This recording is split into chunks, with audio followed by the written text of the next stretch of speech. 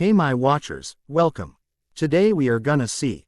What if Naruto was secret lover of Raven?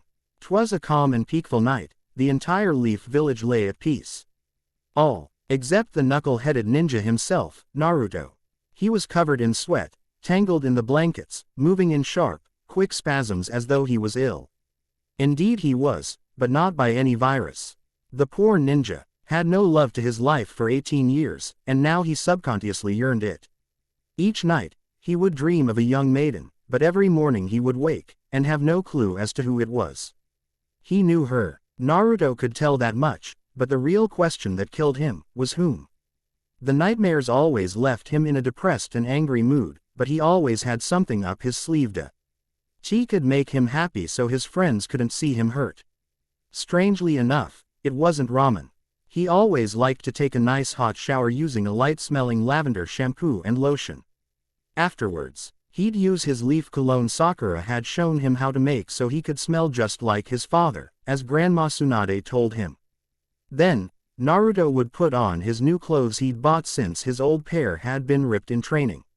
He now wore a blue t-shirt saying, "A fight for peace, a fight for understanding," and faded black jeans, since it was still spring. Yet this morning was different, he'd spilled his ramen on his shirt. So he had to settle for his plain orange one, then found he was out of his cologne, so now he smelled purely of lavender, which wasn't so bad, but ever since Sasuke came back to the village he'd use every chance he'd gotten to tease the poor blonde ninja, and this would be one of them. What was worse was that his old friend Hinata had been avoiding him for 2 years, and this time he'd caught a glimpse of her using her Kekkei Genkai so she could avoid him completely. "Flower boy, what's wrong?" Sasuke asked, still joking about his lavender scent. "It's nothing. Just having a bad day I guess." Naruto scratched his head. "I know my old teammate well enough to know that it's more than a bad day for you.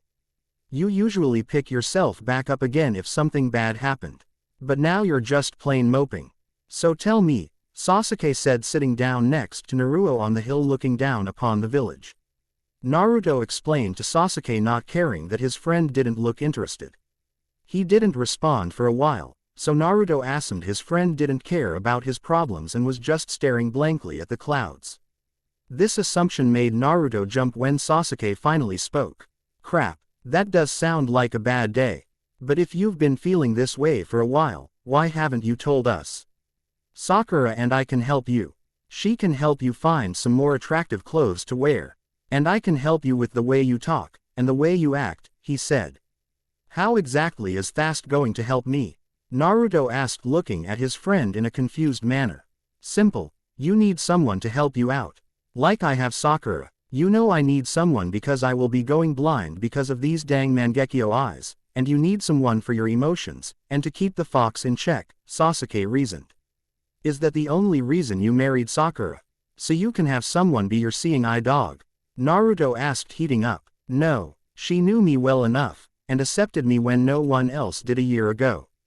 I'd loved her, and knew she would be the one to stay by my side when I could no longer see, and no longer be a ninja," he said solemnly. "Naruto, you're repressing the fact that you're hurting inside. Everyone else got married. Sakura and I, Neji and Tenten, Kiba and, well, I haven't learned her name yet. Shino and some other chick he'd met on a mission, Shikamaru and Tamari, Ino and Choji. Even Konohamaru's dating. Look, you want someone to love you, not like Sakura and I, as comrades, but as a mate, if you catch what I mean," Sasuke muttered. "Oh yeah, that would explain my dream. Now that I know what it means, I can." Suddenly a flashback hit Naruto in the face, splitting his head in two. Carrot. Pain stood above Naruto, chakra receivers all over his body. Naruto was as good as dead at the moment, he'd failed. "I've avoided in vital spots, kept them shallow," Pain said, "but you will no longer be able to move on your own." "Come on lad," Naruto heard Ma say. "No, you mustn't listen to him. You're the child of prophecy, the savior of this world. You are not allowed to lose.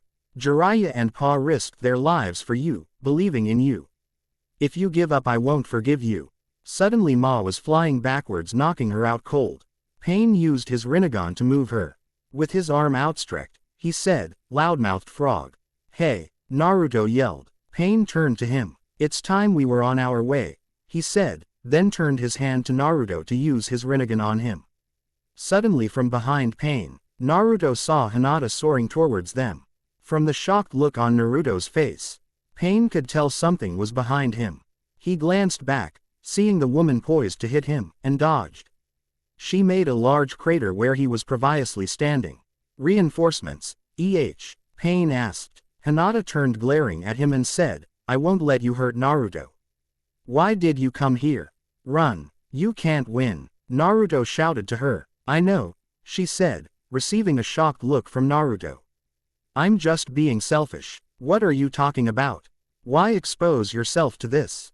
He shouted, fearing for her to die in his battle. Hinata did not answer for a second. Finally she said, I'm here because I want to be. Again she got a shocked look from him. I used to be such a crybaby, always giving up before even starting. I took the wrong path so many times. But you helped me find my way and take the correct path, Naruto. Naruto just stared at her, taking in what she was saying. I always chased after you, wanting to catch up, wanting to walk together with you forever. I want to be at your side, always. You changed me, Naruto. Your smiling face saved me. And that's why I'm not afraid to die, defending you. Pain glared at the two, unamused. Because, Naruto. Naruto, wake up. Naruto woke suddenly, staring up at a white ceiling. Naruto, wake up. Naruto awoke to bright lights above him, and a splitting headache. He glanced to his left, and saw both Sasuke and Sakura staring at him with concerned eyes. What happened to me? Naruto grunted, trying to get up unsuccessfully due to Sakura's hand holding him down. He felt no pain except for the one deep in his skull. Sasuke said that you blanked 1 second and blacked out, reading in pain. From what I've been taught, you must have had a very bad flashback. Think carefully, and tell us what you remembered. Was it from the fight with Pain? Sakura asked soothingly. Naruto nodded slowly and gulped. Can you tell us what it was about? Sasuke blushed and nodded. He began explaining what he remembered, all the way up to Hinata's unfinished sentence. I dunno, perhaps you should go talk to Hinata and ask her about it. Maybe that'll help you unlock some questions about your lost memory, Sasuke said, giving Naruto the idea to finally figure out why she was avoiding him. True, she somewhat did that when they were younger, but this time, it just felt cruel. And it seemed like she hated him. I'm off, guys. I have some business to handle. See y'all later. Naruto shrugged on his jacket that was hanging on the hanger of his bedroom door, the room he now noticed he was in. Hinata was resting under a tree, what with constantly using the Byakugan, it left her exhausted. She was afraid of Naruto now. Partly because of what he'd changed into, partly because she was afraid he would hate her for loving him, and that their friendship would be totally ruined with an awkward moment of rejection. That fear caused her to jump when Naruto's head popped up in front to her face. For he was hiding in that very tree she was resting under. We need to talk, he said gruffly, about the battle with Pain and what happened. Here it comes. I knew he'd catch me eventually. And that he's gonna reject me here and now, Hinata thought grimly. You've been avoiding me ever since the invasion 2 years ago, why? He asked her, pain searing his eyes. Why you don't know? She asked, fear burning hers. No, is it because of the fox? He asked, worrying that she too judged him for the burden he carried. And no, why you truly don't know? She asked, our hopes up that he didn't despise her love. Well, you see, I kinda lost my memories of the battle. But I did remember one thing. It was when you jumped up to save me when Pain had me beat. I was wondering if, by telling me the story of what happened, since you were there with me, if you could help me remember what happened that day. Naruto rubbed his head, a slight blush on his cheeks. He doesn't remember what happened. Then he don't remember. Wait, he said that he remembered me, so that means Hinata muttered in her head. Hinata, you okay? You're spoken out on me. Naruto apped his fingers in front of the shy Hyuga girl, afraid she would faint like the so many times before. So, why you're not mad at me, and okay with what I said? She asked. What did you say? Naruto asked, suspecting she commented on the fox inside her. It's nothing. I'll tell you later, I have to go. Meet you at the training field tomorrow at 8.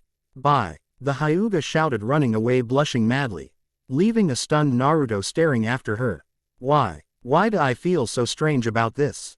She and I could hang out all the time. True, she was always timid, but it was nice. We are just friends. So why is my heart beating so fast? Naruto his head in confusion, trying to beat sense into it. Always the clueless one. A voice sounded behind him. Naruto spun around quickly in defense, only to see it was Shikamaru, his old buddy. Hey Shikamaru. You heard all that, didn't you? He asked, embarrassed. Yeah bud, I did. And I think Hinata will tell you everything, then you might figure out why you're feeling that way.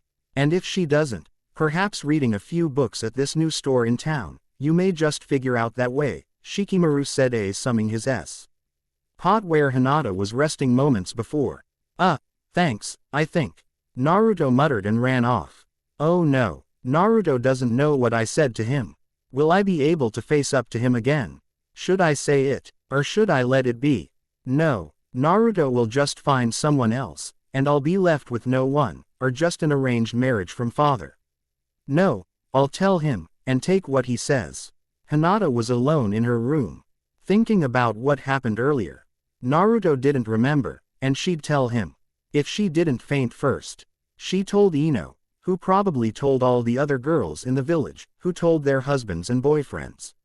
And fiancés. So either way, he would find out.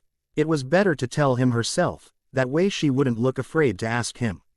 Those relationships always fail. Hinata, you coming down for dinner? A familiar voice asked from behind her door. Yeah Hanabi. Be there in a sec. Oh no. I still look like a mess. I need to fix myself up for dinner. Suddenly Hinata started fussing around her room looking for more formal clothes and a washcloth in the bathroom to wipe the dirt off her hands, legs, and feet. Preparation. Chapter 3. Naruto stood in amazement as he saw this beautiful indigo-haired woman walk slowly towards him in a blizzard, ignoring the numbness he felt all over. Upon her sight, his body warmed up, unfreezing him from a place he could only say is his heart. This woman was utterly beautiful, and his mind kept telling him she was true love. Then as soon as she appeared, she vanished. Naruto, hoping to find out who she was left in the painful dark and cold again. But what hurt more than that cold, was loneliness. He felt torn apart since he did not know her, so again he woke in a stick sweat.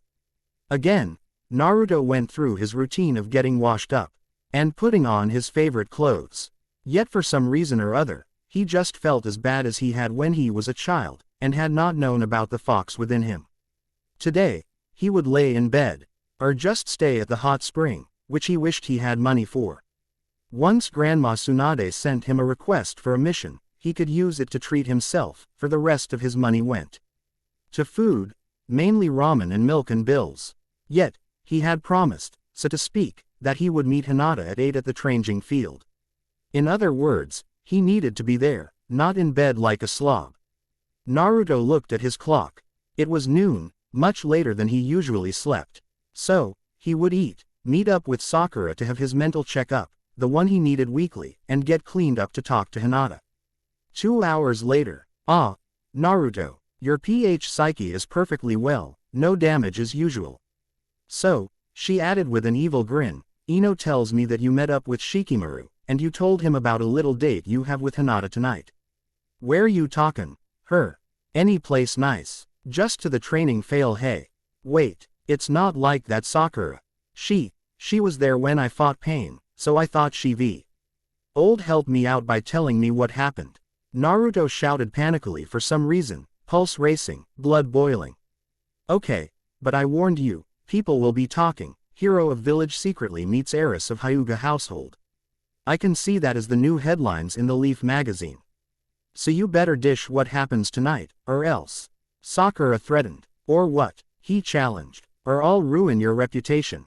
And make it look as though you have it in for the Hyuga fortune, something along those lines. I won't be that harsh, but still. Sakura grinned happy with her new blackmail. Okay fine, but I'm telling you. It'll be boring. Naruto tried to end her curiosity unsuccessfully. And just to be sure you tell me everything, I'm sending Ino to spy on you too. So where were you to having your date again? The training field. She smiled evilly. Yeah, and it's not a date. Naruto shouted, storming out of the hospital. Hinata was prancing around her room looking for something casual, but beautiful to wear for when she met up with Naruto in an hour.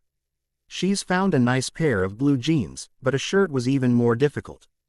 Hinata was so concerned in finding a good shirt, she didn't notice Hanabi come in, and accidentally knocked her over into the stack of clothes on her bed, toppling them in top of the poor unsuspecting younger sister. Sorry Hanabi. Oh, that's perfect. Hinata shouted, embarrassed by her mistake, which she forgot when she saw the pink t-shirt with the leaf symbol hanging on Hanabi's confused face. What's the rush, sis? Hanabi asked. I'm me. Eting up with Naruto in an hour to talk to him. He needs help with the incident. He can't remember anything that happened. So he asked me to tell him the story. Seems that I was there, Hinata answered, bustling about the room grabbing stuff for a quick shower. So you gonna tell him about, your feelings? Hanabi wondered. Yes, might as well. Shouldn't let that bother me, or get between us. It's just a stupid feeling, said Hinata, halfway out the door. But they aren't stupid to you, Hanabi muttered, making Hinata stop mid-stride. Man, you sure have changed since the incident. I could say something like that, and you'd faint in an instant. Now, you rarely stutter, and you only faint for a good reason. I wish I could be able to change like that. I envy you, Hanabi said, hugging her knees on her sister's bed. Hanabi, you are far better than I. Father hates me, and sees you as the true heir to this household. You have more than I, for it should be me who envies you. Hinata sat staring into the eyes of her sister, reassuringly. Now, I have to get ready. Naruto will be waiting for me in half an hour. I'll come hang with you later. With that, Hinata got up and went off to the bathroom for her shower. The meeting. Chapter 4. Naruto waited in silence. The sun was quickly sinking below the treeline of the training field, and no sign of Hinata. Did she just give up and abandon him? Or was this just some ruse to avoid him or something? Either way, she wasn't here. Might as well leave. She probably won't show up, and I don't need to wait with a broken heart. Wait. Did he just think what he thought he think? Did he just think that this caused his heart to break? Sure, she ditched him, but there was probably a reason. A good one at that. Hinata doesn't hide when she says something. She means it. But for her to cause him a heartbreak, he'd probably see her tomorrow. Not too long to wait. He was probably just upset that she couldn't tell him the story. Yeah, that was it. Suddenly, through the trees, someone silently approached. They had so much grace and beauty to their step, that they almost danced, almost glided towards him. Suddenly the graceful person, who looked as though God sent them from above, stepped into a patch of light from the setting sun, which was nearly gone. Sorry I'm late. I had a few errands to run for my father, Hinata spoke, her voice a mix of honey and bells. Naruto stood in amazement at this angelic girl, his heart racing. He couldn't speak. And Naruto, Hinata whispered, fearing he wasn't him. What? Oh, Hinata, sorry for staring, Naruto muttered, embarrassed, rubbing his head. The comment made Hinata blush, too. Her dismay. But with the sun now below the horizon, and there only light some fireflies, no one but her knew. So, what do you want to know, Naruto? Hinata asked shyly, taking a place next to him. Well, let's see, Naruto said, not taking his eyes off her. Oh. I know. When you showed up, Naruto whispered. Hinata told him of how Pain had him trapped on the ground, and how she came up in an attempt to hit Pain while his guard was down. Then she told him how he tried to have her leave, and her speech. Nah, Naruto, I was trying to tell you, Hinata tried to say. I remember everything you've said so far. I just don't remember what you said, your last sentence. And I feel like I really want to know, like it's important, he muttered. A firefly landed on his nose, lighting up his face.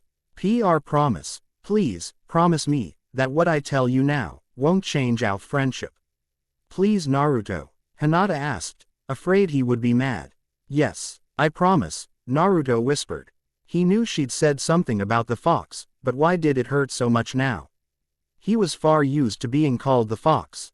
But why did it hurt so much more with her? It didn't matter, for she felt bad about it, and still wanted to be friends with him. I confessed my feelings about you, how I felt, everything, in one word.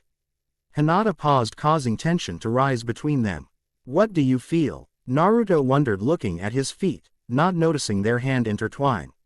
I feel that, well, huff. Naruto, I love you. And I always have. Hinata started looking at him in the eyes, his wonderful, blue, amazed and amazing eyes. I loved you ever since we both went into the academy, so please, don't hate me for this. I just needed to let it out. Hinata, Suddenly everything went black, for Naruto. Hinata stood there, staring at her love, writhing in pain. All she could do was shout his name. And see Ino pop out of the bushes shouting, carry him to the hospital. I'll announce that he needs help there. Be careful, he's pretty heavy. Hinata then saw Ino disappear into the bushes, giving her the cue to hurry. She picked up Naruto, and placed him on her back. She rushed him through the trees as fast as she could, using her Byakugan to see the way. There, 2 kilometers away was the first houses. If she could reach there, then Naruto would be alright. She listened with her heart lurching to the sound of him moaning in pain. Then she heard him gurgle, ost, as if he was trying to say something, but failing to form the word properly. He kept repeating it, making it more and more intelligible. Hinata looked back, seeing the balloon ninja was sweating, still unconscious, talking in his sleep. Finally, she was able to hear what he was saying. Hinata, love, pain, he growled over and over. Soon they were both only a few hundred feet from the hospital. Now Naruto would say was Hinata, and love. She blushed slightly, but she knew this wasn't the time. She had to get Naruto to Sakura, and get home too, now that she thought about it. Father would be so displeased. She was out very late. True, she was 18, but until she was married, he was her superior. Hinata was at the hospital entrance now. She needed to slow down and stay calm as she placed him onto the stretcher. Ino, Sakura, and other nurses were around. They soon whisked him into the emergency room. Sakura assured her that he was fine, and was just having a memorial nightmare, and would soon wake. But she still was worried. She was all alone, and for the first time, in over a year, she cried silently. Oh my God, what have I done to him? Naruto was a little kid again. The pain of loneliness searing his heart yet again. He was sitting on his swing, staring down at his hands, occasionally glancing at the academy that failed him every year that he'd been there. Naruto had thought about giving up, long ago, but his stubborn determination kept him in check. Suddenly he heard people talking about him over to his right. It was the older brothers and sisters of his classmates. The ones who passed, that is. See him, he's the only one who didn't graduate. One whispered. Hey, serves him right, especially since he's, the other trailed. Don't go there, he's not worth it. Man, why did they even let him live? They should have killed him long ago. Just think of what monstrous things he could do to the village, the last one said coolly, walking away. Naruto just sat there and cried. He didn't know why everyone hated him. He couldn't do anything but cry, not move, or anything. He was that broken. Suddenly, he saw one head poking out of the crowd, looking at him. But in their eyes wasn't in hatred, it was his longing. He couldn't see who it was at first, like his other dreams. When he went to go have another look, the scene changed abruptly. He was in the forest. All of his friends were there, looking at him smiling. He stared at them in wonder, for they all were glowing. But he soon realized that it was the setting sun that lit them up. He looked around in a daze, noticing that he was at the training field. When he glanced back at his friends, they weren't there. Rather, they were walking away from him, laughing, and having fun. Wait for me, he shouted, laughing too, but soon, that laughter turned to wails as he couldn't keep up with them. Always, they were a few feet from reach. Soon he saw a familiar face glance back. Guys, he's following us, Sakura said. Everyone laughed, and ran away saying, let's see the freak catch us now. Soon Naruto couldn't see them, and he sat down panting. What the heck is up with them? Naruto asked, about to cry about their betrayal. He glanced up at where they used to be, and saw a figure moving gracefully towards him. It was the woman from his dreams. Hey, you're probably gonna disappear again. Like you have been ever since I dreamed PT of you. Why are my hopes up if I'll never get to see you? Naruto muttered mostly to himself. No, actually, I'm revealing myself, the figure spoke in the angelic voice like crinkling bells he'd heard moments before. By talking to your friend you realized who you love, the voice replied. Really? Who? I don't understand, tell me. Naruto cried. I can't tell you, the voice said, standing in a patch of sunlight, wearing a deep hooded cloak. Naruto looked at them in dismay, for his hopes of love were foiled yet again. Cloaked figure laughed a most wonderful, light, blissful laugh. Then the figure places silky hands upon the cowl of her cloak saying, but I can show you. She removed the cowl to show Naruto the smiling warm face of Hinata. The shy young kunoichi that seemed to redden every time he so much as looked at now she watched him with amuzed eyes as he stared at her, stunned by her beauty, and amazed by the realization that he did in fact love her. Once she placed the hood on her head, the figure said, now that you see, you are in love with her, you can chase her, all around the world. Find her, catch her, never let her go, you have much to give her, for you see, as long as you have been a ninja, and far before, she has loved you. She loved you when no one else did. And when you finally had those people so dear to you, and had a shot with Sakura that you turned down, Hinata was there, waiting for you. So, talk to her, tell her you love her, and spend the rest of your life with her. Don't worry, I will. That's a promise, Naruto shouted with a fist in the air. At that, the figure smiled, and faded away with the rest of the scene. Naruto was starting to wake up. Hinata was sitting at home, worrying about Naruto. He was so sick, and in so much pain, and it was all her fault. She shouldn't have told him, he's obviously upset, and she would just cause him even more pain. She might as well give up on the fact anyway. Kiba was wrong, Shino was wrong, even Kurenai-sensei was wrong. Naruto wouldn't like her, not one bit. He probably likes someone else anyway. Pretty soon, she began crying. Eventually getting angrier and angrier at herself for crying. She had been crying for hours until she finally heard something that made her grow silent. Hinata, why are you crying? It's not like you.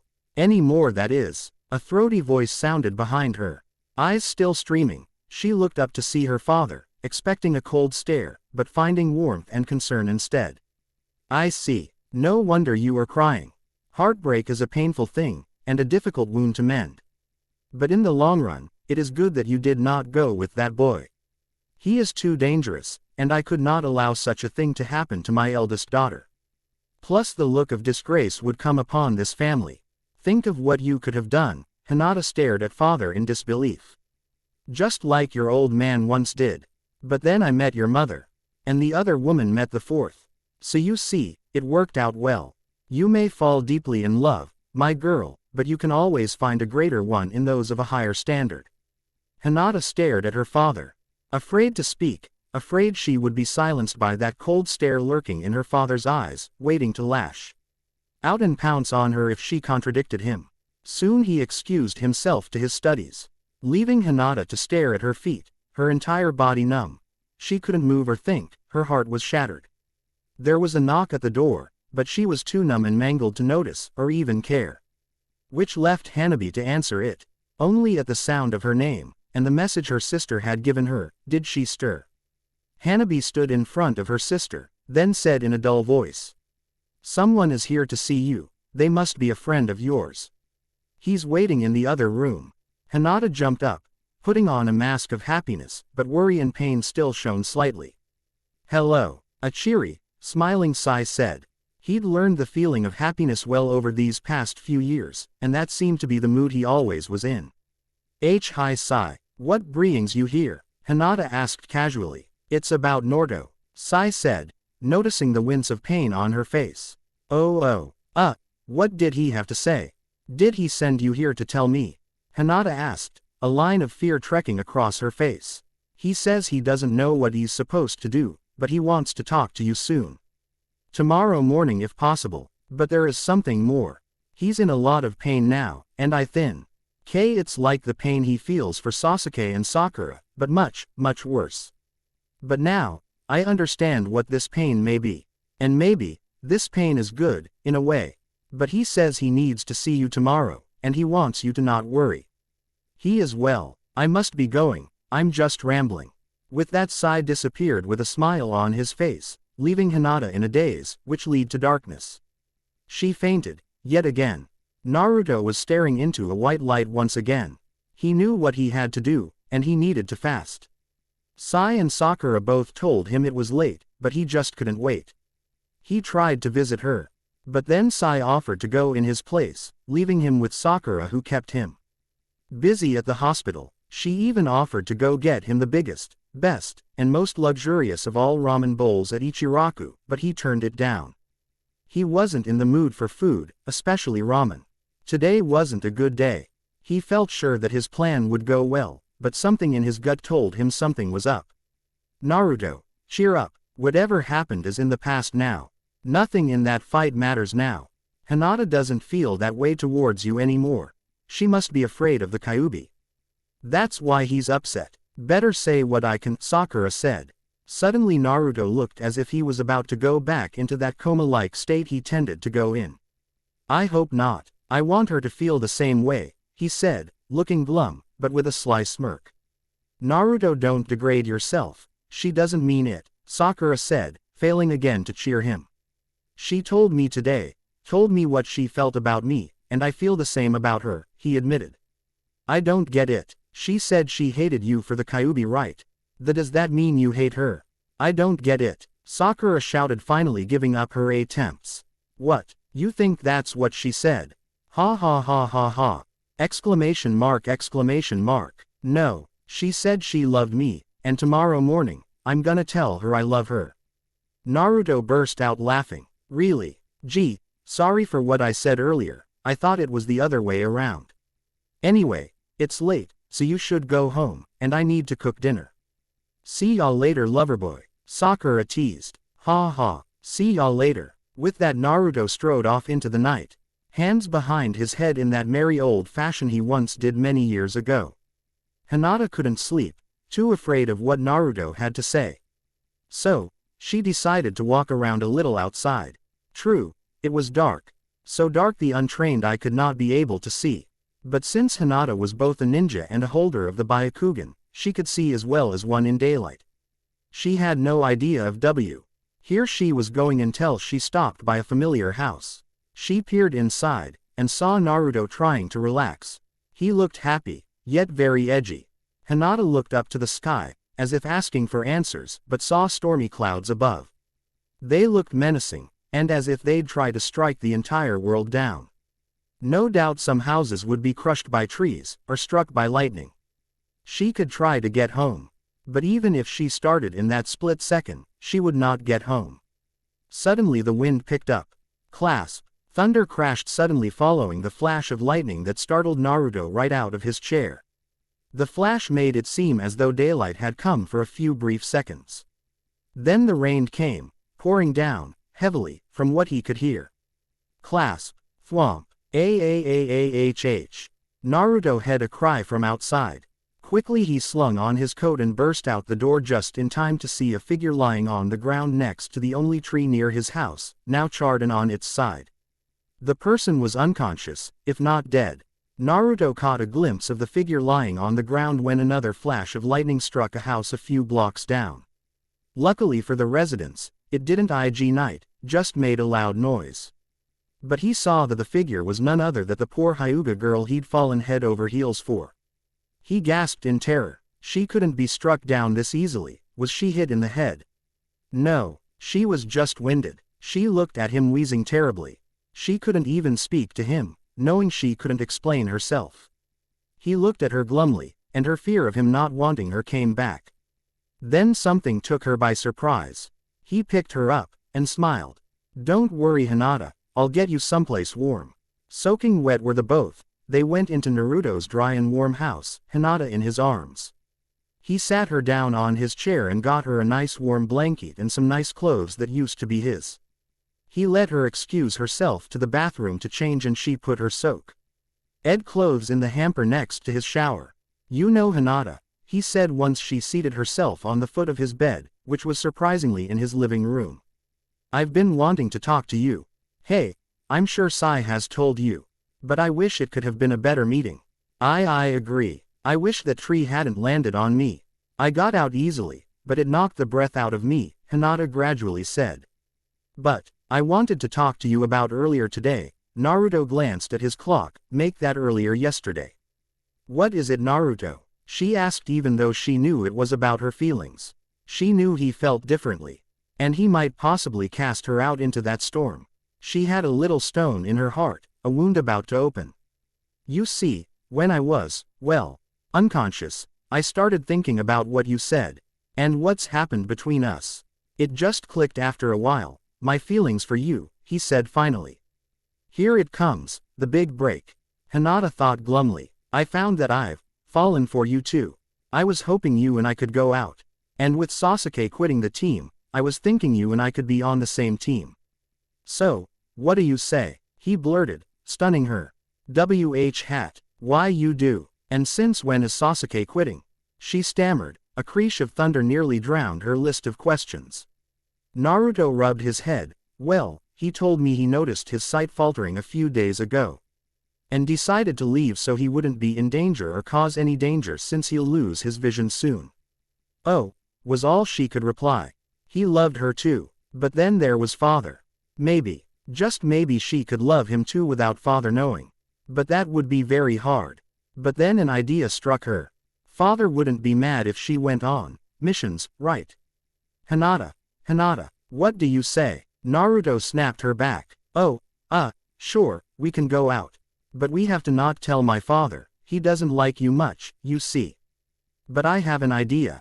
If I tell him I'm going on a mission, we can go out of the village and hang out then.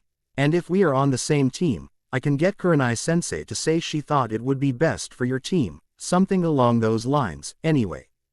But we need to find a way to go around him. If he asks about the missions," she said suddenly.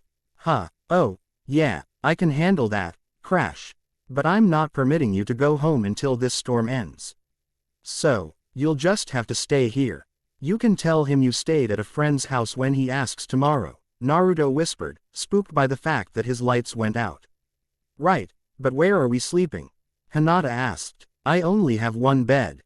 But you can take it, I usually sleep in my chair anyway," he said, grabbing a fresh blanket from a drawer under his bed and let Hinata wrap herself in it to replace the damp one that he put next to the door.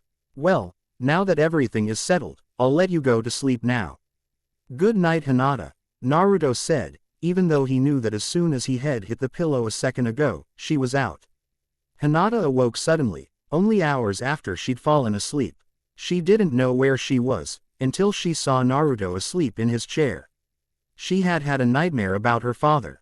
And everything they were about to do, fail. She decided to grab a glass of water, since she could see the cupboard doors wide open in his kitchen across the room from them. It was pitch black, but she could make it there without a problem. After she got a glass, she went to put it on the table beside the bed. Suddenly Naruto jerked awake in a small cry of shock, which startled Hinata and made her trip over the chair, spilling her water all over him and his chair. I'm sorry, I didn't mean to do that." She apologized. "S all right, I spilled some ramen on my just now, so that helped a little. I grabbed some before I net to bed, and I must have knocked it over onto me," he laughed. Oh, I'm still very sorry though," she said. "Nah, I'm just glad I didn't wake you," he joked. "You were dead as a doornail." Hinata laughed with him. It was true, she had fallen asleep very quickly. Once Naruto changed, they decided to sit on the bed and tell stories about some of their favorite missions. Tales of what happened with their friends, and many more stories they'd heard as children. Soon though, they grew tired and fell asleep.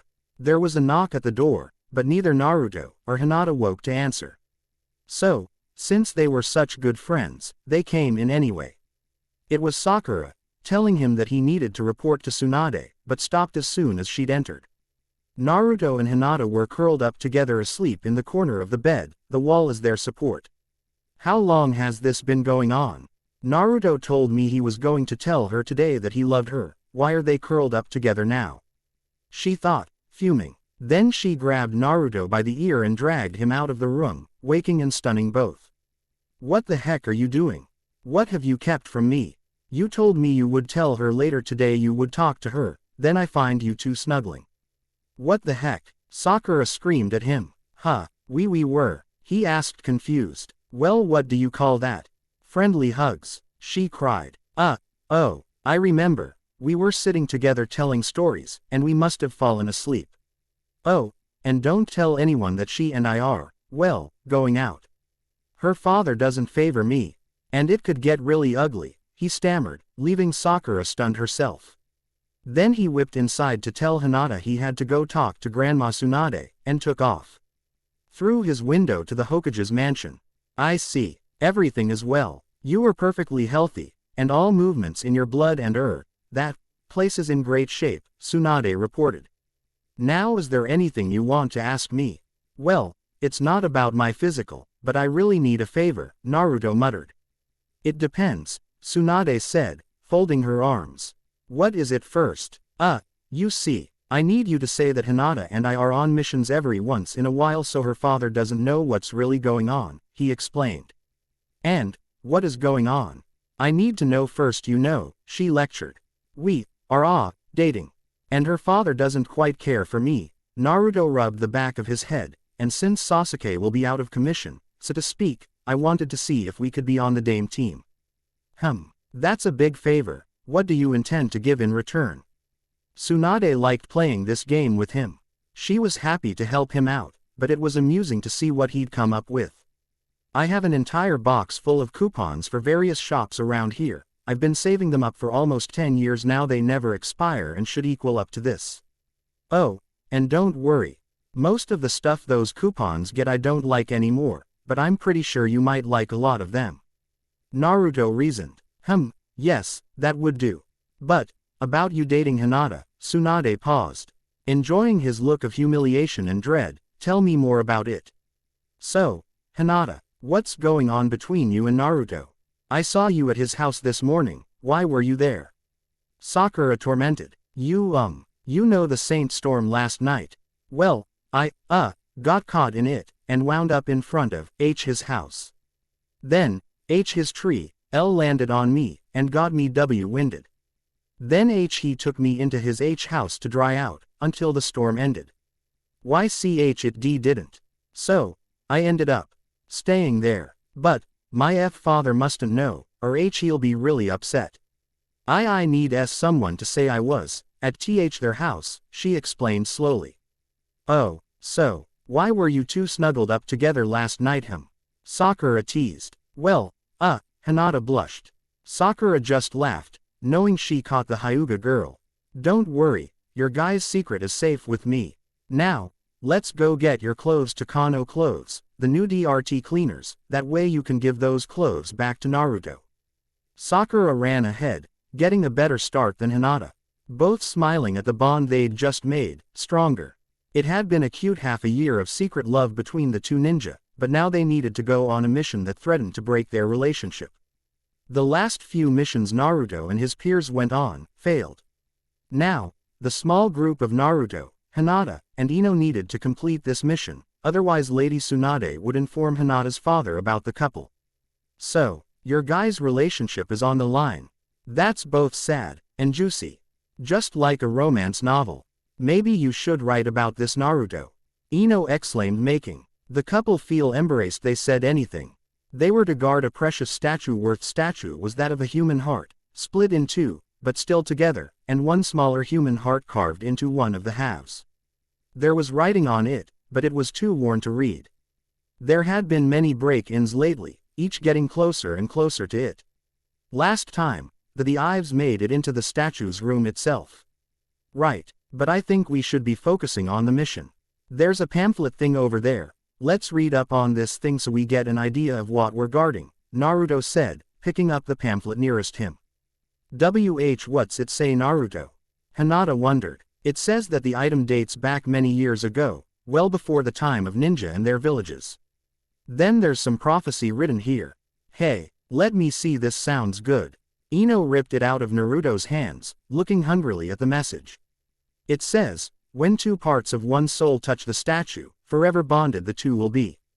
One new soul will reside within the woman of the other half. Huh, wonder what that means. Ino read. Naruto shrugged. I dunno, but let's guard the. Suddenly the alarms went off. Someone had entered the building. Ino, go check it out. Hinata, you stay here and tell us where he is, Naruto ordered. What? Why me? Ino whispered. Because you'll be the best at holding him off. Hina, talk and see where he is and prepare to protect this statue. I'll be your backup if you get hurt. But right now, it's best to have two people guard this. Naruto pointed to the strange statue behind him. Wouldn't it be better to have Hinata go out since she's able to see him? Ino countered. Look, I already made a plan, and I'm the leader of this mission, remember? Naruto rounded. Alright, fine, but you owe me. Ino glared at him.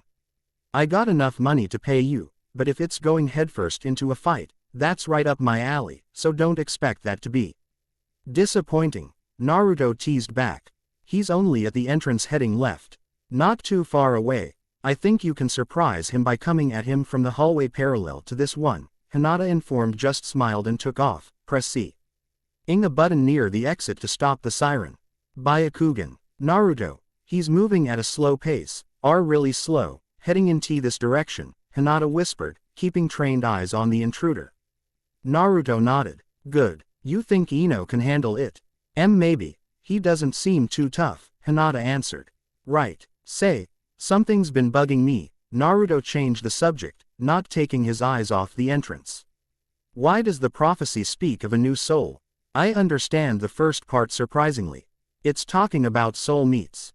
But the last part gets me. I don't know. I guess we could ask someone, or read about it. Either way, we could try to find out, Hinata whispered back, still eyeing the man who was now just blundering about. Hang on, Ino's getting close, Hinata whispered quickly, cutting off what Naruto was about to say. I should probably get ready to help Ino out if this guy's really actually strong. I'll be back if it's not that good of a fight.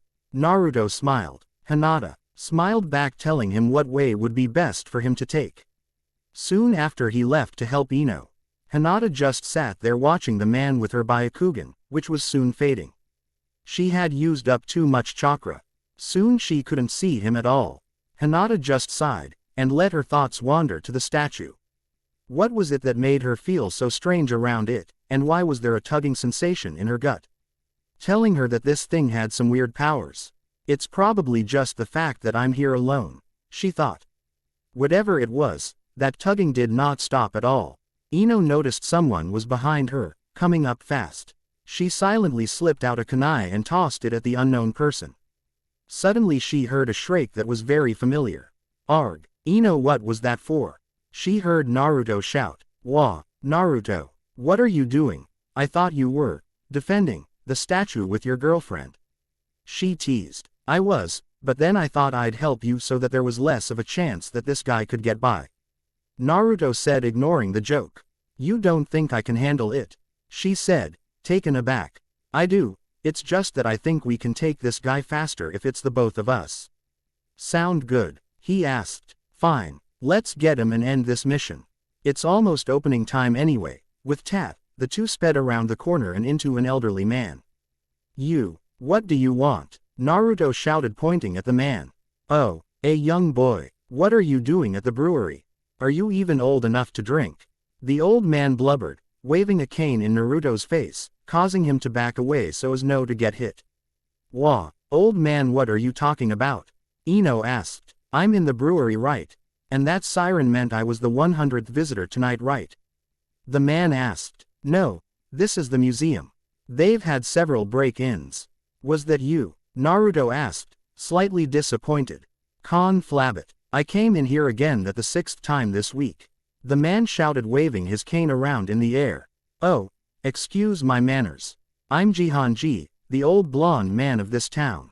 I use this cane, you see, to find my favorite places, particularly that old brewery next door. The man chuckled to himself. But Jihanji, why do you keep ending up in here? Ino wondered. You see, young miss, the brewery and the museum have the same kind of steps. Also, the 100th visitor of the night is announced by a siren that sounds just like the one earlier, Jihanji explained. But wouldn't you get suspicious if that sound came every time you entered the brewery? Naruto countered his story, not believing much.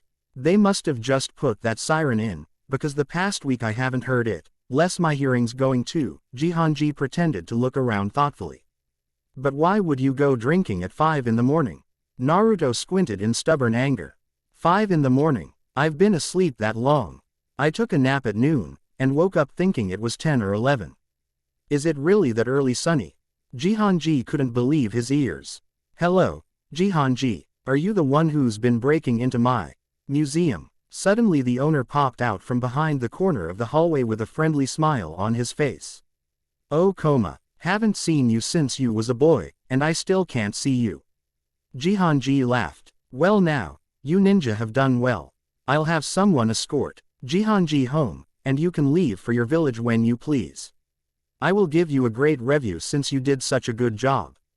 Koma said before leaving with Jihanji.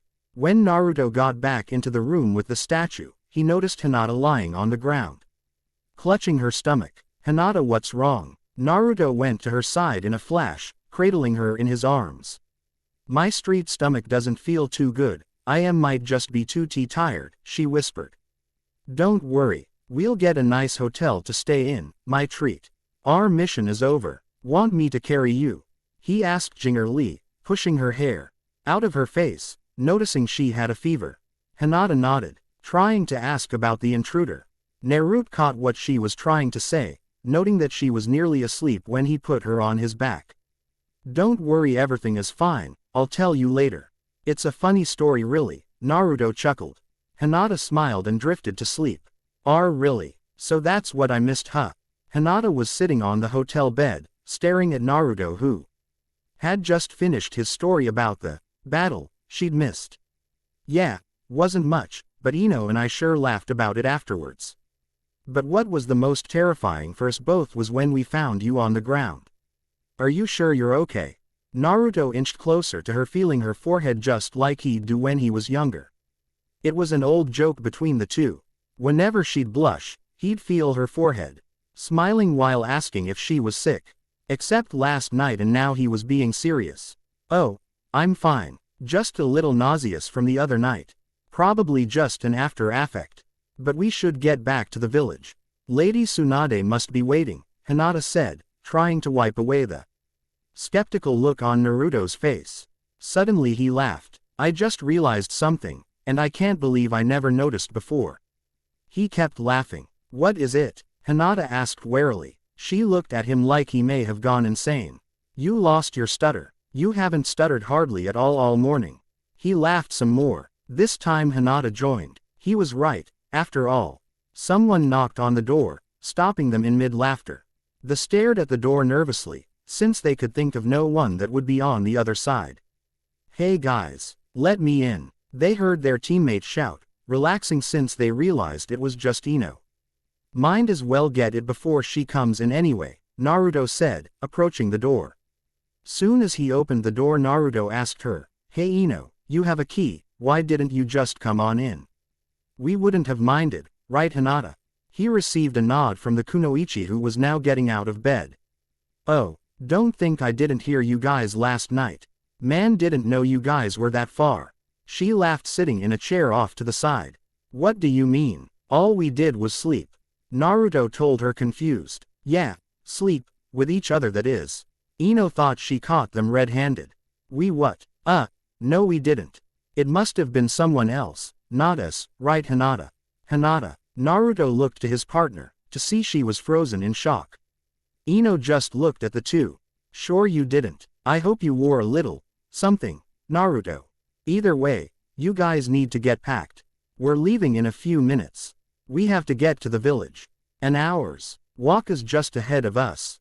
Meet you up at the front desk. With that, Ino disappeared out the door.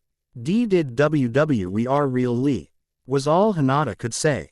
Naruto looked at her, a little worried. and shocked, along with a bunch of other feelings clashing inside him showing through his eyes. Don't worry, she's probably just pulling our legs.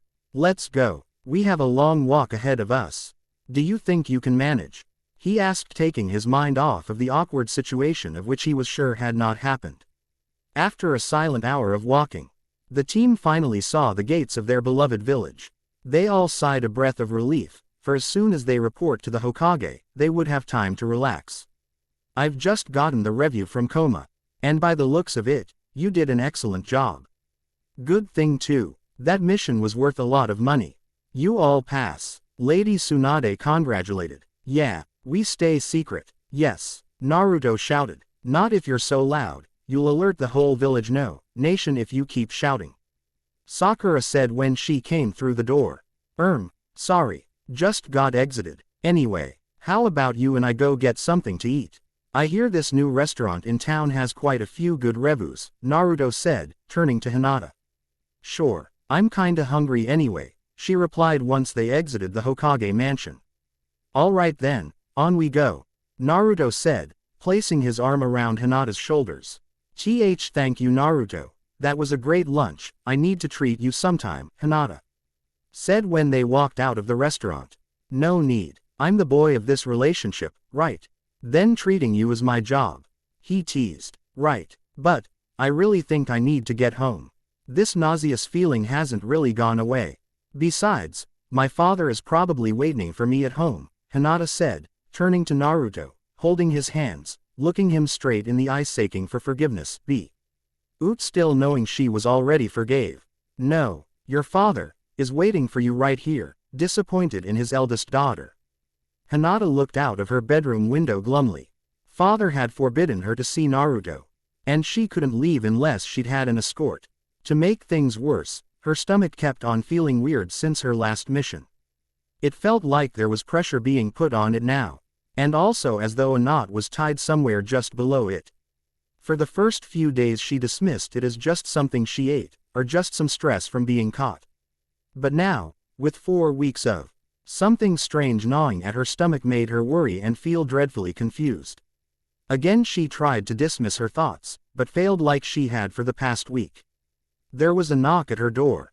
Then it slid open, revealing the nervous face of her younger sister Hanabi. Hey sis, there's someone at the door. Look ng for you. He says he's your teammate Kiba. If you want to talk to him, I asked father if you can talk to him.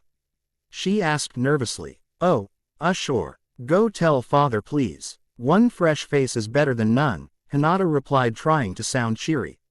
But she could tell her sister didn't believe her. All right, you know, Hanabi added before leaving, your stutter has disappeared.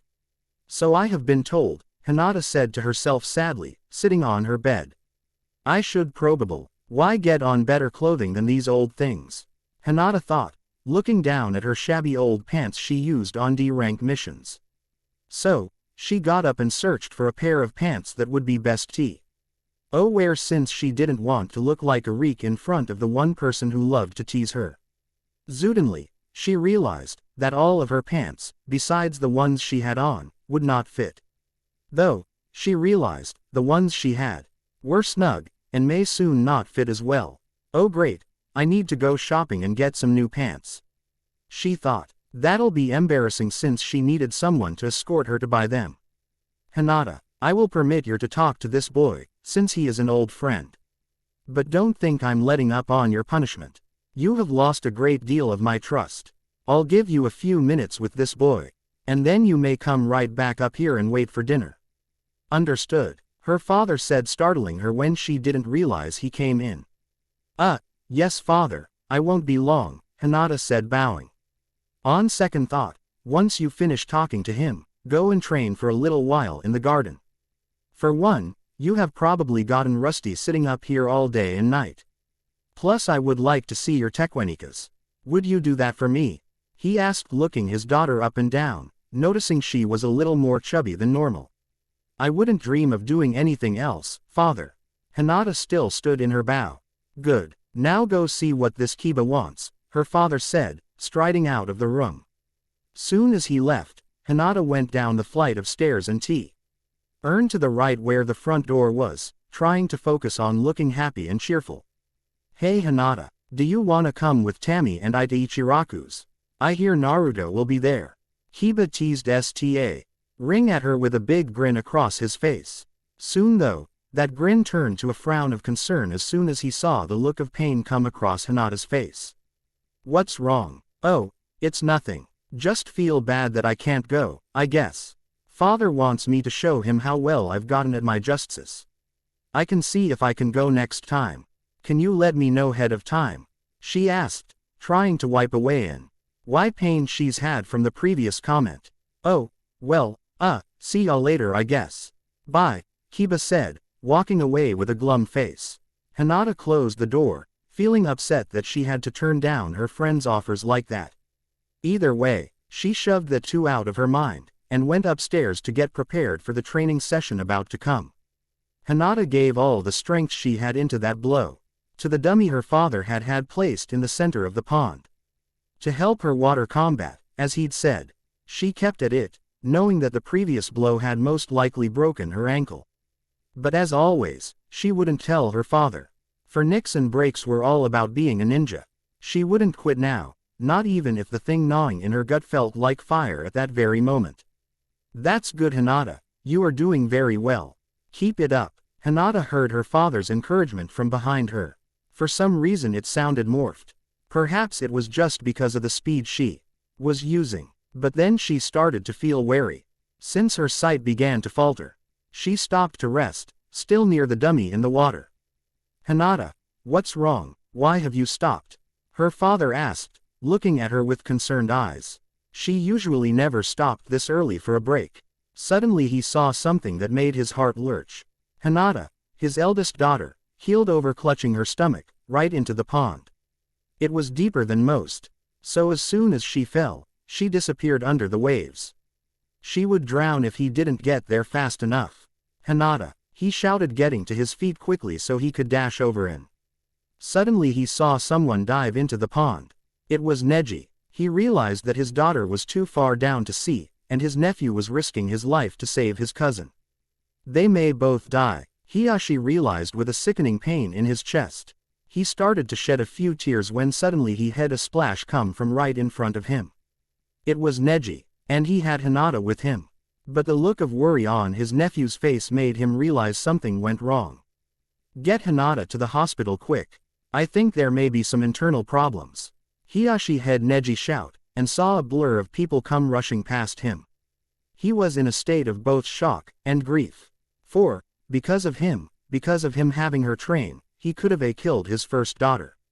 And plus, even if he didn't make her train, she would have died in her room without even seeing her friends. All because he didn't want her to grow up. All because he didn't want her away from him again, whisked away by love. But now, all of those things, all of her happiness, seeing her smile, the look of determination on her face, may never be there again. Because, Hinata, his little baby girl, could be dead. Hinata awoke in the hospital, feeling dizzy and numb. She noticed some flowers to her right. A kind of lavender-colored flower was in the center, as if it were the heart of the entire piece. As a small breeze came from the window just behind them, the flower moved as if it were beating. She looked at them, still dazed, until she realized that the flower was not moving, nor was there a breeze for the window was closed. It was just her vision faltering. She looked to her left, and realized her old sensei, Kurenai, was sitting right beside her. Soon as Kurenai noticed she was awake, she smiled. Hinata tried to smile back, but the strange feeling in her gut was searing worse than ever. Instead she grimaced and clutched her gut, curling into a ball under the sheets. Are you feeling all right, Hinata? You put too much strain on your body. Why did you go out and train with the little one? Kurenai asked, putting her hand gently on Hinata's shoulder. But she didn't know what her sensei meant. What are you talking about? What little one? Hinata asked, looking up at Kurenai with a confused expression. You meant you don't know. Kurenai met her gaze, noticing that her old student knew nothing of what was happening. Hinata just shook her head. I see. I should let the doctors tell you, for I only got a brief description. I guess I'll come to see you later, for I have a few errands to do, Kurenai said, exiting out the door. Suddenly, Hinata heard someone arguing outside her door. It was her father, his voice full of anger and grief. What do you mean she's not so loud? She's sleeping, and really needs rest to heal. Why don't you just go on back to the waiting room and we'll handle the rest, she heard her friend Sakura say. What was going on? Fine. But this isn't over. That little punk will pay. She heard her father stomp away. Then she heard a sigh come from the other side of the door, just before Sakura herself came in. Good, you're awake, she said, taking a seat next to Hinata. But, there's something I need to tell you. Hey, why did you want me here? What's going on? I had a physical last week. Naruto shrieked at Tsunade. Naruto, calm down. It's really important. But you have to calm down and keep quiet. Also, I need you to promise that you will not be too alarmed when I tell you, Tsunade told Naruto gravely. But you must know, it's about Hinata. Lady Tsunade, I need you to come out here for a sec. I need you to take a look at this, Shizune, Tsunade's assistant said, coming in. She glanced at Naruto, in private. As soon as the two women left, Hiashi took his chance to slip in and talk to the boy that he despised more than anything in the world at the moment. He hated to do this, but at the same time, it was a good revenge. Hey, boy. I have something to tell you about what the Hokage is about to tell you, Hiashi said, pulling up a seat next to Naruto. For they think that since you were with Hinata a month ago, behind my back they think that you are it. But I must tell you, I have had Hinata pick someone to be her husband, long before she was with you, and she fell for him instantly. So, that guy is it. She cheated, behind your back, and she told me that she planned this. That was the reason I was angry, that she was toying with people's emotions. It doesn't sound like her, true, but that is all I am authorized by the Hyuga compound to tell you. With that, Hiashi got up and left, leaving Naruto clueless. A few minutes after he left, Tsunade came back in. She took her place behind the desk, and put her hands on the table in the way she usually did. Okay Naruto, do you think you are able to take what I am about to say? She asked. Naruto just nodded. Alright, Hinata is. I need you to sit back, Sakura told Hinata, placing an arm on her shoulder. Hinata was like a sister to her when she was with Naruto. Well, according to our charts, and this blood test, you're, pregnant, Sakura said, painfully watching the shock creep across Hinata's face. I also need to tell you that from all of the training you did earlier may have killed your fetus. And also with what happened way back in the elimination rounds of the Chunin exams, your uterus hadn't really healed all that well. Because of that, you really shouldn't be carrying. So, if this all works out, this little one could be your only child. I really hate to be the one to say it, Sakura said, pulling her friend into a reassuring hug. Suddenly Hinata started to cry.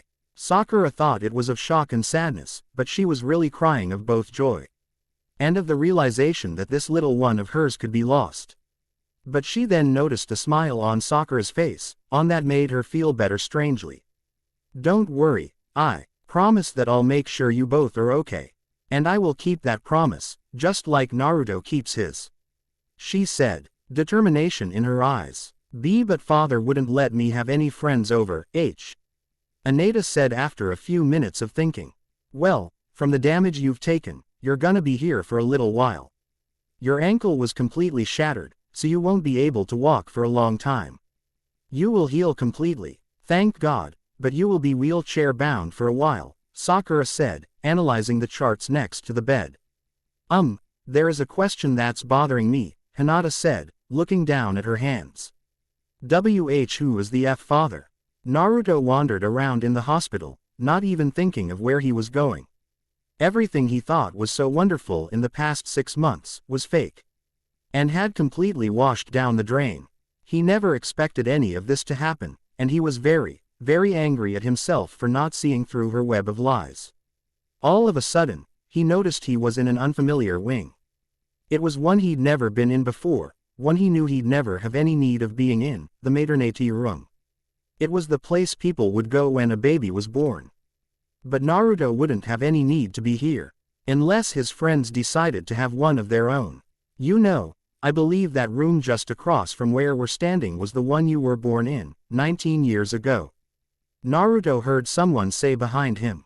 He turned around, and saw that it was Kakashi, his old sensei. 19. Naruto asked. Well, today is your birthday, right? I assume you've changed another year, like everyone else, Kakashi said. Not looking up from the Late's make-out book in his hands. Huh, I suppose you're right. It's a pretty sucky one though, Naruto replied, looking at number 9 on the ward across from him. I guess things happen in life, I suppose. Guess I won't be much help. But you know, talking things out, or just talking to someone can really help. Whoever, or whatever is bugging you, you should really go face it. That's one of the steps of becoming a man, Kakashi said. Oh, by the way, that was a line in this book. I just came across it as I was talking to you, kinda a funny coincidence. Don't you think? Can I talk to you? Oh, of course, Hinata said to her father, who was looking at her with pained eyes. Look, I think I may have been too hard on you. Because I gave you that training exercise, I could have killed you, he said, holding onto her hand, rubbing the top of it slightly. Father, there was no way we could have known, if anything. It was my fault for putting 2 and 2 together, Hinata said, trying to reassure the man who appeared to be on the brink of tears. No, I take much of the blame, I should have let you go with you. Our friends when they came and asked the past month, her father replied. It can't be helped, I'll be healed soon, and then all of this will be over, Hinata tried to smile the best she could. You're right, it will be over. I am sorry to say that the elders of our compound will not authorize this, he said, gaining a befuddled look from Yhis daughter. They will not allow you to have this child. Things couldn't get worse for the new mother, at least that's what she thought. First, she loses the love of her life, now she's forced to lose someone who just recently found room in her heart. All Hinata could do was lie in the hospital bed, and await the dreaded day when she'd lose someone very special to her, one she'd never meet. The child of Naruto Uzumaki, the man who she'd fallen for long ago, back in the ninja academy. The one who always believed in her. A couple of times during her stay at the hospital, she'd had a few visitors like Kurenai and Kiba, who came over regularly, and occasionally Shino. When he could get away from all of the missions. Once Shuhime and Tammy came by, but they didn't stay too long. Yet the one she really wanted to see, never appeared. That is, until about a week or so into her stay. Did he come in? His head was lowered, and his pace extremely slow, but Hinata repressed it and considered that he was tired from a long mission. Naruto, I'm so glad to see you. She greeted him, but Naruto just looked at her dully. Hey, he said, his voice low and emotionless. He sat down in the chair next to the bed. What's wrong? Hinata asked, reaching for his hand, but he pulled it away.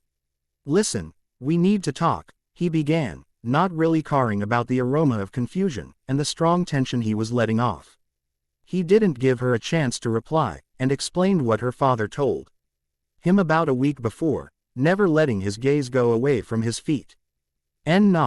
But she couldn't form the words, there was just too much said, and too much more to say.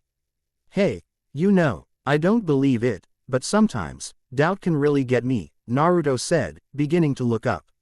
It took him a few seconds to realize she was sobbing. Hinata, it's not your fault. Sob. Iijusst can't believe sob my fath there w would say such a thing sob. She exclaimed. So, none of that, ever, happened? Naruto asked, pleading for it not to be true. I would, never do something like that. She replied, beginning to calm down. So, you never cheated, well, aren't pregnant? Naruto asked, holding her hand. I never cheated, but, she said. Naruto just looked at her with wide eyes. Whhatt. Sakura was at home, enjoying her day off. It was oddly warm for October, for it was supposed to be cold for another month or so. She decided to have the air conditioning on, to keep the place cool for when Sasuke returned from hanging out with Naruto. She didn't mind that he was gone longer than he'd said he'd be, Naruto needed a friend to help him handle the news from earlier. He was happy, but a bit shocked and feeling bad that it wasn't planned. Hinata was. Exited too, but by request from the Hyuga elders, Lady Sue. Nade had to order her to abort it as soon as she was well. That was, on one condition, if she stayed. Sakura, I'm back. Where are you? In here. Sakura called from the living room. She had time to think later. Now she needed to talk to Sasuke, and see how everything went. Lady Tsunade, are you sure you did the right thing? I'm not sure, Shizune. Couldn't you get around it? I mean, you can tell, Hinata loves it. And it kills her tea. I know. But, I can't do anything. But from the decree of the first Hokage, a female Hyuga must obey every command of the elders until they join another clan, in other words. Married off, or they themselves become an elder. Commands can include life or death unless it involves risking the life of the ordered person. And that includes Hinata. The eldest elder has given her that command, and she must obey it. No one is above him, so he cannot be overpowered, not even by me. But, what can we do? Actually, by saying that aloud, I have an idea. I've just found a few loopholes, so the infant should be saved. Darn thing has caused me a ton of paperwork. But, I guess everyone's gonna grow up eventually. Who knew it would be Naruto to mature first? Chuckle. So, should I go tell Hinata and Naruto? No, it's late, and I want to cut in the spur of the moment, you know. I just love suspense, and besides they'll thank me even more. If they think I find it last minute, they'll think I'll have been searching ever since I found out about it, and that I desperately searched for it. But, that's our little secret, right, Shizune? Right, Lady Tsunade, our secret. Good night, and I hope you sleep well now that yet again, you've saved another life. Hey, will do, Shizune. Will do. Not this time, though I should probably. But right now I need to go see Grandma Tsunade about some missions. I'm trying to save up some money for something I desperately need to do, the maturing blonde ninja said to his friend. Oh, well, I'm sure you'll be doing the right thing. Have you told Iruka-sensei yet? Shikamaru asked. Hey, no, not yet. I think I'm gonna wait till Hinata's out of the hospital. I mean, well, I guess I'm not ready. And I don't know if she wants this out yet. I've asked Sakura to keep quiet about this, and the Hyuga elders probably don't want it out either. I'm not exactly on their favorites list, especially not now. Naruto replied, resting his hands baying his head. Yeah, you know, I'd really hate to be you right now, Shikamaru. Began, I mean, to start off, you've got an entire clan prepared to kill you, and your kid. Second, you have a girl, quiet, but nonetheless bothersome. Third, you've got a kid on the way, and it's probably gonna wipe all of your energy. Naruto was about to jump to defense, when suddenly Shikamaru added. I'm proud of you, buddy, I could never handle anything like that, and you seem to tackle it like it's nothing, and yet it's gonna affect you for the rest of your life, no matter what happens. Something's gonna change. I really think that you can do this, that everything's gonna be fine, and that this is just a tiny hurdle, made to look like a brick wall. Ha ha ha ha ha ha, man, that was quite a strange pep talk. How do you know? Naruto said with a strange smile. Shikamaru stopped and turned to him. You aren't too hard to read, Naruto. Everything can be read in some way, even you. What with your cheery attitude, you think you hide the fact that you're scared, and most barely sense it, or fail to realize it's coming from you. Even that smile you were wearing just a moment ago showed a lot of nervousness. You don't need to hide it, everyone understands. Your friends, your senseis, all of us are scared. They may not know the whole thing, but they are still worried something's wrong. But I think everything will be fine, and I'm sure they feel that this feeling will blow over too. You know, you talk a lot, Shikamaru, but you know, it really helps. I feel a lot better now, and more sure of what's going to happen. Hinata Hyuga says here it's time to have a little checkup. Mind pulling up your shirt so we could have a look at your belly? One of the regular nurses asked. Ah, wonderful. Looks like you're as healthy as you need to be. Your uterus is intact, and the fetus is growing normally, the nurse said, writing something on the clipboard next to the bed. I'll go alert the Hokage that you can start moving about. With that, the nurse left, a smile on her face. Hey, Hinata, I heard the good news. You'll be able to go out for a little while, at least. Sakura said, bursting through the door a few moments after. Why yeah, it's great. It'll be nice to see Konoha's gardens again. Sigh, I just wish the little one could see them, Hinata said glumly, holding the newly formed bulge on her stomach. You know, Lady Tsunade says she's looking really hard to help. Sakura sat on the bottom of the bed. I'm sure everything will work out just fine. Naruto will be glad to hear that you can leave. Of course, you will still need to stay here until your ankle heals. That's right, I forgot that it was still broken. Then again, you'd think I'd remember what with this big cast on it, Hinata replied, trying to lighten the mood. Hey, yeah, at least we don't have to worry about you taking off like Naruto and bothering the injury. I used to have so many problems with him leaving to go eat at Ichiraku's. Sakura laughed. Hinata giggled back. Speaking of Naruto, where is he? Oh, he's just off on a mission. He'll be back in a few days. I was surprised. It was one of those babysitting missions that he usually complains about, yet he was exited as ever to get it. Sakura said, her expression quite thoughtful. Well, he is going to be taking care of a kid soon, if we ever find a loophole. But still, I think he's just happy to get out of the village and on missions again, Hinata answered, cocking her head enough to peer at an ominous bird fly by. Yeah, he hasn't had any since that one him, Ino and you had, God, already 2 months back. Sakura said, also noticing the bird. Hard to believe it's been that long. Well, you know, I think it'll be nice to get out for once, see everybody again, Hinata smiled. She began to rise to her feet, but Sakura lightly pushed her back, receiving a bewildered glance. Well, you aren't able to walk around, since you need to wait until that ankle heals, and it isn't wise to walk around immediately after you've healed, you're required to wait about another week or so until you walk. Sakura said. Then you can leave, but you need to be taken out in a wheelchair, and accompanied by someone recommended from the hospital. Which includes me. They both started at the voice coming from the door. They turned to see none other than Ino walking in with a mischievous grin. So, did you get a look at her? Yes, boss. Good. Now Ikaime Hoshida, I need another favor. Yes boss. Could you kill her, to repay my old friend Himaya Hyuga? It's the least I could do to repay her for taking my own son's life. I'm sure she'd really appreciate it, ha. Why yes boss. Maybe you should take her boy too, he's not too far from here, you could get him first. I'd forgot about what Minato did, but I'm not going to speak of it to a beginner like you. Even if you are in my closer circle. Go. Yes, boss, I'm needing my bath. Taihane, prepare it for me, will you? Yes sir. Right away sir. Naruto was flying towards his destination faster than he'd ever run in years. He was glad to be out of the village again, and glad that this was a well-paying mission. The sun was beating golden rays down onto the forest floor in bright, joyful patches. The birds sang in chorus all around him. Yet one bird sang a sort of lament, one that made the forest darken. So, here is the ninja my husband wishes to watch over my son huh? Who said that? Naruto whipped around to see who was talking.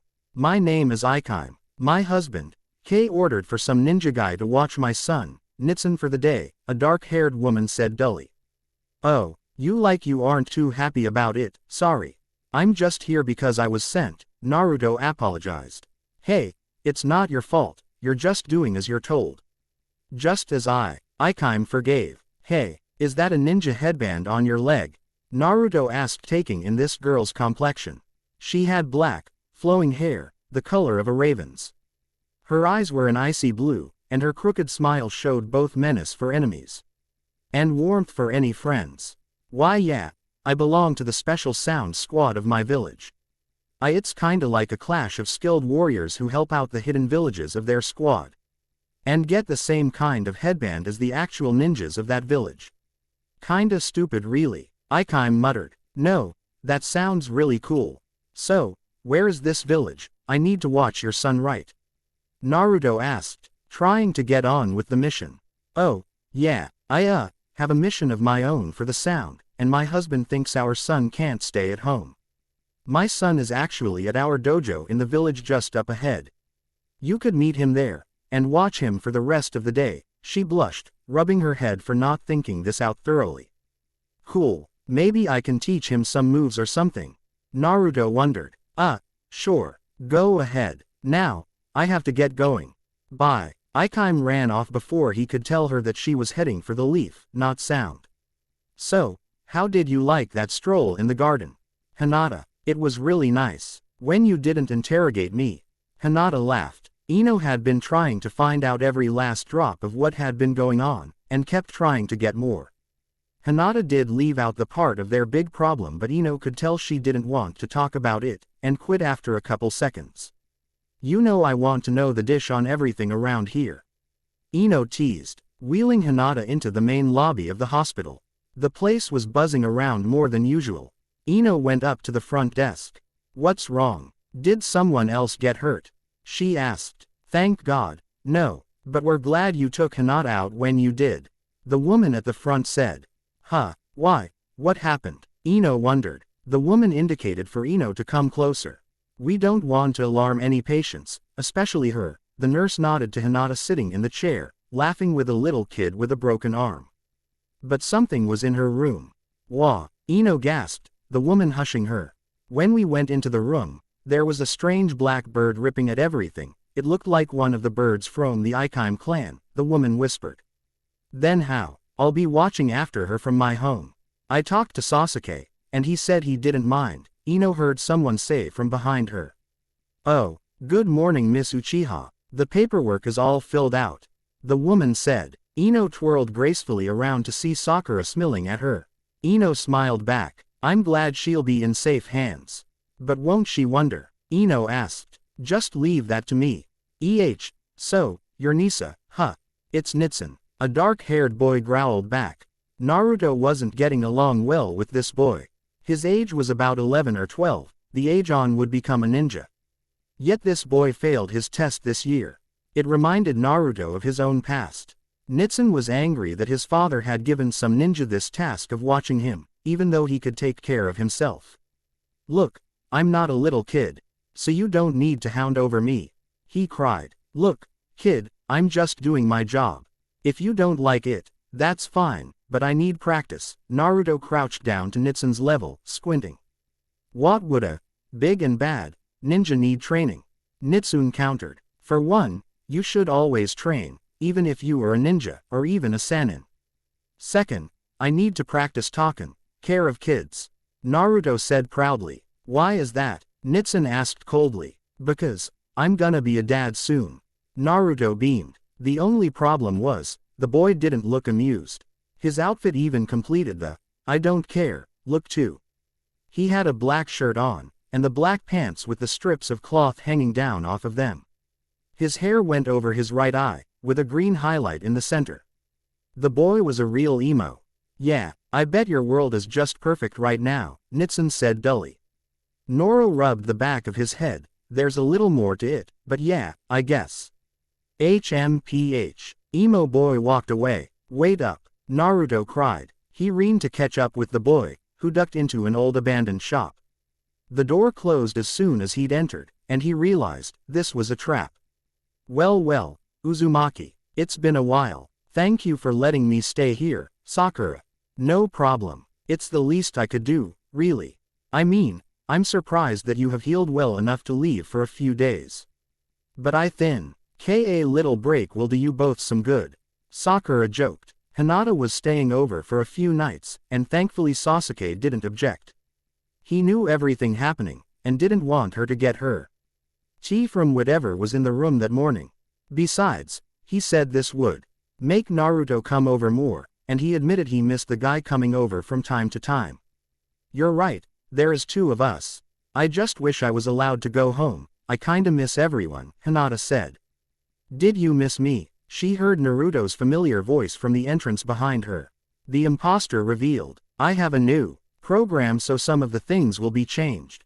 I'll change the previous chapters as well. Here is the code. Means that the point of view has changed. Means that there's a few minute, hour, days etc. Ime lapse. This means that this is someone's thoughts. This means Kyuubi is speaking. And this means a shout of either rage or excitement. Chapter 16. Ah, yes I remember hearing about you.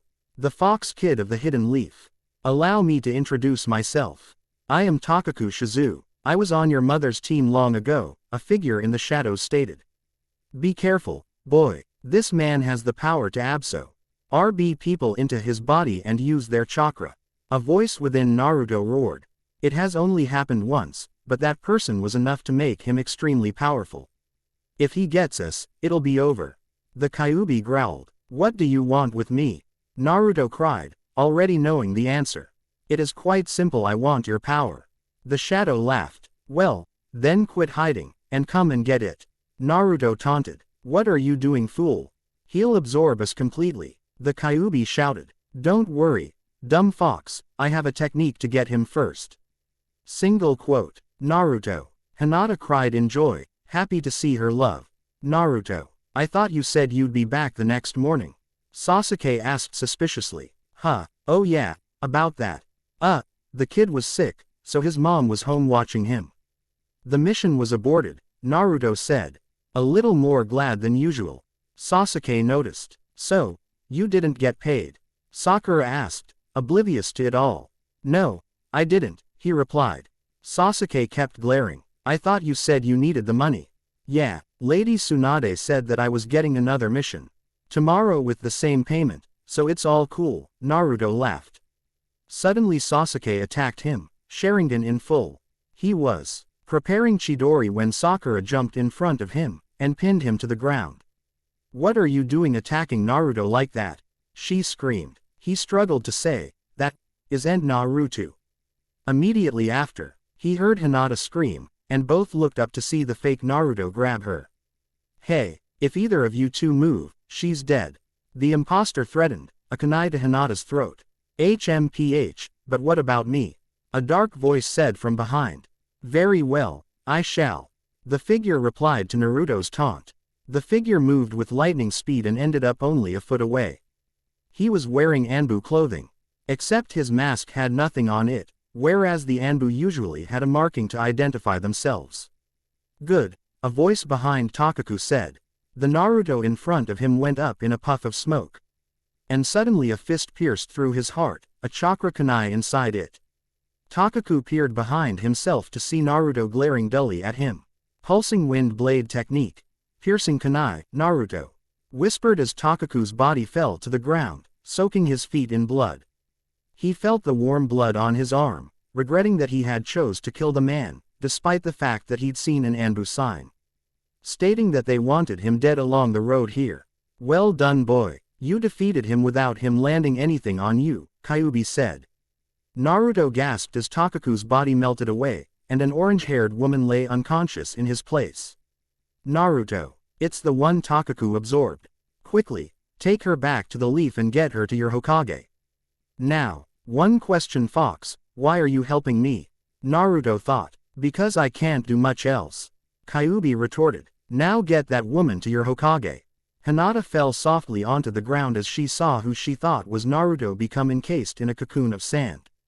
A red-haired ninja with dark circles around his eyes and a scar resting on his forehead sat in the window across the room from everyone.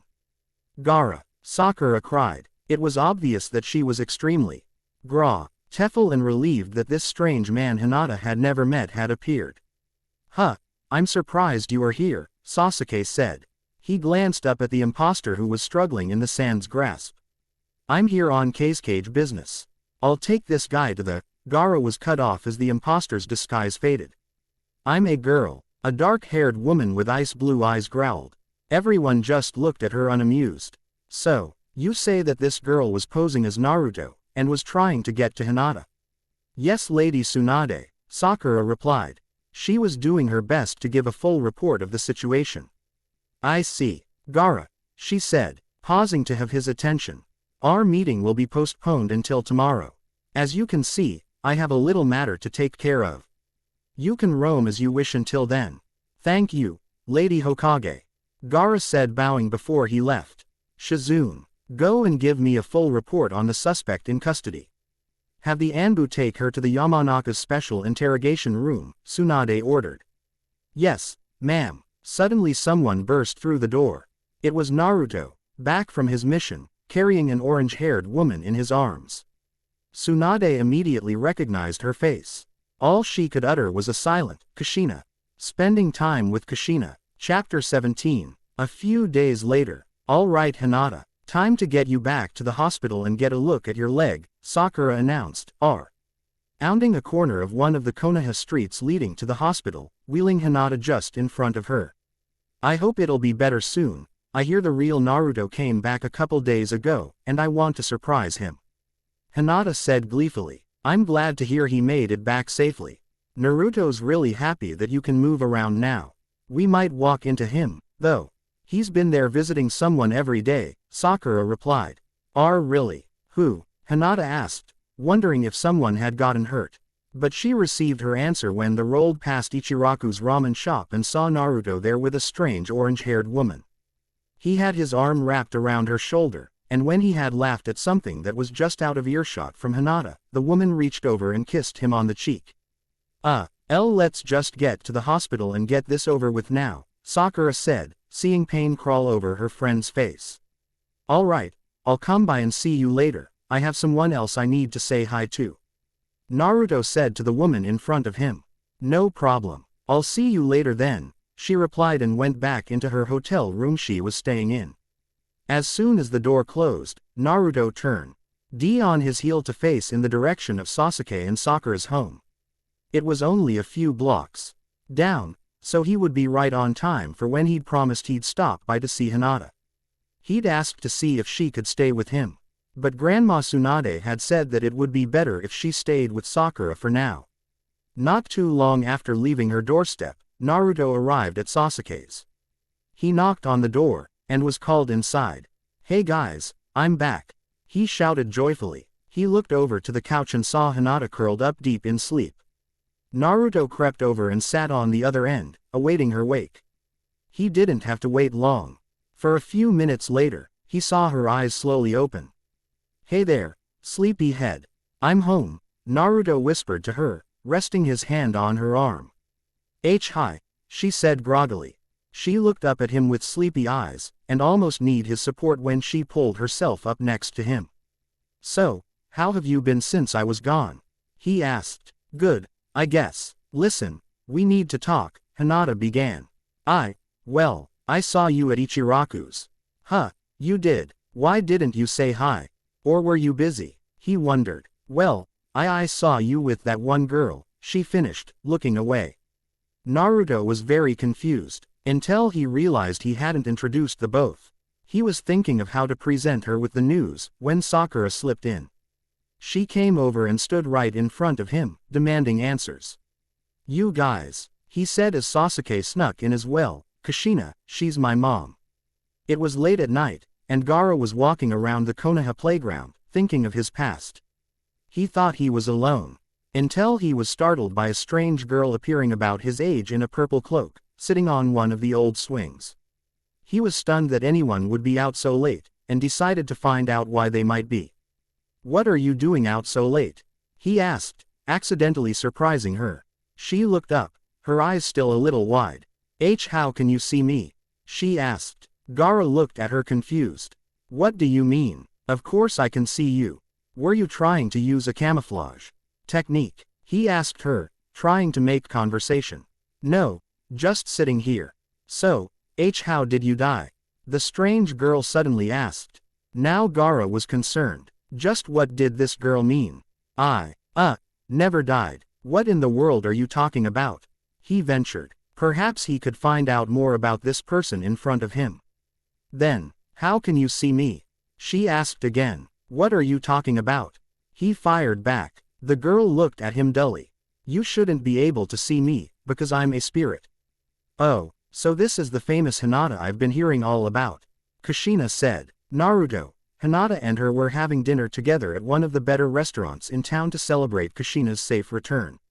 She had apologized over and over for not watching over Naruto, but he kept on saying that he didn't care, but was just glad she was here now. Hinata had felt really bad for getting jealous of her, but Kushina couldn't blame her. From being absorbed by Takaku, she had been isolated at the age of 25, but was really much older. She had said that he was looking for Naruto, but had decided to take her for the time being. Kushina also said it only felt like a day or so, when really 19 years had passed while she was there. She was sure surprised when Naruto came in to check on her. Shish. Had said she thought he was the fourth at first, but recognized him from the whisker tattoos on his cheeks. She had said they were placed there for the fox seal, but weren't really recommended. Naruto's father they would show people his uniqueness, and be a symbol for him. After the dinner, Naruto had decided to tell her the big news. You know, Mom, there is, one more thing you have missed, he began. There's more, Kushina teased. She was a really energetic kind of person, and liked to joke around. Yeah I guess. But it's some pretty big news, Naruto winked at Hinata sitting in her wheelchair. They were sitting by a lake, staring at an amazing golden sunset. Well, spit it out. I need to really catch up on things. Kushina was growing impatient. Hinata and I are going to be having a little one. He finally said. What, really? I have missed much. Do you guys know when? She said. She taking this better than I expected, Hinata thought. In June, I think. But because of some injuries I'd faced prior, it may be later. Congratulations you too, Kushina said. They hugged the both and had said that she had to get back to the hotel because it was getting late. And Naruto and Hinata had said they needed to go home anyway. The night had turned out perfect for everyone. Gaara, Guardian of the Spirit Girl. Chapter 18. A spirit, yes. I died over 1,000 years ago. The strange cloaked girl sitting on the swing told Gaara. He just couldn't grasp this correctly. But, you can't be dead. It isn't possible, he whispered back. The girl looked at him with dark purple eyes, the only thing on her face he could see, since under the cowl of the cloak showed nothing but dark shadows. They showed sadness, and a history much worse than his own. She smirked. You must be really stupid. You think it's impossible to die. Gaara looked at her, sympathy slightly ebbing. No, I'm just saying that I shouldn't be able to talk to you if you were dead, he said, deadpan. That's just what I was wondering, since I wasn't allowing people to see me, the girl replied. Now, leave me at peace. But why are you? Gaara tried to saw why but was silenced by the girl's shout to leave. He decided it would be no use talking to her, for she wouldn't say anything to him, Gaara could tell. He probably wasn't going to ever see her again. Yet just as soon as he turned to leave, he couldn't move his left foot. He tried and tried, but the foot wouldn't budge. He peered down, and saw that his foot had a chain connected to it leading to the girl's foot. Hey, why's this chain on my ankle? Gaara called to the girl. She glanced at his leg and stiffened. He walked over to her, the only direction he could go. What is it? He asked. Oh no, this can't be. The girl shrieked. Gaara was starting to feel shaky about this chain.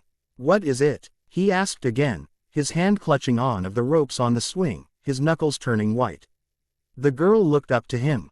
Disbelief in her eyes. You are my guardian, she said. Gaara felt a wave of relief wash over him.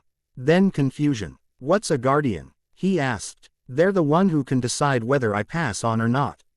They can also bring me back to life if they wish, she explained sadly.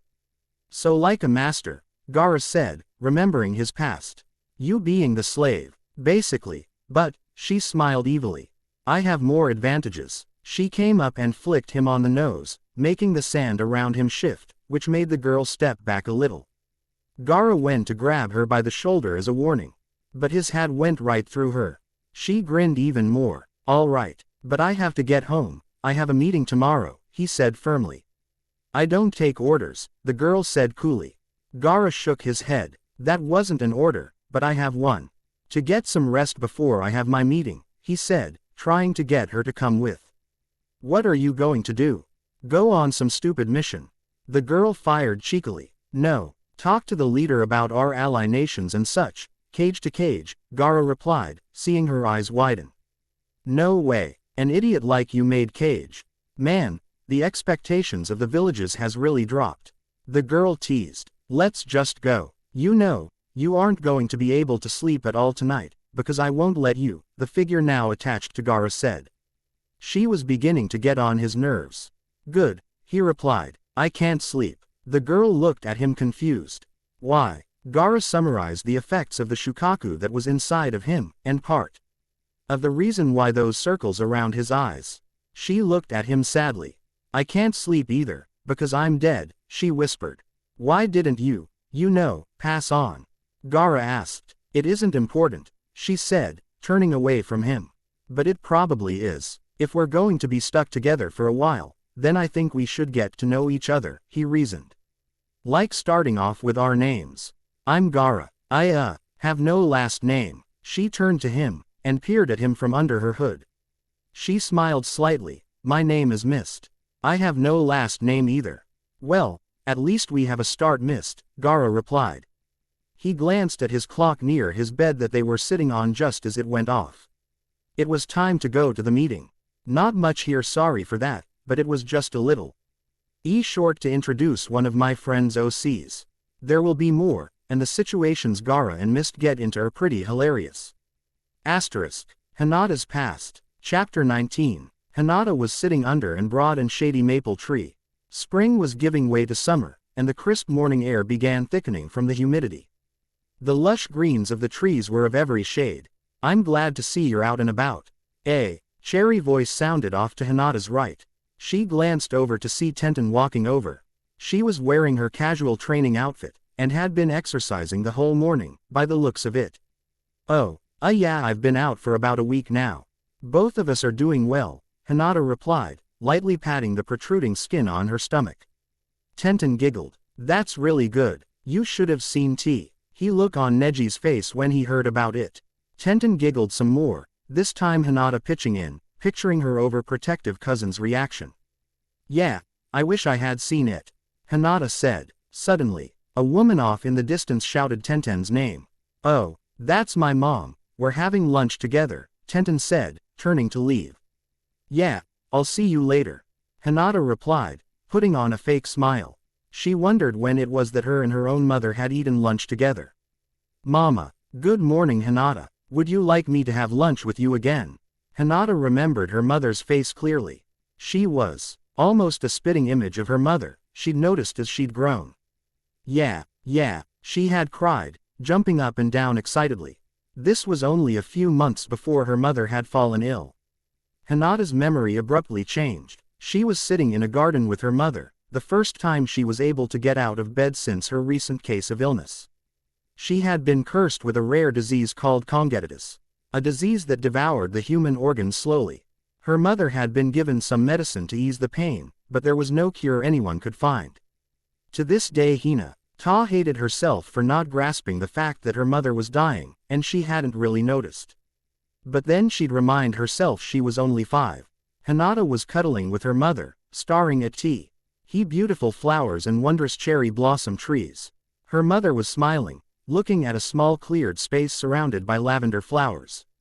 Hinata, there's an old language, one nearly everyone has forgotten.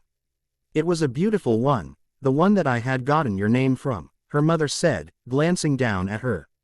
But mommy, my name means sunflower. You said that's what it means in Japanese, Hinata replied. True, but the Japanese language comes from this old one, and your name, Hinata, meant lavender. You see, those were my favorite flowers, that's why those are growing over there. Your father loves sunflowers, which is the new meaning for your name. You see, it was perfect for us both, her mother said. I get it now. Is that why there are sunflowers over there? Hinata asked, pointing to a cleared space next to the lavender one. Yes, that's your father's space, and next to his, is mine. That is where I will rest, when I take my own journey to the afterlife, her mother pulled Hinata into a hug. But that won't happen for a long while. Yet her mother was wrong. And that was the last time Hinata ever saw her mother, for she fell ill later that night. She remembered coming home from her first day of the Ninja Academy, racing to go tell her mother of her wonderful day. Her father was sitting in his studies, and had glanced up to see Hinata going into his wife's room, his face growing grim. Mommy, I had the most wonderful day. You should have seen everyone there, Hinata said, her mother, still and pale, not even turning to look at her. Hinata climbed onto the chair next to her mother's bed, and grabbed her hand. Mommy, why are your hands so cold? Why don't you talk to me? Mommy, Hinata began to cry. She began realizing that her mother had passed away, and she hadn't done anything to help. Hinata, I'm sorry, she heard her father say, but she just pushed him out of the way of the door, not wanting to be around anyone. She left and went to the place known as the training field. She sat there, crying, wondering why this would happen. She heard someone come up, and glanced up to see someone sit down next to her. He had blonde, spiky hair, and deep sea blue eyes. "Hi, my name's Naruto Uzumaki, what's wrong?" he asked, looking at her. He was in her own class, the one she had seen sitting by himself no matter where he was, and knew that her father didn't want her to be around him. My mommy Jay just died," Hinata sobbed. "I'm sorry, I can't know how you feel, because I don't have a mommy, but I know there's someone you're close to." "Your name is Hinata, right?" he asked, seeing her nod. "Well, I'm glad I've met you. Perhaps I'll see you around, and if you want to talk to me, you can whenever you'd like. But what I think you should do now is remember all the happy things you can about her, and be happy when you remember them. She was very close to you, and I think she's still with you, but not in real life, you know. I think she's watching over you from somewhere, making sure you're alright." Hinata looked at him, his words touching her, making her feel happy around him. She looked at him, beginning to blush. She tried to ask him to play with her, but she just ended up getting up, and waving goodbye, saying she'd come to play with him soon. Which never happened, because of her shyness. Hinata snapped back into the present, relishing her memory. To think that she'd get the man of her dreams, and a happy and blissful life with him as well. She missed her mother very much, but knew that she would know exactly how her mother felt with her in Hanabi. A feeling that made you feel like a warm brace, shielding the one she loved from a fierce wind. This was how it felt to be a mother. "Hinata," her father's voice came from beside her, making her jump. She looked up at him. He just stared back grimly, just like in her memory. "It's time." Loopholes and resignations. I recently got a comment that Hinata's name means sunny place. It actually has many variations for her name. This is what I had gotten from a site that Hinata, sunflower, or facing the sun. Yes, her name can also mean sunny place. But I am just pointing out that there are many different meanings. Chapter 20. Hinata was waiting in the waiting room with her father. The dreaded day would come, and Tsunade had not found any loopholes to her grandfather's decree. She was going to lose her only child. Her father's face was still composed in a glum expression. His eyes were swollen and red. He must have stayed up all night again. Woe. Our king on some paperwork that needed to be done before the end of the month. Hinata herself was trying to fight back the tears, trying not to show any weakness to her father. But it silently gave way. She was thankful that her father was facing the other direction, looking out a large glass window to the left of them both, looking out on the garden she and Ino had gone into in what seemed like ages ago. Suddenly the door opened and she knew she was next. She hadn't even had time to tell Naruto. Her father turned to her, and had choked out, "I'm sorry," almost as if he couldn't speak. Hinata wondered whether he was sick, and was wondering if she would need to help him. Then, just before the doctor could call out the next name, the door across from him was thrust open, and Hanabi rushed into the room with a smile on her face. Hinata couldn't think of any reason her sister would be happy. She was the one who really liked the idea of Hinata being a mom. Hanabi ran over to her sister and grabbed both of her hands, making Hinata stare at her in bewilderment. Then she cried joyously. She did it. Lady Tsunade found a loophole. She wa. Hinata gasped. It was too good to be true. She turned to her father, and he was smiling. Yes, he was. Then Hinata saw something that bewildered her even more. Her father was crying. Was he glad? She wouldn't ask. "Mist, you never told me about your past." "I've told you mine," Gaara had said to the ghost girl walking beside him. She had told him that the guardian and their spirit hate each other. The invisible chain got shorter, but when they start to like each other, the chain got longer. When they first met, the chain was only a few inches apart, but now, the chain was about a foot long. It could go through objects, but just not the cuffs around their legs. That went through everything but their own feet.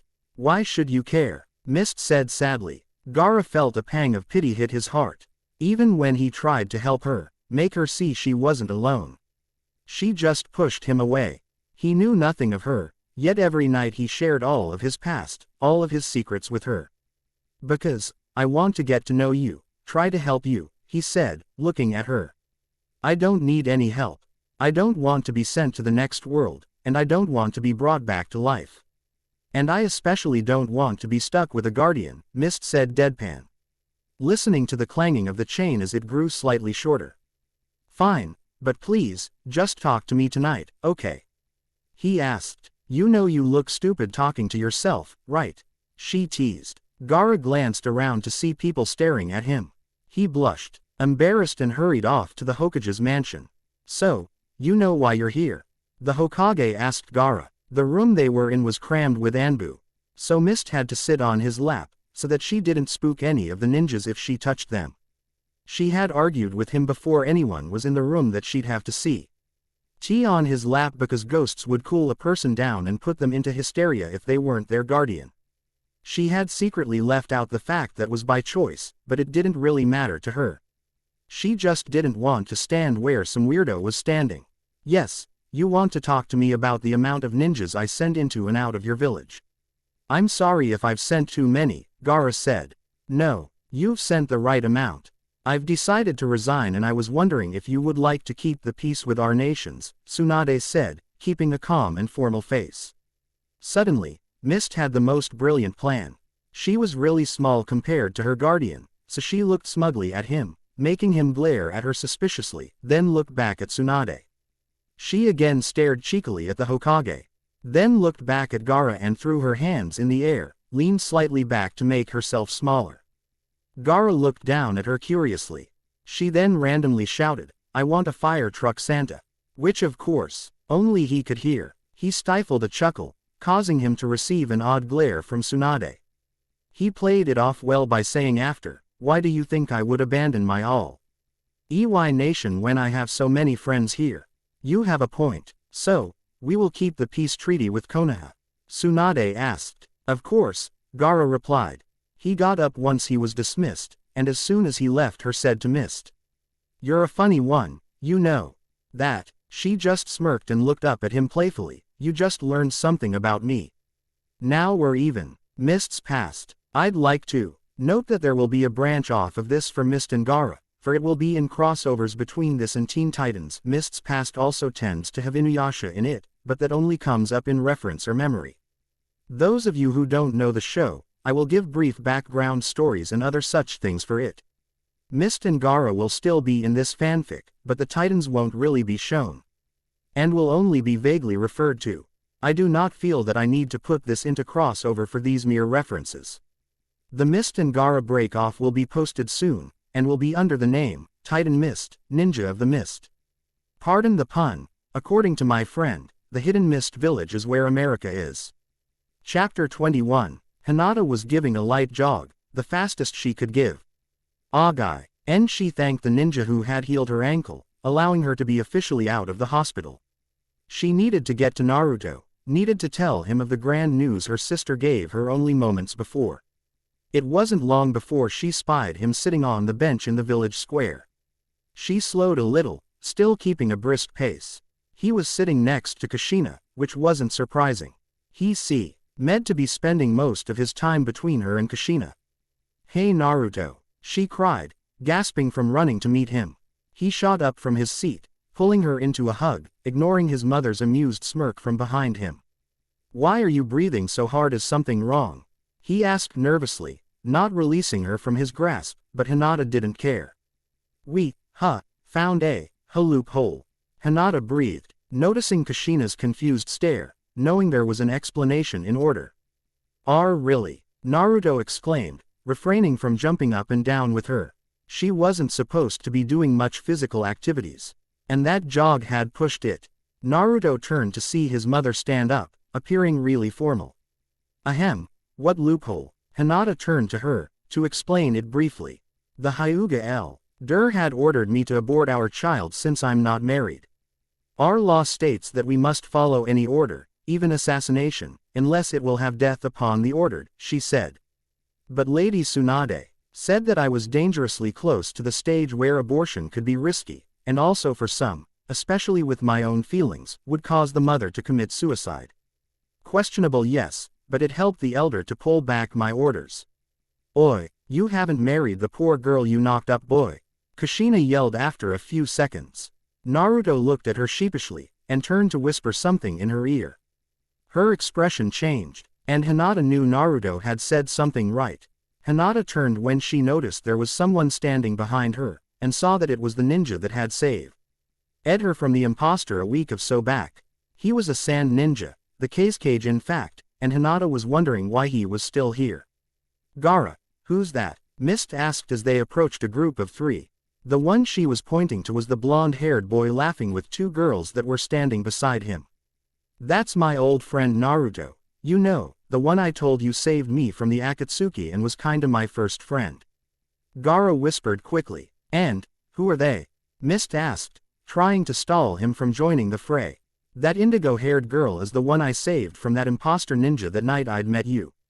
She's Naruto's girlfriend, and that person I don't know, Gaara said, closing off their conversation when Naruto's girl turned and saw them. Hi Gaara, she greeted him. She had a warm smile on her face. And she seemed to have finished a decent run. You, no, Gaara? Naruto asked. Gaara took his chance to make himself seem cooler. She has, while you were away on a mission. But who I don't know is this young miss right here, he said, standing in front of her. The orange-haired ninja smirked, a playful light in her eyes. I'm Naruto's mom. Oh, Gaara said, hot with embarrassment. For he knew he must have sounded as though he was hitting on her. Suddenly he heard Mist whisper in his ear, why, no, I've seen that girl around town while I was wandering, before I met you. I believe her name is Hinata. She pointed to the indigo-haired girl, and she's a lot chubbier since I'd first seen her. He knew she had sounded rude, but it was just because she cared about people's well-being. He knew because there was a soft tone, as if she thought this girl was depressed in some way. She used to kinda walk around all hunched over, like, I think there's something up. She said, confirming his thoughts. She had more to say, but quieted down, for Naruto was starting to speak. Oh, Gaara, guess what? Naruto asked, a smug look on his face. What? Gaara said, trying to sound enthusiastic. He knew that the blonde ninja was going to say there was an all-new ramen size out and that he'd tried to eat 3 bowls, beating someone by the name Choji, who only ate 2. Naruto looked down at the girl named Hinata. Hinata and I are gonna be having a little one possibly in June, he said, throwing Gaara off his guard. Mist then replied guiltily in his ear, that might be why. Wah, oh, that's wonderful. Do you know what you're having? He asked. Nah, not yet, but why? No, I don't really care what it is, I'll be happy either way, Naruto smirked, hugging Hinata closer. She looked up at him, almost relieved as though a huge weight had been taken off her shoulder. Gaara guessed all new mothers were worried they couldn't give the father what they wanted. Well, we're gonna go celebrate, would you like to come? Naruto's mom said, pushing between the couple, resting her arms around the both of their necks. She was a good foot or so shorter than Naruto, so he had to bend down for her. No, thank you, I have some business to take care of. I'll come by later if that's okay. Gaara apologized. Sure, no problem, old pal. That'll be just fine, Naruto said, removing his mother's arm so he could move over to have her on his right, arm over her shoulder, and Hinata on his left, their hands intertwined. Thank you. Now, I must be off, Gaara said, leaving the 3 there, Mist following closely behind. What's you important business that you need to get done making you unable to celebrate this occasion? She asked. Gaara muttered out of the corner of his mouth. Heading into the guest home he was staying in for the time being, talking to you. Who do you insist on talking about me? Mist asked as they both sat on his bed. The place they tended to talk to one another each night. It was Gaara's only private place in the house. Because, you're kinda like a real friend to me. The kind I can confide my deepest secrets to, Gaara said, looking at his feet. Fine, but, I don't see what difference it makes. There's no point, she stated. I want to know you, I want to help you, he leaned towards her. She was sitting opposite him, towards the foot of the bed. Why would you want to help me? Mist asked coolly. Because, like I just said, you're one of my only true friends. You need to trust me, he said, wishing he could grab her hand to comfort her, to let her know she wasn't alone in anything. Mist sat there, recalling her past. She finally began. I was born 1,000 years ago, in a hut far from my village. I was given my name by my parents, for the gray misty-like eyes I used to have. I grew up learning magecraft and wizardry. I knew much, and could heal almost everything. But there came a day, on my 14th birthday. The townspeople grew angry with me, calling me a witch. But I was a mage, the good form of a witch, a kind of healer. They took large rocks while I was sleeping, and smashed them onto me. At least I had lived to the age most people lived in that time. I roamed around a little, until I met a priestess named Kikyo. She was my guardian before you. Inuyasha coming in here, her and I got along well. So I was really angry when some weirdo guy in a baboon suit killed her. Again I roamed around until 500 years later, I was reborn into a new body. I was somehow renamed Mist. Which doesn't happen all that often to spirits. Getting the same name I mean. I again learned the magic arts, since my new mother was a prodigy at it. I believe her name was Raven. Opening parenthesis. The Teen Titan part begins. My father was apparently named Beast Boy, since he could shift into animals after being bitten by a strange monkey in the wilderness. I don't know how that happened, but it did. I guess his original name was Garfield Logan. He liked his new name better. I remember my family pretty well. There was my mother and father. They loved me very much. Then there was my aunt. According to my father, she was from another planet. I thought he was just joking, since he tended to be such a clown. But then I learned otherwise when we were attacked by a Rouge party from her world. Her name in our language was Starfire. There was also my uncle. His name used to be Victor, but because of some accident, his father had to rebuild most of his body in robotic parts, thus giving him the name. There was my uncle Robin. No one knew his real name, but we didn't need to. None of us were really related, besides my parents and my older brother Jamie. Robin was the leader of us all. We were a part of a team of what people called superheroes, because of our gifted powers. We all saved our town when there was trouble. We all lived in a tower my family helped build. It was in the shape of a T. Because of the group name. The front was made of pure glass, with iron bars separating each room and balancing out the structure. The group of 5, Robin, Cyborg, Mom, Dad, and Starfire all fought crime and evil in our world, before me and my brother were born. Which, of course, we happened a few years after the group had formed. I'm just going to say, we weren't exactly planned. And my parents weren't exactly that far in a relationship, and they still aren't, I don't think. I haven't seen them since I died. Anyway, after using a spell I learned about my past life, and such. I told my mother, and she told me it was common when using that spell. I remember looking out the big window of my room, and looking at my hometown. It was named Jump City. It was in a place called America. I used some kind of spell to get into this world. I don't know why, I was just angry and wanted to escape. I had an urge to come here, and I guess I came. I just don't know the reason why. When I had died a second time, I was helping to fight our biggest enemy, a vicious man named Slade. My mother told me to stay back, since I wasn't exactly prepared to fight him. I didn't listen though. I came up from behind him, angry that he had struck down my father. I thought I had him, but he just grabbed me by the arm, dangling me above the city since we were on the roof of a tall skyscraper by my wrist. He said, "It's useless, I knew always where you were." I struggled, crying for my mother and father, who were only a few feet away. But they couldn't move because Slade had pulled out a switchblade, ready to strike me if they tried to save me. Then he boasted, loud enough for my parents to hear, "You and your brother were measly mistakes, things that have no use to the world, a nuisance to your parents. I think I'll do them a favor by getting rid of you."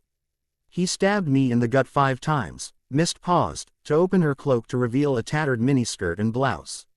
The pulled up the blouse a little ways to show him 5 clearly visible stab marks in her stomach, and then he dropped me from the building, laughing as I fell. I heard my mother cry my name, and then saw my body as it fell towards the ground. I knew that I had died. I watched my mother rush down to catch me, and watched as she realized I was dead. I didn't know what to do, and didn't know what was going on in the fight. All I was paying attention to was my mother, and the pain I felt, not only in my stomach but in my heart. I knew I screwed up, and I knew my mother was hurting. I decided that before I would leave for good, to this place, I would tell her goodbye. I just don't know if she heard me, Mist finished. Gaara felt overwhelming sympathy for her. She had a worse life than him, and had no one left that was close to her. She had that feeling that she should shut everyone away, keep herself away from everyone to make sure she didn't hurt anyone, hurt herself. He felt hot tears forming in his eyes. He suddenly, without thinking, rushed forward to pull her into a hug. But he fell through her. He was still, upright, his arms wrapped around nothing, knowing she probably wanted to be alone.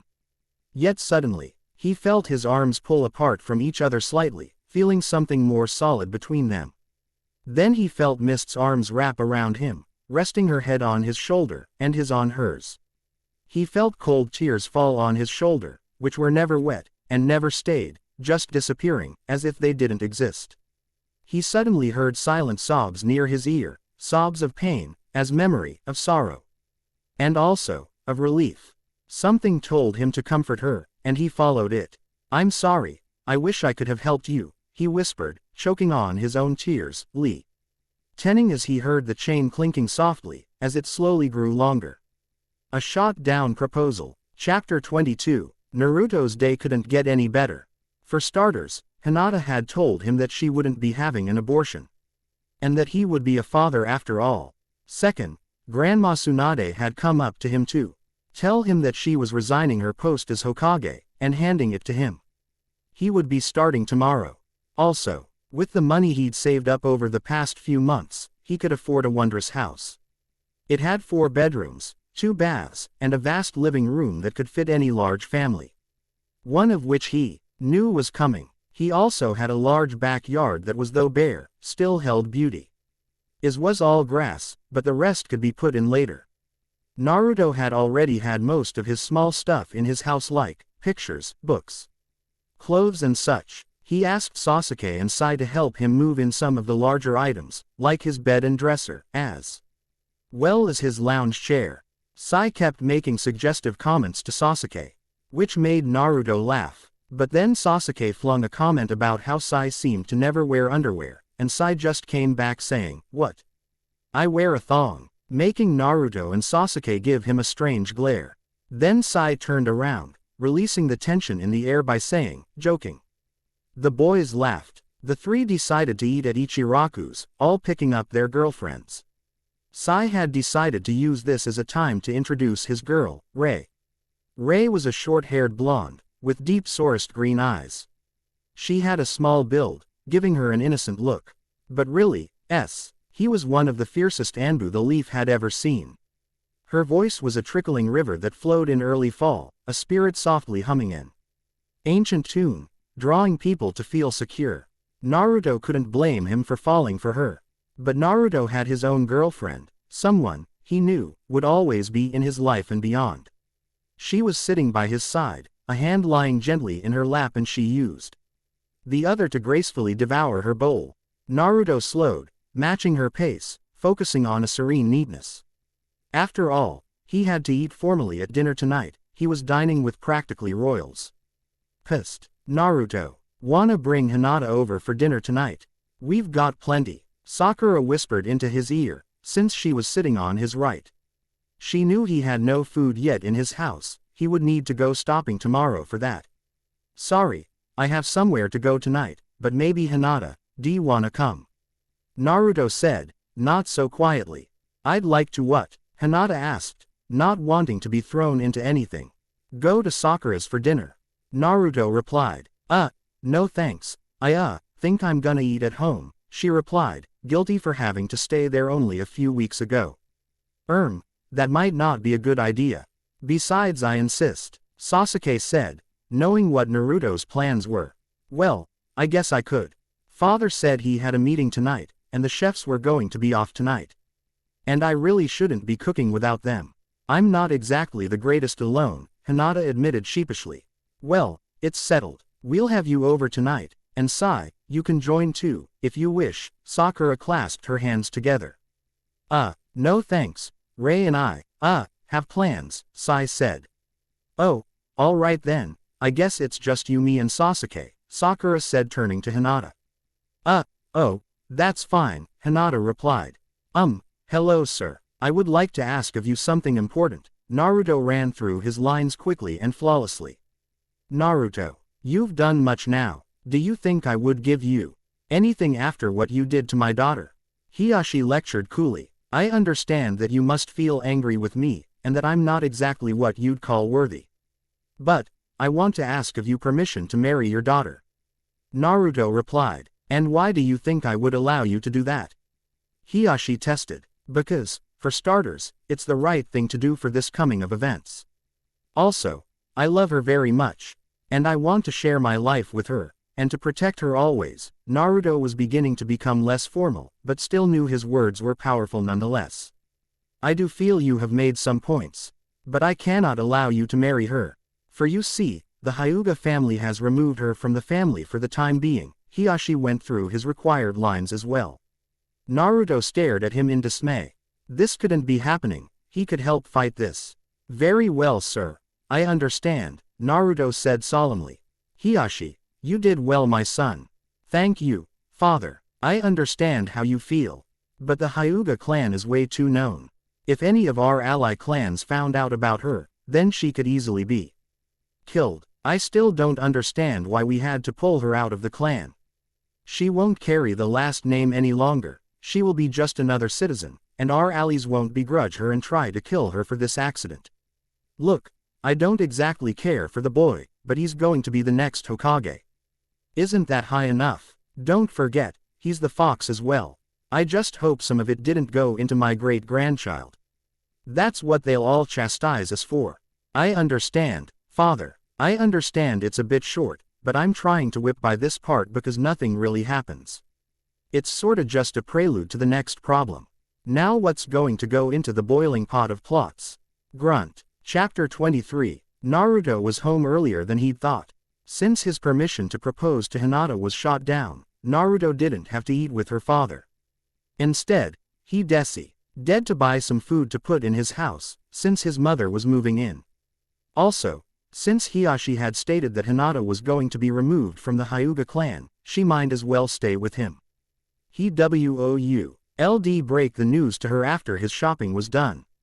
I really appreciate what you guys are doing for me, but you really don't need to. Hinata thanked Sasuke and Sakura for the meal. Don't worry about it, Sakura replied, trying to ease the girl who was like a sister to her. Yeah, Naruto and I are old pals, it's the least we could do while he goes to get some groceries, Sasuke said, bumping into the coffee table next to the couch. Sasuke, are you sure your vision's okay? Sakura asked, worried. Yeah, sure, it's fine, he said hesitantly. Perhaps you should rest, Hinata offered. That's what we Hyuga do when we overuse the Byakugan. I suppose. I did have a long day today. Sasuke ruefully remembered the day he had watching over the Ninja Academy students for Iruka-sensei. He was having an assessment for the older kids, and that took the whole school day. I saw. Is that what it's going to be like when we have this little one? Hinata asked, starting to think to herself. I'm sure it won't be. There was a lot of kids there. You remember how it was when we were there. Man, what riots the boys would make. Sakura laughed, remembering back when Naruto and NY of the other boys would try to skip school, or get into fights. How young and foolish they once were. Oh, please, you girls were just as bad, what with all the rumors and narking. Sasuke retorted, even though it was mostly Ino and her clique when they were young. She didn't do it much now, but you could occasionally find a scrap or two of gossip that was hers. Yeah, but look at us now, they all matured sorta, and even some of us becoming parents. Sakura concluded. I will admit, I have no clue what to do, and no idea of how my family will treat them, Hinata murmured.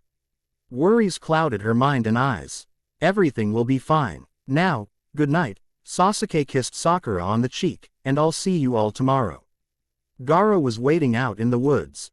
He'd caught word that a band of Rouge ninja were terrorizing passerby.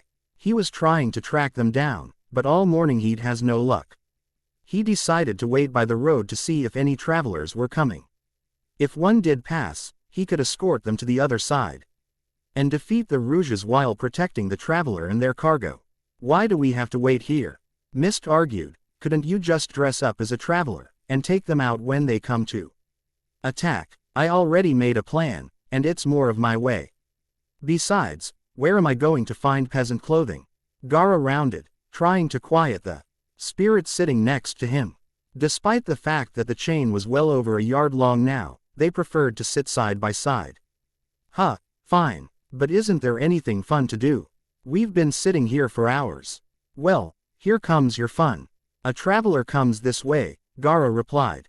He stood up, Mist following immediately after. Up walked a burly man in a gray tunic, his feet bare, and brown trousers that looked as though they had been sewn up repeatedly. He had dark gray hair, and a silver beard, his eyes a menacing charcoal. He had an axe in hand, and a traveling bag slung over his shoulder. His muscles were quite round and large, fulfilling his look of annoyance. I been waddin' for you, Sandman, the man called in a deep, throaty voice. He stood 3 feet over Gara, casting a large shadow. Mist felt that he could see her, as he frequently cast a glare in her direction, his dark eyes piercing hers. She had finally decided to cower behind Gara, taking hold of his hand to feel more protected.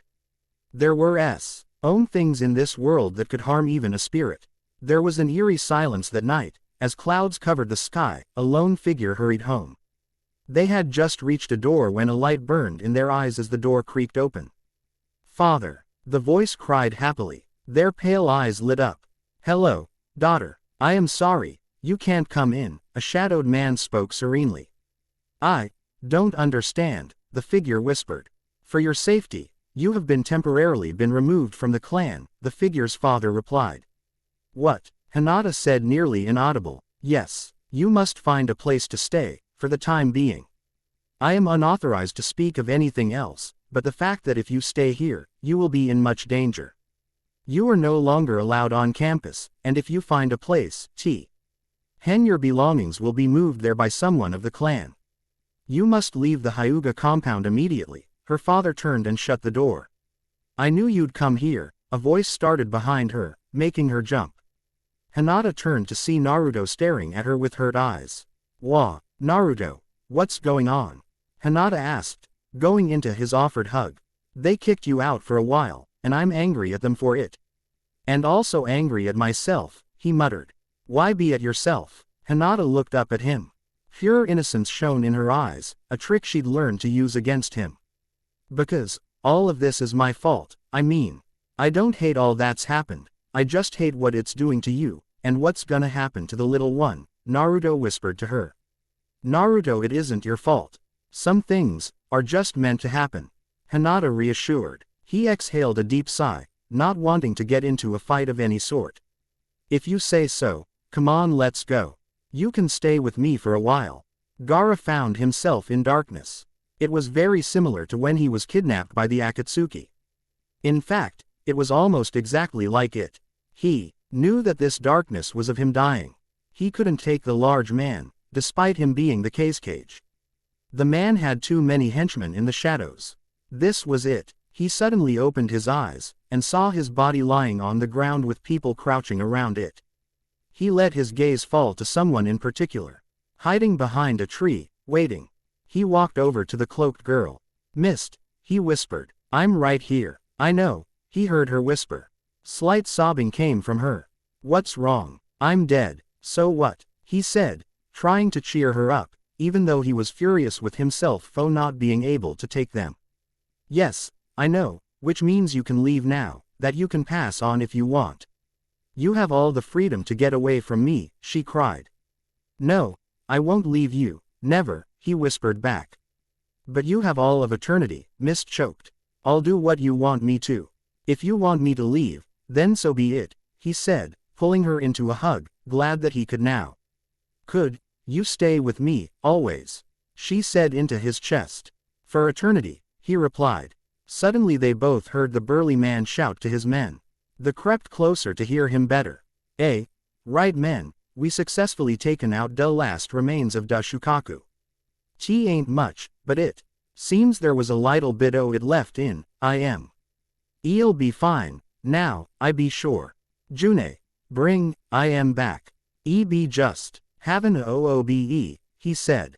His accent was thick, as if he were from older times. Gaara felt himself be sucked back into his body, back into a more weighted feeling. He awoke groggily. Mornin' kid, name's Grunt. I be took out Shukaku fair ya. 'Twas only a sliver of 'em in ya, but still lethal. I'd be sayin' you'd have had 'nother year or so to live. Now ye got 'nother 50 or 60. Maybe more, the big man said, holding out his hand in a friendly gesture, his cold eyes now warm and friendly. Why did you kill me? Gaara asked, not as fiercely as he'd have liked. Didn't kill ya, just gave ye oobe, 'tis an out-of-body experience. Just so we could get da Shukaku out of ya. That's our job, see, Grunt said. Yes, we take the spirits of the tailed beasts, and concentrate their spirit and chakra into this crystal, a cloaked man said, and take it to various villages. So that they can be contained in a more secure area. That way there aren't any Jinchurikis, and lives in danger. Oh, I see, that will come in handy, but what about the thieves in the forest? Gaara asked. We just made that up to lure you here to get the Shukaku. But now we need to search and see where the rest of it is, another man sighed. The Akatsuki got me, Gaara replied. Then we head to their lair, Grunt said. Gee, bye kid, goodbye too, spirit. Grunt said, turning away with his colleges following closely behind. All right, Mist, that was strange, but I think it helped me find out what I need to do, he said. Getting up. Get a restraining order on the guy who can see spirits? Mist asked. No. Gaara gave her a stern look. Bring you back, boy or girl? Well, my computer crashed, again. I lost my old program, and got degraded to Notepad again. I can't guarantee my spelling will be the greatest. Chapter 24. Hinata awoke to a loud crash. She realized quickly that it had come from the kitchen. She creeped silently out of her bed to find out what it kitchen was only down the hall. So you only just needed to peek outside the door to have full view of it. Hinata spied Naruto cleaning up something from the floor. It looked like oatmeal, but she wasn't sure. She slipped out of her room, moving gracefully to his side to help. Good morning Hinata. Did I wake you? Ha asked. She shook her head and knelt to help him. Well, that's good. You needed some sleep anyway. I'm surprised Kiba kept you late. Well, not really. He hasn't seen you all that much. Naruto laughed. Together, the two had finished cleaning up, and Naruto had gone to do the dishes. Hinata thought back to what had happened last night. Kiba had invited her over for a while, to which Naruto practically begged her to go. He said that she needed to be with her other friends, and that it would be boring staying with him since he had a lot of paperwork to do. When she had arrived though, she had discovered something quite shocking. Kiba's girlfriend Tammy was pregnant as well. Kiba said that they were expecting only a few months after her. Tammy hadn't really said much, but Hinata she was still a little nervous about the latter. She had congratulated the two, and had stayed to talk for a while, not even noticing the hours ticking by. Before she knew it, it was only a few minutes after 10. Hinata had apologized for keeping them, but they dismissed it and they all said their goodbyes. Naruto had just finished his paperwork when she had come back, and they both had immediately gone to bed after Hinata shared the good news. Overall, it was a nice night. Hinata had sat down on the couch in the living room, across from the kitchen. It was practically one room, but the kitchen had white tiled floors rather than the tan carpeting that was in nearly every room of the house. There was a large sliding glass door over to the left of the couch, of which Hinata was staring absently through. After a few moments, Naruto joined her, wrapping his arms around her, resting his hands on the protruding bump on her stomach. They both couldn't believe 4 months had gone by since the mission. Naruto and Hinata had done some research on the statue, but they had found completely nothing. It's really beautiful out there, Naruto muttered, staring at the cherry blossom tree just outside the patio deck. Yeah, I really love this place, Hinata agreed. It's perfect. It's big, beautiful, and chilled safe, Naruto went on, stroking the bulge with his thumb. That's one of the reasons I got this place. It's wonderful. Hinata placed her own hands on his, feeling the warmth of his body all around her. Then there was something that made them both freeze. A light flutter of kicks had started up underneath their fingertips. Then the two relaxed, warm smiles spreading on their faces. Has it ever done that before? Naruto whispered. Hinata shook her head, excitement filling her. This is amazing, Naruto said, slightly louder. Another uproar of kicks started again. Naruto, I think it likes your voice. Hinata giggled. He laughed too, sending yet another spasm of flutters. I think so too. So, now what? He asked. Hinata stood up, walking towards the door. Well, Sakura said to go and see her when the kicks started. She said that by now we should be able to tell what gender it is. She replied, grabbing her shoes. Awesome. But, do you think I could take a shower first? I didn't get one this morning. I really didn't want to wake you. Mom. Which, she's still sleeping, Naruto said. No, I'm up. What's going on? Kushina asked, walking into the room. The baby just started kicking. Sakura told me that when that happens, to go see her, Hinata summed it up. That's wonderful. I remember the first time you started too, Kushina turned playfully towards Naruto. You used to keep me up all night. Heh, you can never keep me still. Naruto laughed. You're right, Hinata teased. Every night this week you've wound up stealing the blankets or wrapping you cold feet around my legs. Naruto walked over to her, embracing her in a large hug. He kissed her on the cheek and said he was sorry. Well, I'm really glad to see you here. I was worried there was something wrong. The baby should have started a couple weeks ago, but delay is common, Sakura said. Positioning herself next to the ultrasound machine, Hinata had almost learned how to read it, but she wasn't entirely sure. Yeah, I guess I've just got a peculiar case, Hinata said. No, I'm sure everything's normal. You could just be a little behind. But that can happen. Now, let's take a look. Sakura gelled up the mic, and pressed it firmly to Hinata's bare stomach. She tensed under the cold and sticky gel. Sorry, I know it's cold, but it won't be so bad anymore, Sakura apologized, homing in on the little figure on the screen. The hospital had gotten the 3D ultrasounds. The ones that were in color and all. The child was small, and had its hand balled into little fists. Its eyes were closed, as if it were sleeping. It didn't have its hide yet, though at 4 months. It should have had at least some. That's strange. It should be a bit bigger than this. It appears to be at about 4 months along, but it's about the size of a 2-month fetus, Sakura exclaimed. Perhaps it's because your body needed energy to heal itself way back when. It's almost as if those months stunted its growth. So, are babies okay? Naruto asked, placing a protective arm around Hinata's shoulders, and the hand on her belly. Of course, it'll probably be smaller than most is all. Which means she should be about the size you were, Naruto. Must run in the genes, Sakura teased. Oh ha ha, Naruto fired back. It was then that Hinata's wondering got the best of her. Are you able to tell what gender it is? She muttered, almost inaudible because of Naruto and Sakura's bickering. Of course, it's about that time anyway for that to be distinguished, Sakura said cheerfully, but not before clobbering Naruto on the head to shut him up. Well, I'll be glad to know so we can start getting them some clothes and such. It'll help to be prepared, Naruto said, rubbing his sore head.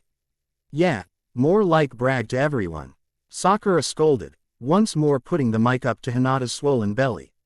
She began searching around, ignoring Naruto's frantic attempts to get her attention with what he thought was a WTTY comment. She immediately spotted the small fetus, curled up, nestled against its mother. Immediately, the fetus moved, its legs spread wide, as if it understood what she wanted. It was then that Sakura knew what it was. Congratulations Naruto, Hinata, you both have a small, but gorgeous baby girl on the way, Sakura cried. Wow, Naruto whimpered in awe, we've got a beautiful baby girl coming. I have a daughter. Yeah, I'm sure she'll take on your hair too, Naruto, Sakura said. What's that supposed to mean? Naruto asked smugly. Nothing. Sakura tried to relieve the accusation upon her. It's just that your blonde hair has gone through 2 generations, no doubt. She'll have it, true, but I know for a fact she'll have Hinata's eyes. The Byakugan will most definitely be in her, knowing she's got Hyuga blood. And she's stealined it from the most beautiful one. Naruto said, romantically kissing Hinata on the forehead, making her blush slightly. Well, hand on. I took some pictures earlier. They may just have one with her eyes open, Sakura chimed.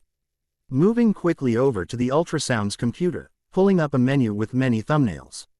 She scrolled through them, searching for one with the child's eyes. Finally, she found one. With the most shocking of all discoveries. Naruto, she whispered, your daughter doesn't have the Hyuga trademark eyes.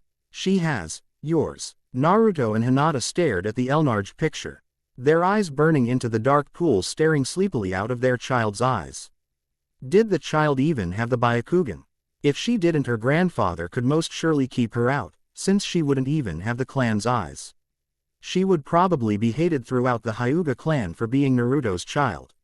Or worse, because she was different, and didn't have the same abilities as the clan. Was this what was going to happen to their precious child, being cast away by people, just for existing? Crashing and burning. Chapter 25. After juggling research, giving out missions, as well as orders, Naruto was finally able to get everything done. He decided to relax a little, before Sakura had come in with even more problems he'd have to handle. Leaning back in his chair, feet resting on the table, he thought he could take a small nap. Knowing his luck, that wouldn't happen. As soon as he'd leaned back, his chair had buckled, sending him sprawling onto the floor, hitting his head on the window behind him. He grumbled and stood up, mourning the chair that now only had 2 legs. Nice move, loser, came a familiar voice from behind. Naruto turned around and saw Sasuke strolling in, oming to lean on his desk in a fashion he once did when they were genin. Yeah, we need stronger chairs, or a beanbag one somewhere so we cages can take a rest. Now, that might be nice, Naruto joked around, knowing that that was probably not possible. Sure, soon as, screech. Bathroom. CHHHHSHHHHH. Wow, what the hell was that? Naruto asked, glancing out of the large windows to see smoke billowing from just outside the city. People were gathering outside in the streets to see what the commotion was about. How should I know? Sasuke asked, even though he knew it was just an outburst of surprise. Naruto turned on the speakers, allowing it to sound a horn for about 30 seconds, alerting the chaotic crowds throughout Konoha. Attention, I would like Medical Squad 8 through 10 to meet me in my office. As well as the top 5 Anbu members. The rest stay in your homes and be on alert. We will find out what that was exactly, and take care of it immediately, Naruto said in the microphone on his desk, so that the whole town could hear. A few minutes later, about 20 people came into the office, one of which was Sakura. He addressed them firmly, stating that whoever was hurt were to be treated immediately and taken to the hospital for further examination. If it was an attack, all were to fight, but one was to go and alert the town, getting backup and commanding everyone to stay in their homes. He would go as well, to give orders if anything went, dismissed everyone, leaving only a minute or so after them. Naruto turned and saw something that surprised him. Hinata was huddled on the bench next to his room, worry in her eyes. He went over to her, holding her in an embrace. Hinata, why are you here? You should be at home where it's safe, he told her, chin resting on her head, rocking back and forth. I came to see you, when I heard that sound. IW was so scared, I decided to wait here, she stuttered, breathing in his scent, eyes closed on his chest. It was a lot like when her father had comforted her when she first heard thunder. Though this had a reason to scare you.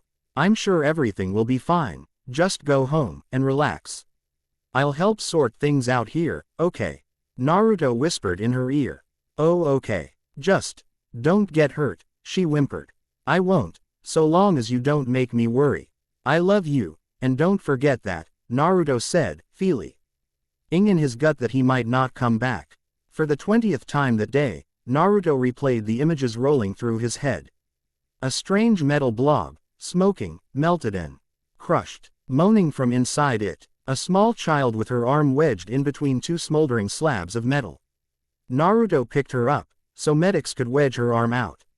They didn't need to. It was completely detached. Blood soaked his entire body. Not his, but the dying girl's. Not ambushes, just the girl. The fox rumbling in his ears. This is bad, that thing is dangerous, it's something that should be left for dead. Naruto didn't listen. Girl needed help. More blood. Smell of roasted flesh. She was burned. Hey Naruto, is there anything you might want for dinner? Hinata called from their kitchen. He was lying on his bed, exhausted from another day at the office. There was even more work to do since the Chunin exams were coming up. There was less than half the amount of kids that had competed when Naruto had, so that helped. No, not really. Anything sounds nice, but you sure you don't want me to make it? Hinata heard him call. She too was thinking about the day a month ago.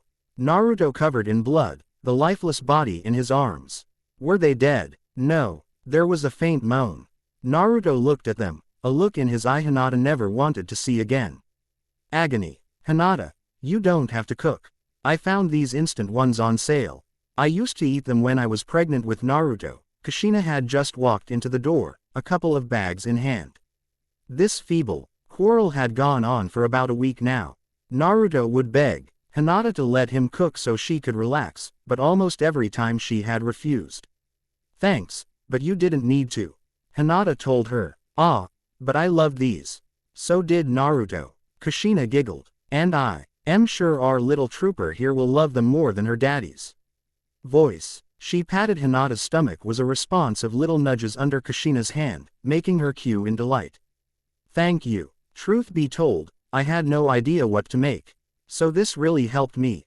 Hinata said, quite used to the little flutters that sometimes kept her up at night. All right, Aikikura's instant dinner it is. Kushina laughed, removing 3 boxes from the bag and preparing to warm one of them.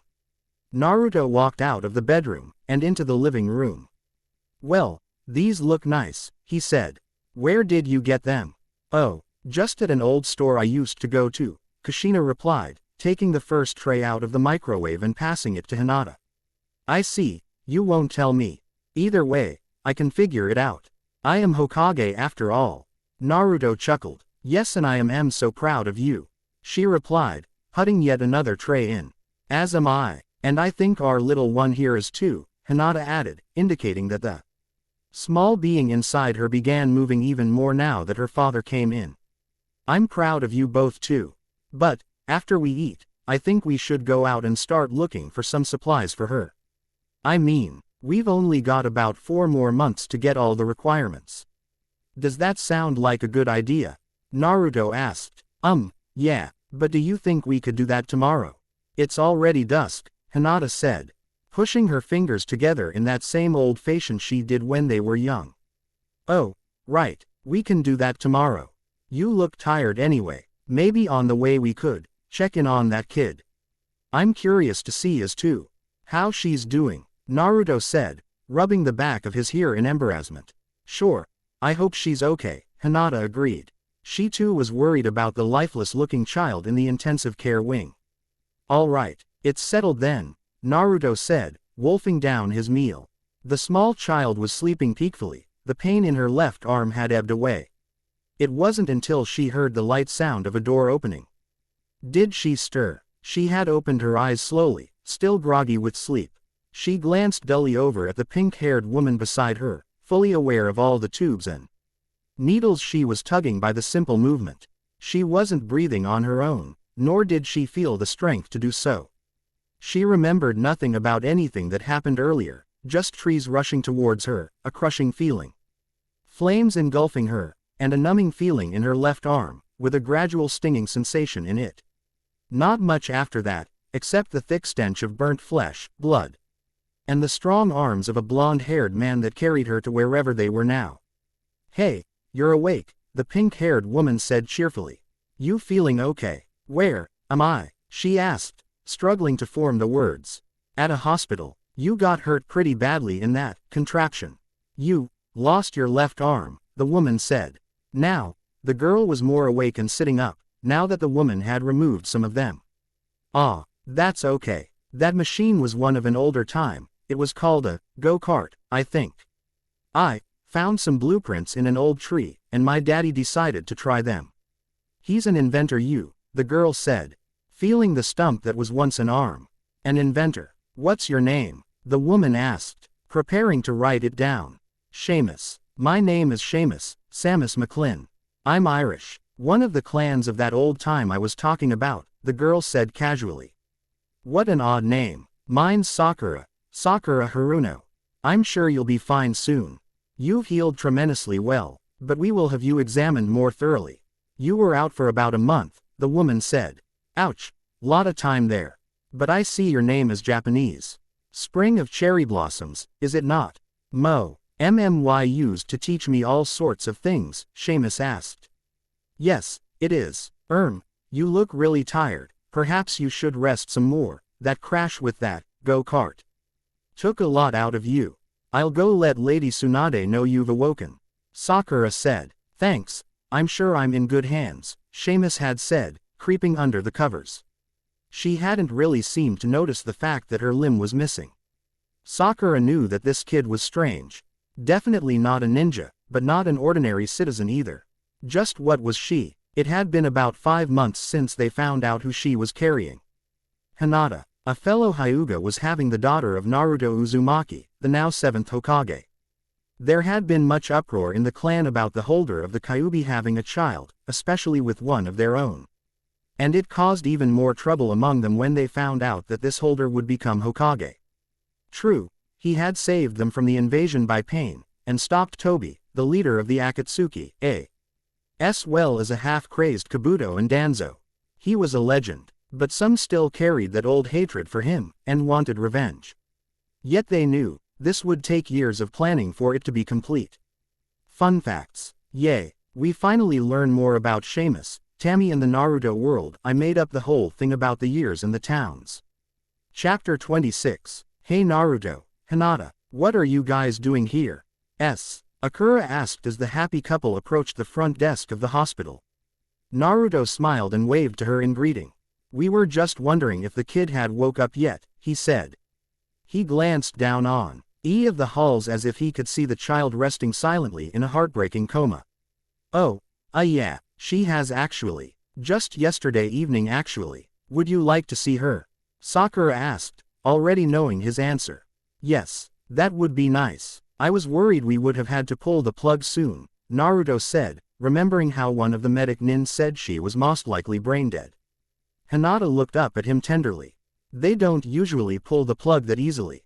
She's right. And besides, Seamus didn't even take any damage to her head, Sakura replied, leaning over on the counter. Seamus, is that her name? Naruto asked, befuddled by this odd name.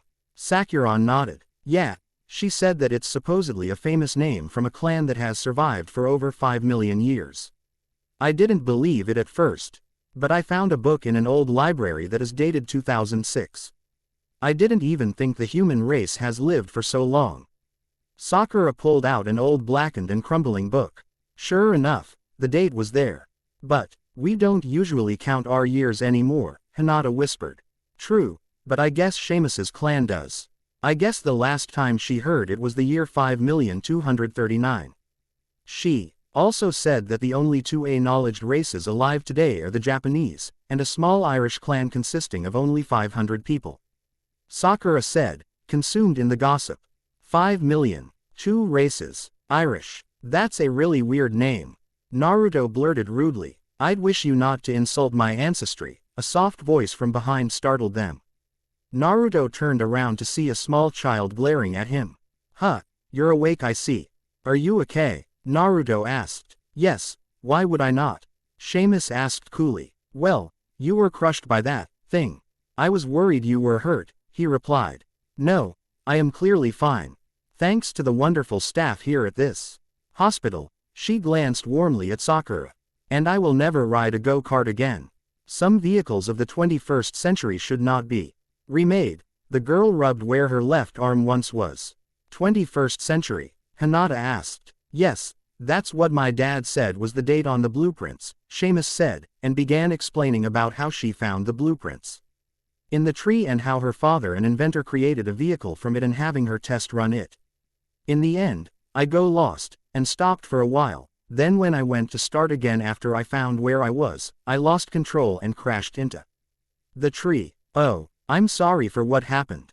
But, how far did you travel? Naruto asked. I don't know, about 1,000 kilometers or so. The distance TRACKER in the go-kart has the exact amount. Although I think it's sorta toast from how bad I hear the crash was, Seamus guessed. That's kinda far. Do you know where your clan lives? Hinata wondered, placing her arm on the child's right shoulder. Seamus put a finger to her lips and looked up thoughtfully. No, I can't really say. I know it's near a town called Shannon Reef. It's a really large place. About 4 times the size of my town. Well, I'm sure we'll be able to find your home quickly. Your father must be worried, Hinata said softly, obviously lifting away heavy weights from her shoulders. Yeah, I think he is, Seamus said yawning. She stretched her arm over her head. I'm tired. Sakura, may I go to bed? She asked. Sakura smiled. Of course, you don't need to ask. Just go, she replied cheerfully. Seamus bowed her head. Thank you, the small child muttered groggily. She then turned with slumped shoulders and headed down one of the hallways to her room. Wow, I can't believe how expensive some of this stuff was. We spent a fortune, Naruto said, lugging 5 or 6 boxes into their house. I know, but we really need this for the little one, Hinata replied, setting down a handful of bags in one of the empty rooms. Yeah, Naruto agreed, his voice turning soft at the thought of his unborn child. I guess it didn't take too much out of our savings. The couple sat down on their couch, thinking of the new parenthood that approached ever so quickly. The thought amazed them, as well as terrified them. Were they cut out to be parents? Would they be able to make peace with the Hyuga clan? And be able to bring their child up knowing her kin that loved her instead of despised her? It was something they'd have to figure out, if not solve. Suddenly there was a knock at the door. Naruto stood up to get it, wondering who would come at such a late hour.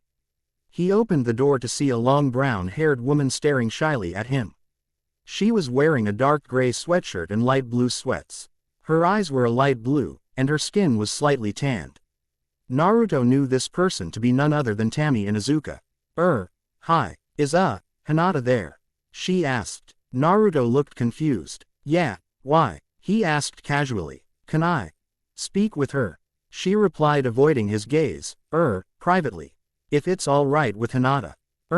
Come on in, Naruto offered. Tami Shu, FF led in and gave a quiet greeting to Hinata. Hi Hinata, may I, talk to you about something? She asked as Naruto silently slipped out of the living room. Oh, of course, Hinata replied, motioning for her to sit down. She did, but didn't know where to start. She stayed silent for a moment, but finally began. I'm a little scared of, well, you know, being a mother and all. I'm not sure what I'm doing.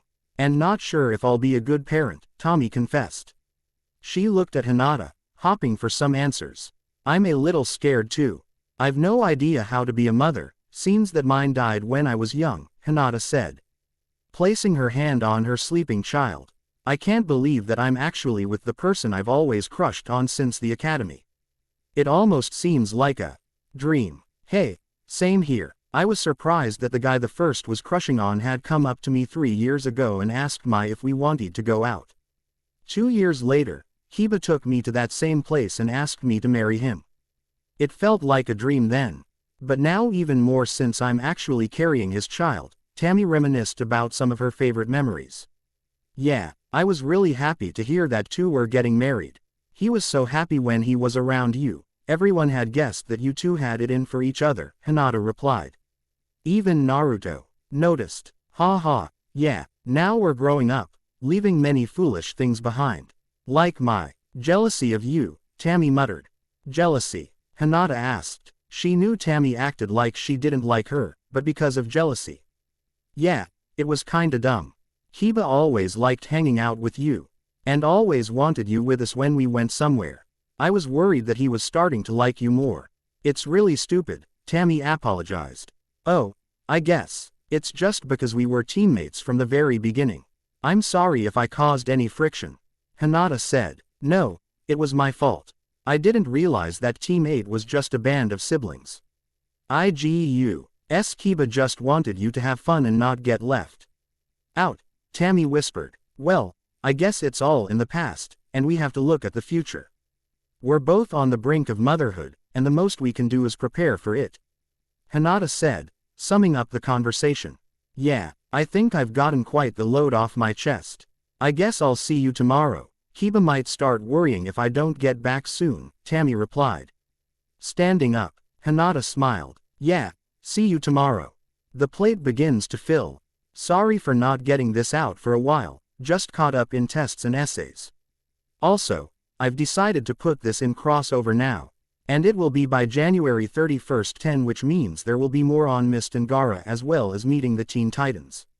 If you do not know about them, there will be a briefing. Or just contact me for a more thorough description. Chapter 27. It seemed as though they had been walking forever, and he knew he needed to attend to his cage position. Even though Tamari and Konkuro were handling it, it still wasn't right to leave them with the job, without really explaining why. Do we really need to do this? Mist groaned, barely trudging along. Gaara felt sorry for her. She was just afraid that she would be rejected once more. But he wouldn't let that happen. Yes, you don't deserve to be cursed like this for eternity, and you'll see everything has changed, failing to reassure her. Gaara stopped so they could rest. I don't really think it has, she sighed. You'd be surprised, besides, I'll be there with you, he said, looking at the setting sun. The stars were out, casting a calming glow. Hey, then I guess I'm really screwed then, Mist teased, looking at him playfully. Suddenly she stood up and faced towards the sun. The rays went through her, but they were blocked slightly. Though it still reflected the beauty she had. The mere sight of her solemn face struck by the sun's fire made Gaara catch his breath. How much farther do we have to go? He asked. Not much. About a mile, Mist replied coolly. If you want, we can camp out for now and put it off till tomorrow. Gaara tried to make her feel better. No, I arrived at dusk, so we must leave at dusk. Well, let's go then. With all of the things going on in his life, there was more than one thing to look forward to. First would be his daughter, expected July the 30th to be exact. There was also the fact that his old pal Kiba was awaiting the arrival of his child as well. But what really had him exited was the fact that he would be going to a cage meeting in a few days. They were to meet at a place called Lotus Valley. It wasn't owned by any lands, and was a place where all of the cages could meet and discuss most business. Naruto needed to be acknowledged by the other cages and accepted. As well as many other legal stuff he couldn't remember. Hinata could come and he desperately wanted her to, but she hadn't decided. She felt she would be burdening him if she did, since she would have to come in a drawn carriage. Naruto didn't mind, but wasn't sure how the road would be like, or how dangerous. Knock, knock, knock. Come in, Naruto replied, quickly snapping out of his thoughts. A smaller-sized Anbu stepped inside. She bowed and immediately began speaking. Sir, there is a peculiar man outside the village. He doesn't seem to be a threat, but it may be a trap. The head of our squad wishes your permission to bring him down, the Anbu said. I'd think I'd rather meet him than hurt him. He may just be looking for the girl we saved, Naruto replied, rubbing his head much like his sensei used to. So you do not want us to attack? I want the exact opposite. I want you to welcome him. Very well. Hey Hanabi, where are you going? Oh hey, Konohamaru. I'm just going to visit my sister. I haven't seen her in a while, Hanabi replied. She had just finished practice with her sensei. It was still early, so she thought she could drop in key. CKLY without anyone from her clan noticing. Must be weird not having her around, he said. Yeah, we aren't even supposed to say her name. Many people from the clan are mad at her, she sighed. It's strange. I wasn't supposed to even look at Naruto. It was all just a stupid thing that's blown over now, Konohamaru said, his hands resting on his head much like his hero once did. Maybe this will too, Hanabi sighed, her pace slowing slightly. I'm not so sure, Konohamaru. Everyone's so heated about this. Last week one of our members had tried to sneak out and assassinate her. He was so close. I don't know what I'd do if it actually happened. Don't worry, he replied. So long as Naruto is Hokage, and loves your sister, there won't be any assassins getting her. And you know what? I'll be right there with him protecting her. Hanab stifled a giggle at his goofy smile. His determination was enough to make her feel better. Maybe it would blow over after all. Hey, I'm back, Kushina called from the front door. Oh, hey, Hinata replied, sitting on the couch. She gave a long sigh. Running late at the office? Kushina asked. Yeah, he should be home soon though, she said glumly. He will, trust me, Kushina assured. He rushes home every day. And he feels really bad that he can't be home. He's just caught up in paperwork. Really? How much? I didn't see when I saw him earlier, Hinata grew curious. About 100 on each side of him. But thankfully Sakura was there to help him, Kushina gossiped. No wonder he's caught up in the office, Hinata murmured as she heard a knock at the door. Who could that be? Kushina wondered aloud. Hinata opened the door and saw his sister staring shyly back at her. Hi sis, she said. Hinata was surprised to see her. The clan was forbidden to even look at her, though she paid no mind. Hanabi, what are you doing here? Come inside. Hinata ushered her to enter, but Hanabi stood where she was. I don't intend to stay long, Hanabi said, hugging her older sister. I just wanted to see you. Father really misses you, so does Neji and I. But we aren't allowed to see you. I could be severely punished for doing this. But I really wanted to see you. Hanabi, you shouldn't have done this. I don't want you getting hurt over me, Hinata said. And neither do I, a stern voice sounded from down the hall. It was none other than their father. His face cold stone. Shri, there isn't much here. It's just a prequel to upcoming problems. Asterisk. A symbolic pendant. I'd like to note that Mist belongs to my friend Hinoka. I may not be accurate with what I've written about her, so please consult her with any questions. I do know I screwed up her eye color, but have an idea so as to fix it. Chapter 28. Father. Hanabi and Hinata both exclaimed at the same time. Hanabi, please go and wait for me at the mansion. I wish to talk to your sister. But I will talk to you later, he added sternly.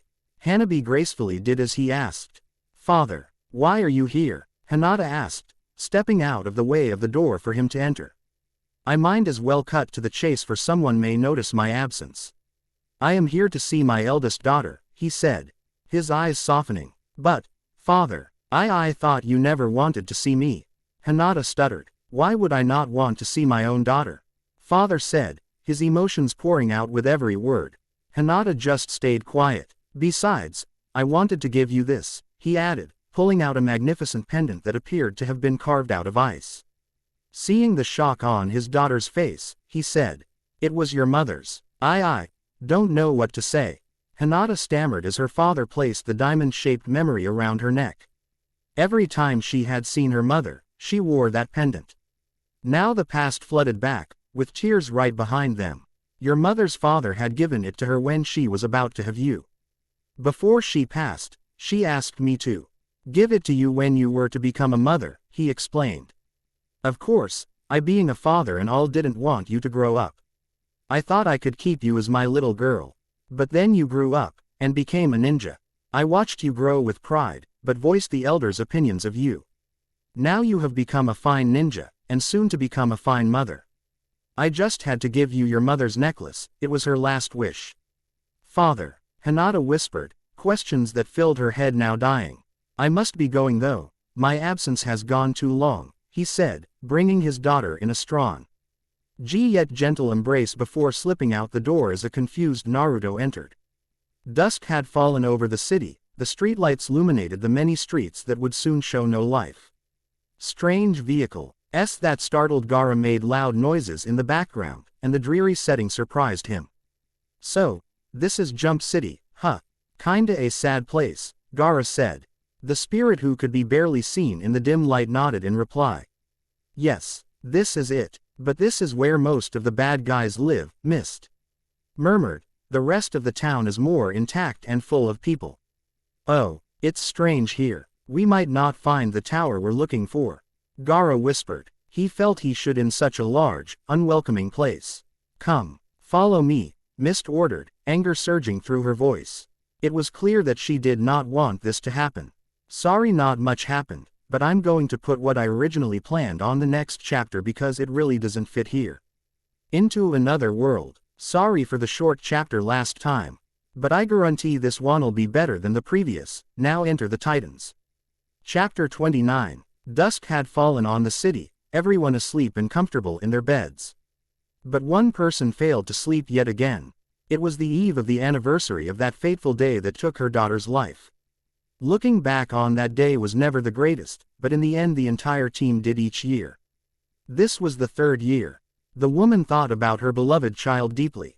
From the day of her birth, she had loved that little girl very much. She remembered when she had taken her first steps, first words, everything. But it was that day that tore it all apart. She had been fighting one of the toughest villains of the city, Slade, when she had seen her daughter fly past her recklessly. She had used an incantation to transport herself behind him. Raven tried to stop her, but it was too late. Slade spotted her, and grabbed her by her wrist, her body dangling over the city. Slade had already unsheathed his sword. He spoke lies that Raven never wanted to hear and delivered the first heartbreaking strike. Second, third, fourth, fifth. Then it was over. He cast her aside, over the building's rooftop. Free-falling towards the cement. Mist. Her and Beast Boy had exclaimed, both going after her lifeless body. Thankfully she had reached her before she had hit the ground but not before her spirit had left it. She could still hear that voice. The last words of her daughter that may not have been real. "I'm sorry. Are you still up, Ray?" A voice sounded behind the woman, startling her out of her thoughts. "Yeah, why?" she replied, turning to see her best friend radiated by the full moon's glow. "You probably should get some sleep, you've been working really hard." "I'm kinda worried," Beast Boy said sitting next to her on the couch. "What about you?" she asked, looking at him accusingly. "Couldn't sleep. Tomorrow's." "I know." Raven's face was once again overshadowed. "If only I could have been faster. I could have stopped her. She would be alive, and we would be a family," he said, burying his face in his hands. "It happened though, and we can't change it. No matter how much we want to," she muttered. "It wasn't anyone's fault either. We couldn't have prevented it because fate wanted it that way it seems." "That still doesn't change the fact that I hate the results," Beast Boy grumbled. "Same here," Raven replied. "I mean, what happened long ago wasn't meant, was." "I don't know. I can't explain it," he began. "Please, I don't want to talk about that," she said. "Yeah, it's uncomfortable for me too. But I guess fate wanted that to happen. It brought us the best things in the world. And you'd think it'd only happen once, not twice. You're ruining the moment. Though surprisingly you aren't trying to be funny," Raven groaned. "I know, but I don't regret what happened back then, only what happened 3 years ago," he finished. "I can't believe I'm saying this in a way. But neither do I," she replied. "At least we still have Jamie, though he's never around anymore," Beast Boy said. "True. We might as well get some sleep, EV. Everyone else gets worried at this time of year." "Right. I'll see you tomorrow I guess. Goodnight." "And, how exactly are we going to get over there?" Gara asked, peering over the vast lake in front of them to see in the distance the tower he was supposed to get to. "Swim," Mist replied skeptically. She obviously wasn't going to help him much. "That," he reasoned, "or my sand so that we don't get wet." "Whatever," she growled. "Come on, trust me, you'll feel better once you get into your body again." "Right, and penguins will fly," Mist joked. "What's a penguin?" "Morning y'all, eh?" Dark Man shouted joyfully to his friends awakening in the tower. Every year Cyborg tried keeping everyone happy on this day. He knew this was usually a futile effort, but he still tried. "Morning Cyborg," a black-haired man said deadpan. Robin hadn't quite awoken yet. The two of them were waiting in the kitchen with nothing else to do, rather, nothing that they were in the mood to do. "Good morning my glorious friends," a floating red-haired woman cried, though the emotion was merely a mask. Starfire knew exactly how painful this day was, and knew exactly how much it had hit the team. Only Beast Boy and Raven remained asleep. Everyone knew about their late night, and didn't want to wake them. It seemed that every year they lost sleep, but then again, most of the team did as well. Finally the last two awoke. Though they didn't say much. Memories flooded their eyes, as well as tears they fought back. They all fought them back. It seemed like time had stopped, as if the whole world had slow wed to make this day much more painful than all the others. But suddenly, but only for an instant, Raven sensed a presence she hadn't felt since. No, it can't be. She was gone, and so was the presence. Passing as quickly as it had come. Did Mist's spirit pass by? Nothing. A seance wouldn't answer. She began to leave for her room when the siren signaling an intruder went off. The seance would have to wait. The Titans rushed to the window. They could see the intruder from there. He was easy to see, what with his red hair. He seemed to be floating on the water, a large white mass underfoot. It wasn't clear whether he was attacking or visiting, though the Titans knew he was a stranger. Raven felt that same presence growing ever stronger as the strange man approached. It was then she knew she needed answers. Her instincts took over as she went down to attack this strange man. Gara was quickly advancing towards the tower. It wouldn't be long until he was there. But suddenly a man who looked exactly like Mist had dropped down and began embanking on him. Then 4 more people quickly followed. Gara knew he was trapped, with Mist screaming at them to stop. They couldn't hear. He didn't want to fight, but he knew he must. An old enemy returns. I have a new computer, thus a better writing tool. I do not feel like explaining the transition keys, though I believe you will catch on quickly. And now I am proud to present to you Chapter 30. The man Naruto had been waiting for had finally been, though all the security stations. No one from outside the village could see the Hokage without going through them. It was an unchangeable law after the near bombing of the first Hokage. The man stepped into Naruto's office, cap in hand. He was twisting the old green hat nervously. He was much shorter than Naruto. And much more heavy-set. He wore such outlandish clothing, it was clear the two came from different worlds. Or, at least, 2 different cultures, 2 different civilizations. Upon the man's green vest was a golden emblem similar to the knotted design Seamus had drawn to show them her family crest. In fact, it was exactly the same.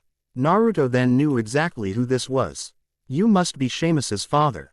Are you not? Naruto asked formally. The balding man looked at him sheepishly with his pure green eyes that were nearly hiding in his thick beard. I, sir, he said in a rich accent. Naruto had heard it faintly in the one-armed girl's voice, and now he was certain they were from the same place. You must be searching for her then, Naruto replied. Aye, sir. People must. Avenue found. Remains then, the man spoke calmly, but sorrowfully. Well, her live remains. She's in our hospital now, Naruto smiled, understanding the worry of the old father. Me girl be alive, this be true young lad. I found. The wreck no. Too far away from air, the man gasped, forgetting his formality. Yes, your daughter as well. There are of course some things we need to discuss, Mr. Oi, where are me manners? Me name be Dublain, pronounced Dove Lin. Ya can call me Dubby. The man said. Anyway, Dubby, there are some things we need to talk about. Where are you from? Naruto asked. From Aiden Forest. 'Tis only 100 kilos away, Dubby recalled, thinking deeply about the distance he'd traveled. And why did you let your daughter go on such a dangerous machine, and go so far? Naruto interrogated, a little anger in his voice. But since he didn't know the whole story, he didn't accuse the old Irishman. Well sir, when me ol' eyes saw me invention in ruins. I rummaged around, a bit and found the GPS, map that tells you exactly where. You or me boy and the preset route I chose be messed with. I think someone may be after me daughter. Dubby explained. Really? Naruto exclaimed. Do you have any idea as to whom? Well, Avenue a thought, but it can be. He's been dead for a year. The old man stated. He may just be in hiding. We've had this type of case before. I am myself. I understand, but with us ninjas, we can fake death. If there is a man who could have killed her, we need to know. But, suddenly a large Anbu man burst through the door. Lord Hokage, I have an urgent message. Our captive number 773 Ikaime Hoshida escaped. He cried. Naruto remembered her all right. She was the he'd met when he was on that mission to babysit, the one that was just a trap. She was the one who tried to kill Hinata, but luckily didn't succeed. She was his worst enemy. What does she want? Naruto aggressively asked. Who be this Ikeim person?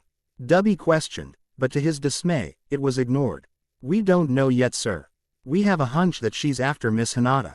We already have 12 teams dispatched to find her.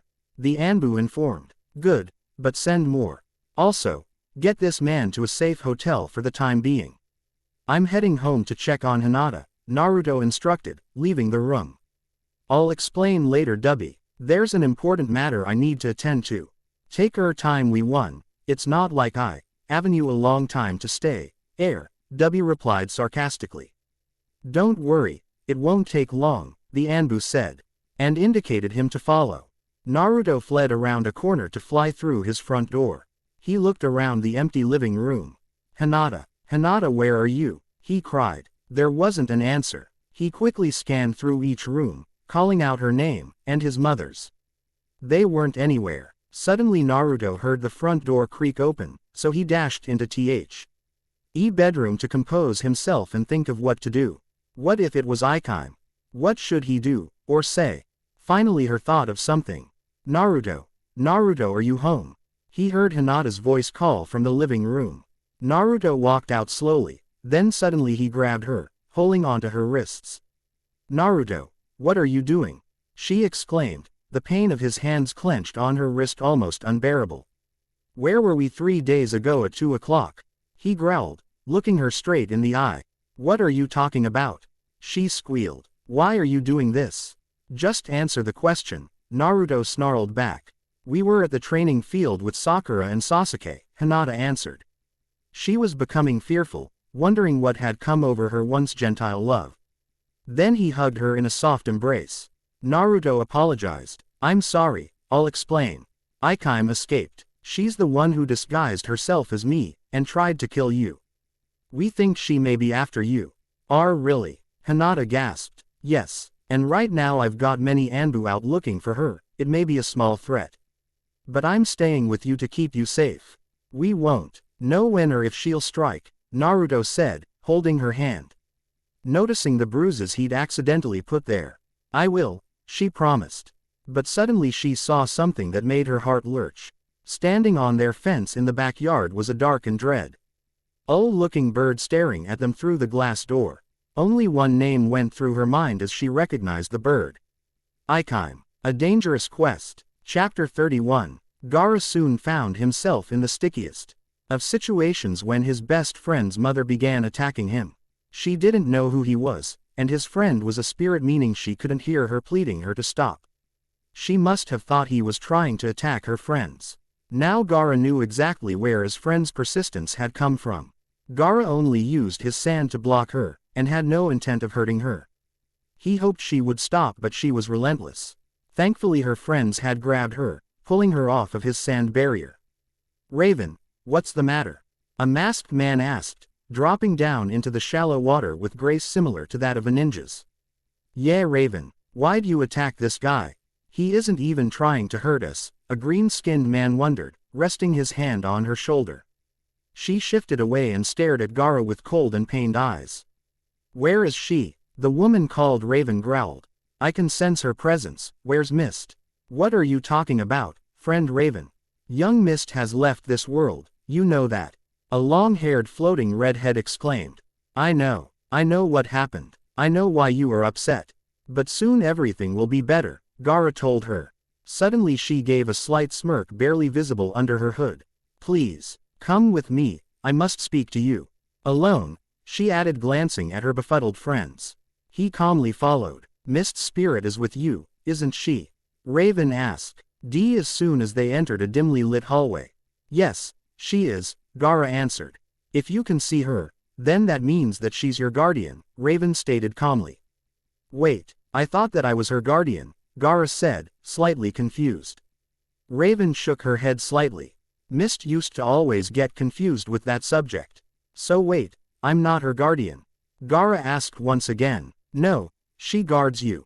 Kinda like an angel, if you believe in such things, Raven replied. So what does that have to do with anything? He questioned as Raven placed an open book in his hand. It was handwritten. Read, was all she said. He did. When a guardian wishes to become immortal once more, then the guarded must seek the spirit's body. Very little time must pass, for the procedure will not work if the corpse is decaying or already decayed. In order for the guardian to become mortal, or come back to life, the guarded must acquire these three crucial things. 1. If the guardian was killed by a disease of any sort, then the guarded must obtain the medicine for that sickness in order to cure the guardian once they return. If they were killed by assassination or accident, such as a vehicle wreck, then the guarded must retrieve the weapon or vehicle that killed them. 2. The guarded must also obtain a rare revival flower. The flower may also be known as a sleeping violet. This must be placed in the guardian corpse's hands. 3. The final object the guarded must get is not really an object, though is the hardest to obtain. The required act takes time, much of which the guarded nor the guardian has. Such an act is the one that will most likely not work. The act is that the guarded must simply place the most heartfelt kiss upon the corpse's lips, the kiss of true love. I've told you before it won't work, but now you know it won't. Mist muttered coolly beside him. I still want to try, Gara replied. Come with me, Raven spoke softly. A long time has passed, but I kept Mist preserved for precisely this moment. How? There's no way you can keep a body for even longer than a few days, or weeks tops. How did you do such a feat? Gara realized, noticing part of his dilemma. Raven only replied, magic, and entered a dark room. This is where she is? Gara asked, knowing the answer. Both of the girls nodded. Then he saw something that made him catch his breath. Setting in the middle of the room was a white diamond with golden designs laced around it. The golden vines melted and the prism faded when they drew near. A black shadow slink into the shadows, revealing the lifeless body of Mist. She was even more beautiful in her physical form. But I don't have any of the items to bring her back, Gara whispered, once again feeling the need to in this strange world, and in the presence of this body. I figured as much. That's why I at least have the sleeping violet. I'm sorry I couldn't get the blade from Slade, Raven said quietly.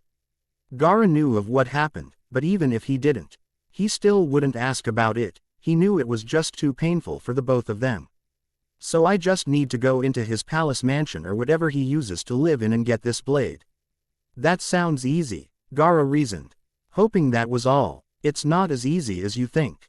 Slade is ruthless. He'll kill you. If you go, don't go alone, Raven pleaded, knowing more than anyone his wrath. Trust me, my sand can stop him, as well as kill him, Gara spoke toughly, trying to encourage himself more than anyone. He wasn't sure if he could do it. You may be able to do that in your world, but here you cannot kill anyone. If it were up to me, Slade would already be dead. Plus in this world, your powers may disappear after time, Raven replied. Fine, then I'll turn him into the Anbu, Gara said. They don't have Anbu here, Nimrod. Mist whispered in his ear. You mean police, Raven informed. I've been to your world. I know what they are, you don't have to explain. But here they are called police. Right, but I'll just go in, get the blade, turn him in and that's that, Gara summed up. I must say, you won't get far, Raven replied. Well, I won't know until I try, Gara said solemnly. Just point me in the direction of his hideout. All right, fine, but if you get yourself killed, that's that. But I'm begging you, be careful. You're my last hope to bring my daughter back. The battle begins. Chapter 32. This was it. The battle had reached its high point, and Naruto was winning. Ikeim's breath was staggering, while Naruto hadn't even broken a sweat. Her chakra was almost up. That was obvious. This wouldn't take long. Naruto threw an uppercut, since she was busy watching a shadow clone. The move was sure to knock her out. But suddenly, she moved, a blur to even Hinata's Byakugan. If only they had seen her, they could have stopped her. But too late. Ikeim was right on top of Hinata, a kunai to her neck. Naruto wheeled around just in time to hear his beloved scream. In a few mere moments the battle had gone her way. Foolish boy, my master should have killed you when he had the chance. And so have I to your precious woman. Ikeim sneered, pulling the kunai closer to Hinata's neck. Naruto, don't worry about me, the village is in danger. Hinata squealed, knowing her life had no value worth sacrificing for the village. I'm not gonna let you die. Especially if there are 2 lives at stake, Naruto cried back. It's funny, you must be dumber than I thought, this is just too easy. Ikeim continued to gloat, and no one here to stop me. Oh really? A threatening voice with a speech impediment sounded behind her, a kunai moving to her neck. It seemed the tables had turned once again. Iruka-sensei, Naruto shouted, thankful of his fatherly figure's aid. No time for talk, Naruto. We need to deal with her now, Iruka stated firmly, focusing on the battle. Don't think I will fall for this trick again, foolish shinobi. I have yet another trick up my sleeve. I won't kill the girl. Ikeim paused, secretly having a clone sneak up behind Naruto. Naruto, look out, Hinata screamed, but it was cut short as Ikeim stabbed her in the back with a kunai. It was shallow, but could be lethal if left unattended. His concentration and anger focused on the Ikeim who hurt his love, Naruto completely unaware of the clone Who had stabbed him too in the back, this one more deep. Ikeim said a taunting farewell, and transformed into an ugly black bird, flying away in the afternoon light. But to the victim couple, all was darkness. Hinata awoke in the very familiar white and sterile rooms of the Konoha hospital. She barely remembered what happened earlier, but she knew she had been hurt. And Naruto. That was all she was worried about.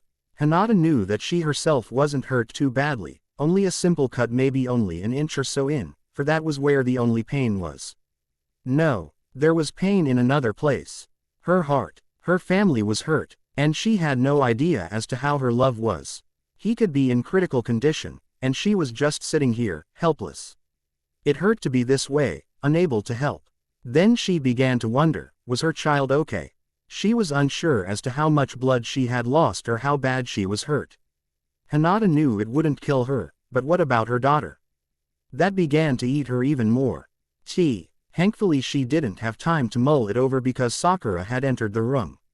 Hey there, sleepyhead, you feeling okay? Sakura said comfortingly. She moved over to her side instantly, checking her heart rate. Where's Naruto? Hinata said groggily. Hush, Sakura cooed, patting her friend's arm lightly after the test. He'll be fine. His wounds are just slightly deeper. All we need to do. Wait for the antidote to go through his body and remove the poison. Poison, Hinata cried, a slight rush of panic engulfing her. It's all right, it's a weak one. And there isn't much, just barely under the fatal dosage. He'll be fine, Sakura reassured, helping as much as she could. Oh okay, when will we be able to go? Hinata asked, wanting to get away from this place that for many months she had been trapped in. This dreaded place of sickness and worry. Just as soon as Naruto wakes up and is emptied of the poison. We're not going to let you out until he's fine, so you'll be under our watch. We need to keep you both under constant watch, at least until we can catch Ikeim. Sakura choked out the foul name, her hatred for the woman who constantly tried killing her friends so much like family to her. Ikeim is still on the loose. Hinata feared the thought. In her condition, she had no chance against this vile lowlife. But then again, if her worries were correct, then her condition would soon be changed. Don't worry, we'll catch her, your family is safe, Sakura replied, soothing her best friend once again. I hope so, Hinata sighed. She's safe, right? The little one. Of course, you only have a tiny nick, nothing to worry about, we just needed to check for poison, but you're clear. You're fine, Sakura exclaimed, trying to eliminate the tension in the room. I was just worried. She hasn't moved at all, but normally she's so jittery, Hinata said softly, the love she felt for her child consuming her. Everyone needs rest, and so do you, so get some rest, Sakura ordered. It was the best for her. No one was really sure whether or not the child was alright or not. At least most were optimistic. He's getting worse, he's not responding. Then get the second antidote. That isn't working either. Then get the antioxidants. Miss Sakura, what do we do? If it isn't a lethal dosage, then let him ride it out. But he might become addicted. Then take that risk. He could become addicted to the medicine too. Just have him ride it out. Keep his temperature under control, monitor his vital signs. What should we tell Miss Hinata? Don't tell her anything. It could only worsen things for her, We don't even know if the fetus is alive. And if it is alive, more stress could kill it. What do we tell her if she asks? That he hasn't woken up yet. We can't lose another Hokage. Only true love. Chapter 33. Keeping control of the hidden sand was harder than it looked. Kankuro had no clue as to how Gaara could handle it each and every day. Nor could he understand how Temari was able to keep her cool under this new unfamiliar pressure. He just couldn't take it. It was approaching dusk, so Kankuro decided it was time to leave and take the scenic route. It wasn't his favorite way to go, since it was full of all of the richer people who thought themselves better than everyone else and even went so far as to publicly voicing their great disliking of Gaara because of a past that was no longer with him. But today he was glad he did. As he was walking, he went down a particular road that hosted his favorite actor, even though he could be a jerk at times. His house was a large white mansion that, despite the desert dryness, had a beautiful lush garden. Kankuro was looking at it, wondering what it would be like living in such a house. But then he spied something that made him stare in wonder. There behind the mansion gate was a maiden with golden hair wearing a wonderful tan dress smiling at him. He was so busy staring at her beauty that he hardly noticed what was in front of him. He absent-mindedly walked straight into a lamp pole. "Oh," the girl exclaimed, rushing out of the gate to his side. "Are you all right?" Dazed, Kankuro could only reply, "Huh, are you hurt?" She asked him, crouching down to help him up. He only mumbled a reply. "Let's get you some medical help.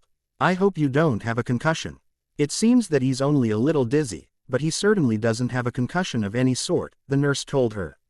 "I told you I was fine," Kankuro deadpanned. "I just wanted to be sure." "I'm sorry you hit your head," she replied. "It's all right, it was my fault." "Megami Suyayaka. Suyayaka, isn't that actor's name?" Kankuro recalled. "Yes, that's my father," Megami stated. "And you are?" "Kankuro," he introduced. "Aren't you the Casecage's brother?"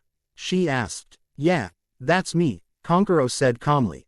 "I'm very glad to meet you," Megami bowed respectively.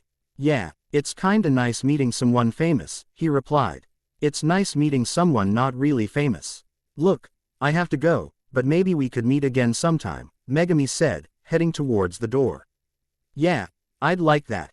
Kankuro smiled, deciding to take the window. "So here we are," Gaara stated when he'd reached the weaponry room. So far he'd entered undetected, but he wasn't sure how long that would last. "Yeah, I guess we are," Mist replied, her soft and joyless voice bouncing off the walls and entering only Gaara's ears alone. "So what did the blade look like?" Backquote. "Well, child," a deep voice sounded behind them. "It would look like the one about to kill you." Gaara spun around, a dagger to his throat.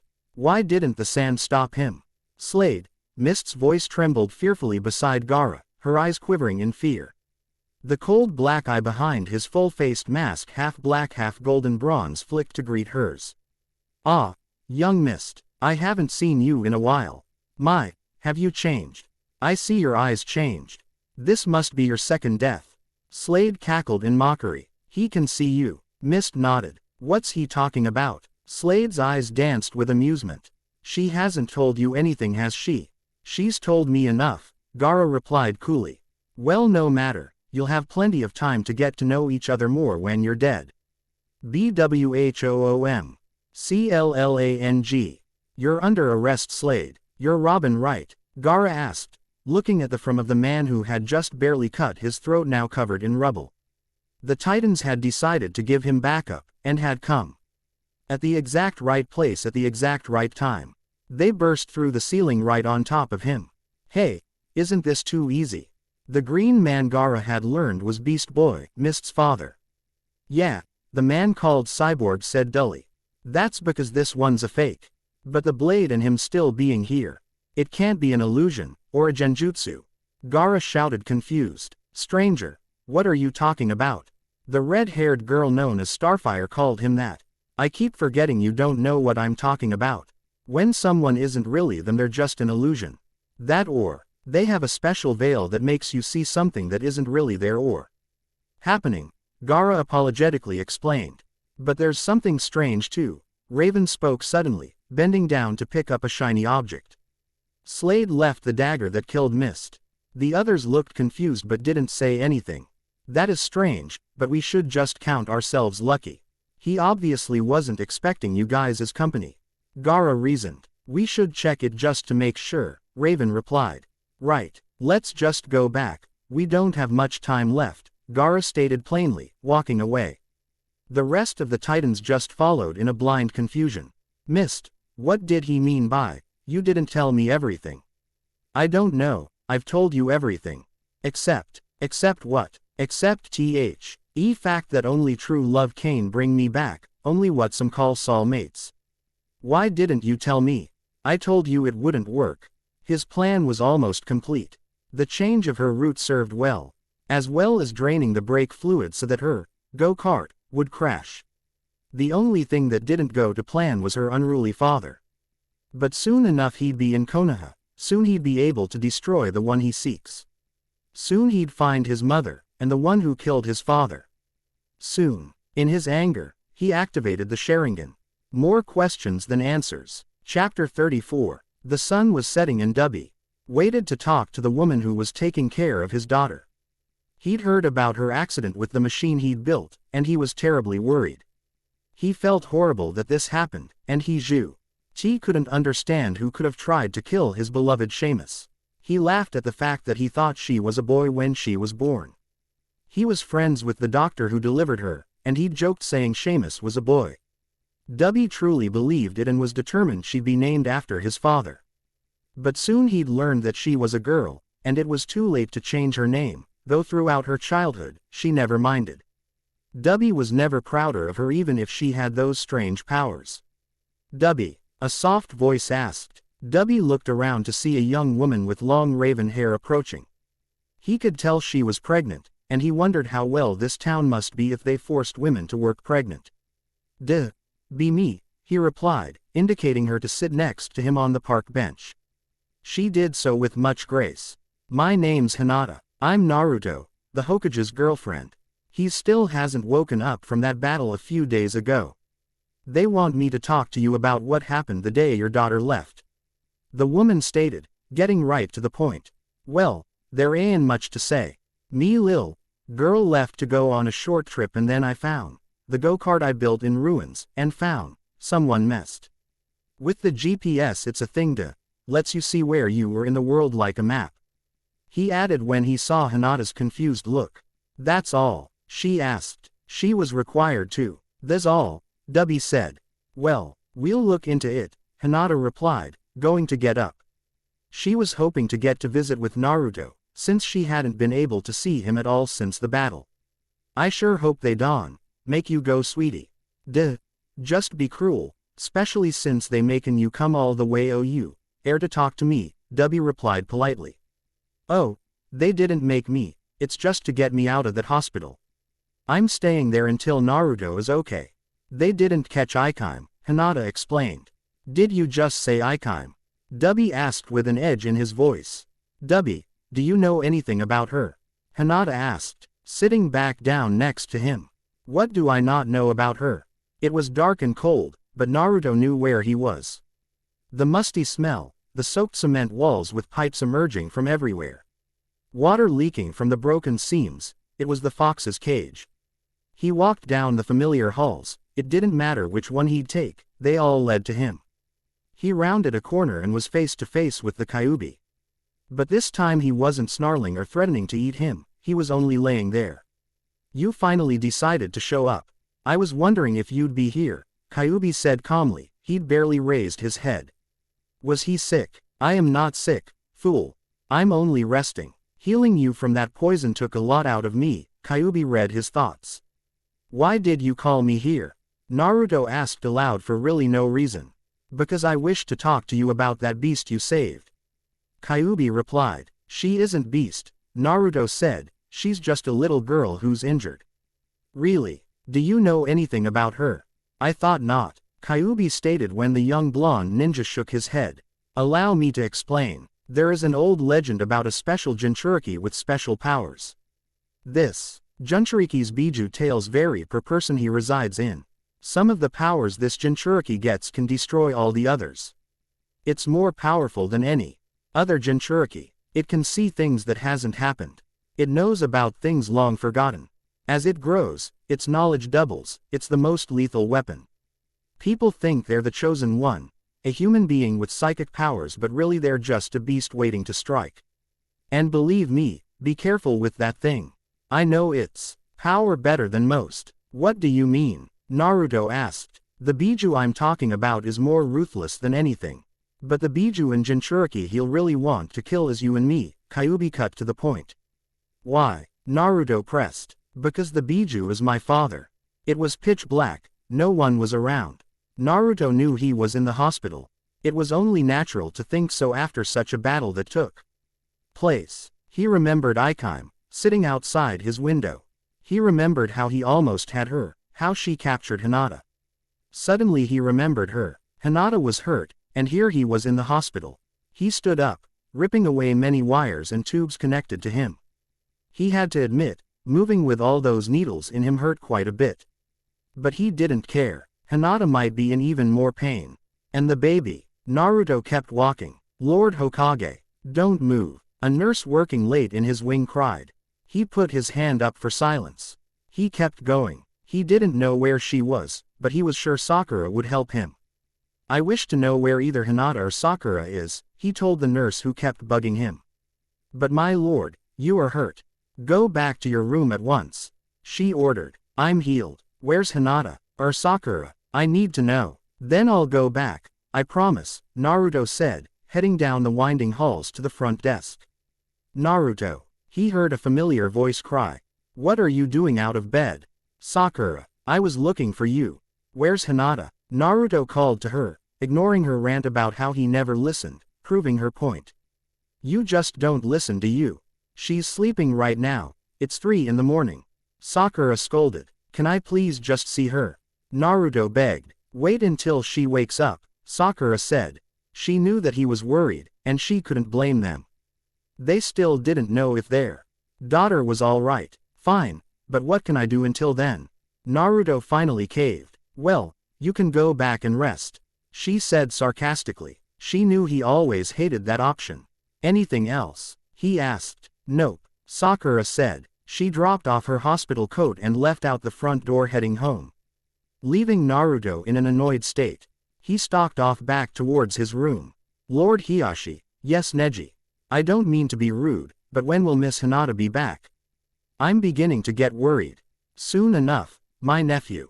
I hate to say it, but my father is getting worse. I don't think he'll survive this illness. I worry just as much as you. I heard about what happened a few nights ago, and I'm scared, to tell the truth. Also, I've heard the rumors of a few fellow Hyugas retaliating against us. They want to kill Hinata. They tried to recruit me, but I'm not sure whom. They sent me a letter. Careful to leave no trace as to who they were. But is it true that you will be the elder if grandfather passes? Aren't there others, like grand-uncle? Grand-uncle doesn't have any children, or grandchildren for that matter. And we all know you must have both to become an elder. It's almost like an old joke. I know. I cannot wait for the day it comes.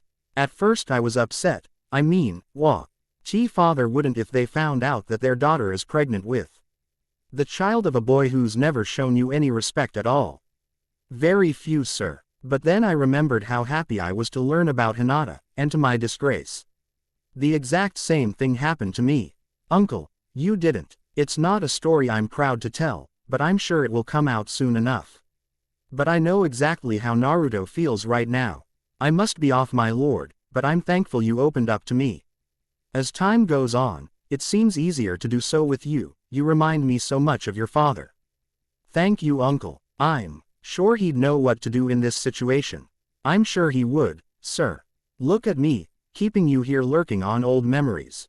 Be off with you, Tenten is waiting. Yes, my lord. Hiyashi's mistake. Chapter 35. He was young again. As he looked back on his life, he was no longer an expecting grandfather, but a young man falling in a young and joyous love. No longer did he think about his previous crush, who herself had fallen in love with the newly made Hokage. Only one person was on his mind. Hiyashi. They called, awaking him from his descent in time. Hiyashi glanced around to see a beautiful young woman waving from a distance. He remembered this day. It was the one that changed his life, forever. Good afternoon, my love. Please join me, he spoke his memory. He never could try to change it, even if he would ever want to. That would be wonderful, she cried, her voice chimes in the wind. But you really don't need to do so much for me. Oh, but I love you so much I just have to show my gratitude. He replied, setting himself down beside her. Hiashi, you are so kind to me, she cooed, snuggling up next to him on the hillside overlooking the city. They could see in the distance the sculptors carving the fourth's face in the Cage Mountains. Himaya, do you ever wonder what'll happen when there's one too many Hokages for that mountain? He asked. He always asked the unneeded questions with no answers. Sometimes, she said, but I'm sure they'll know what to do. Asking those fruitless questions again, are we, brother? A voice sounded behind him. I had a feeling you'd show up to ruin my date again, Hisashi. This is the 12th one. Hiashi scolded his younger but more mature brother. No, you could do that on your own. But father is out for tonight, and he wished to speak to you before he leaves. Hisashi informed. May I come with you? I haven't had the honor of meeting you, father, Himaya said beside him. Of course, I'm sure father won't have a problem with that. Hiashi replied, giving his brother a slight glance. He knew he never really thought much of Himaya since she was only a peasant in Konoha. Let us be off, brother, I am meaning to get back to my wife. Come, Himaya, Hisashi said gruffly. Please be nice to my girlfriend, brother, Hiashi growled, following his little brother hand in hand with his love. Welcome, my son, the Hyuga leader addressed him. As you know, I am leaving tonight to attend the Cage Summit with the newly appointed Hokage. Since you are the oldest, though not exactly the most responsible, you are the one in charge. I will allow you to keep some friends overnight to keep you company, since the only company is the help. But father, I mean sir, where will Hisashi be? Hiashi asked. He will be out with Nagumi for the night. It seems her parents have invited him to their place for a few days, his father replied. I understand. I will do my best to please you, Hiashi said formally and calmly. But Hiashi did the exact opposite. What had occurred that very night was a complete disgrace to the clan. At first they dismissed it as a simple mistake that some rash words would punish him and would then fade away. But as the months continued to go by, it was clear there was more than disgrace caused that night. Hiashi, I'm so sorry this happened, I didn't mean to do this to you. Himaya sobbed. He embraced her, trying to calm her. It is not your fault, Himaya. It is I who should apologize. I should be the one taking the blame, not you, Hiashi choked. This is how you repay me. I give you some responsibility and you carelessly throw it away. His father bellowed from the doorway. Please, father, is there any other way? I don't want to lose my child, and I don't want to lose my love, Hiashi begged his father, keeping Himaya's hand in his. Tears still streaked her face. Well, I was hoping this would never happen, but I suppose it has to, Hiashi's father muttered, walking closer to him. Making a slight movement, he placed something into Hiyashi's hand. He looked at it, and couldn't believe his eyes. In his palm was his father's ring, the one he'd used to marry Hiyashi's own mother. Suddenly he'd realized exactly what his father was wishing.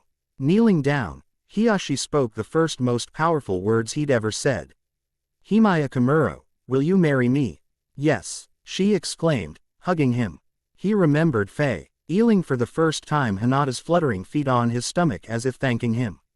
He'd never forget it. My son, you have lost so many rights. You must become the next Hyuga leader, but you must voice exactly as I say until my death. That way our traditions are still held, since Hisashi has the cage seal already. Without me guiding your actions, with the Hyuga compound knowing but not the res. Chi of the world knowing, everyone will follow you, and life will resume normally. Hiashi never forgot those words of his father, the words he agreed to with no choice, the ones he's forever followed. He knew his father hated Hinata because of his slip-up, and he was forced to say such cruel things to her. As well as he was forced to remove her from the compound because of him, even though he knew it was for her own protection. Hiashi flashed through Hinata and Hanabi's births, their birthdays and those everlasting father-daughter moments. He began to age in his memories, his hair beginning to gray on the sides. And his face began to wrinkle. He knew he would never make the same mistake of hating Naruto or his granddaughter for this incident that he himself had gone through. Never once during his lifetime did he hate his daughter, though he felt bad she was forced to go through this because of his father. But perhaps soon things would be different, because his father was ill, and his promise to his father would be over with and he would finally be able to fix all that was wrong in the Hyuga clan. Heartfelt Kiss. Chapter 36. I just don't understand it at all. Robin exclaimed. This isn't like Slade at all. I know, man. This is just too weird, Cyborg said beside him. They were analyzing the dagger they found at the site they found Slade. In 2 days' time of searching, they found no trace of him anywhere. It was as if he were never there. But even if he was there, why did he leave the exact dagger that killed Mist? I mean, Raven told us why we would have needed it, but why did he leave it? Robin wondered aloud. Because we don't need it. It won't work now, Gaara spoke suddenly. How do you know such knowledge, stranger?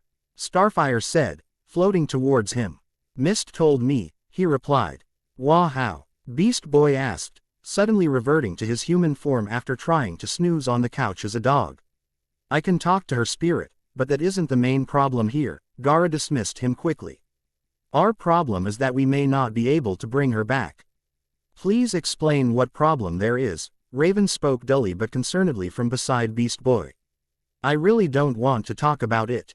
I'll give it my best shot to bring her back, but I'm not sure if I can, Gaara answered, yet didn't answer. I hate how you keep talking like I'm not here, Mist muttered beside him. Look, I don't have time to explain. But when the sun touched the horizon, I need to be alone with Mist's body, there I will be put to the ultimate test, Gaara informed them. Oh sure, ignore me, Mist snorted, stalking off into another room. Though she was upset with him, she still had enough room to walk freely about the entire island.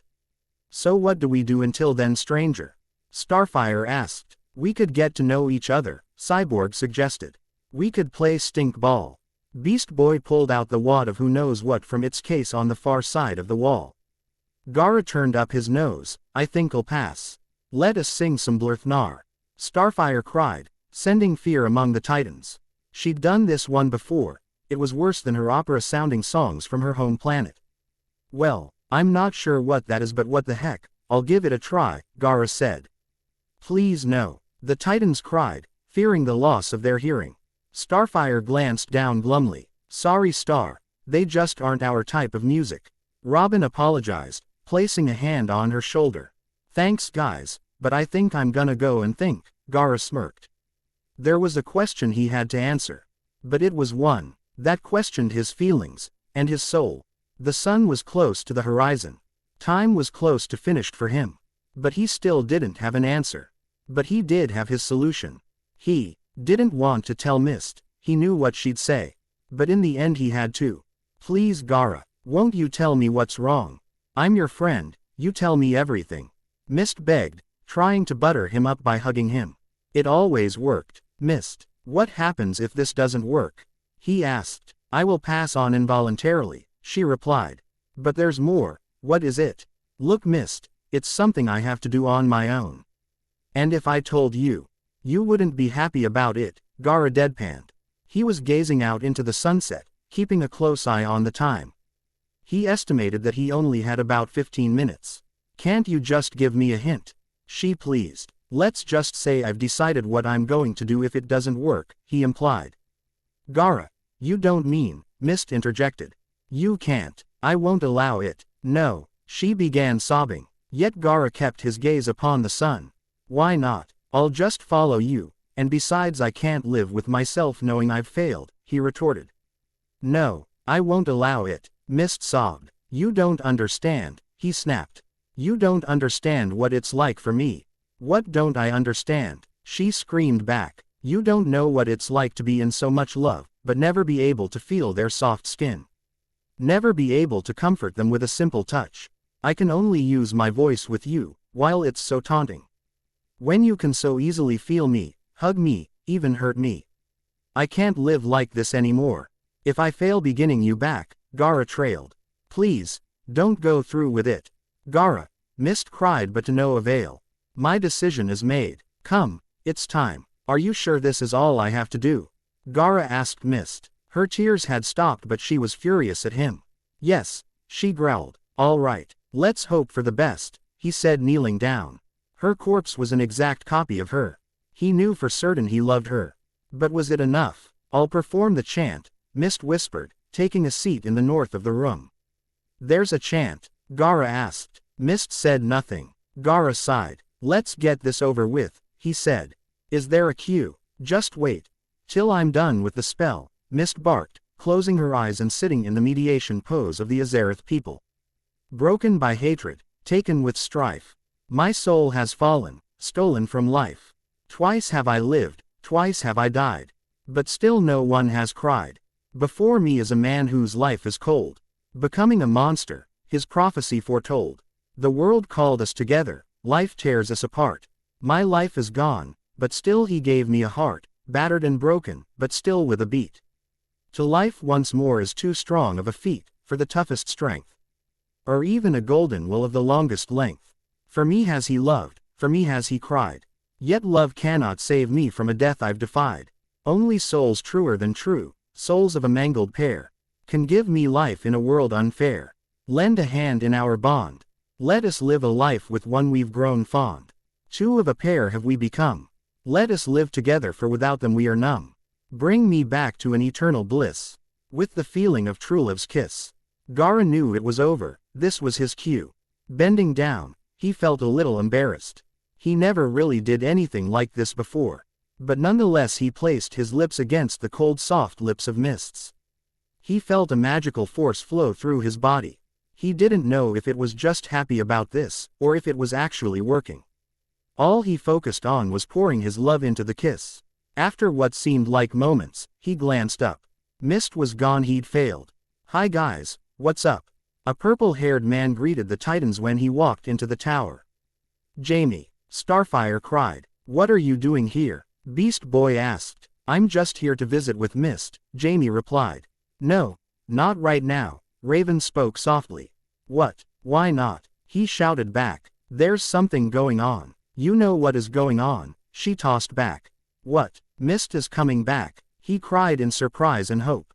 We aren't sure. Mist told Gara that it might not work, Robin explained. Who's Gara? Jamie asked. Me, said a red-haired man, you could tell he was heartbroken. What happened? Raven urged. I failed, he simply replied. He knew his next move. I wish to see that blade once more. What are you planning? Jamie wondered, gravely protective of his family. I failed, which means Mist has passed on. I can't believe it didn't work, he said. Suddenly Jamie punched him square in the mouth. You jerk.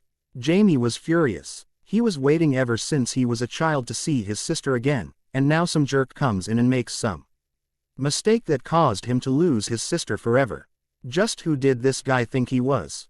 I know. Just please, let me die, Gara muttered. Go ahead and kill yourself, I don't care. Then you can live for eternity with your mistake. Jamie growled. He knew that with regrets, it was hard to pass on with them. I want to believe me. But there is one last thing I must do. Beforehand, Gara informed, rising to his feet. He walked over to Raven. I'm sorry I screwed up. It's not your fault, but don't take your life, please. Mist would have never wanted it to be like this. She pleaded. I know. I can't live without her or with my mistake, he murmured, tired of repeating this. Don't, stranger. You have become family, if you were Mist's family, Starfire begged. I'm sorry, but I must go, maybe I'll find her in the afterlife. Perhaps not, but I cannot be like this, Gara whispered furiously.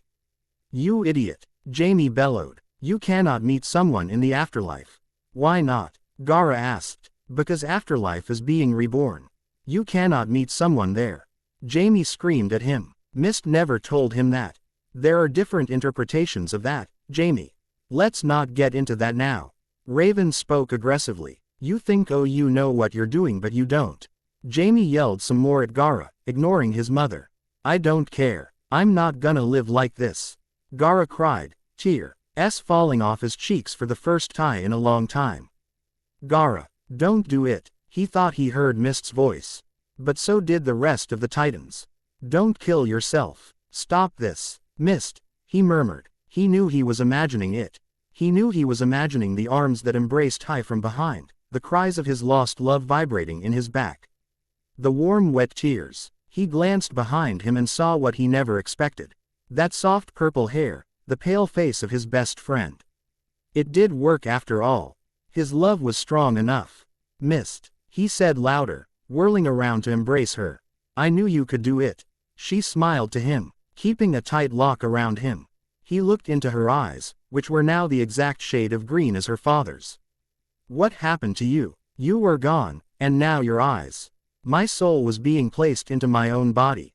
And my eyes were, originally green. When you die twice, your eyes revert to the color of your hair for some reason, she laughed lightly. He loved to laugh. He found himself laughing with her. I love you so much, he whispered to her. I love you too, she muttered back. She stepped up onto her toes, reaching as high as she could, but didn't make it. He leaned down and kissed her. She kissed back. He was glad he could do this now. The couple stayed together at the tower, getting to know Mist's family, catching up on old times.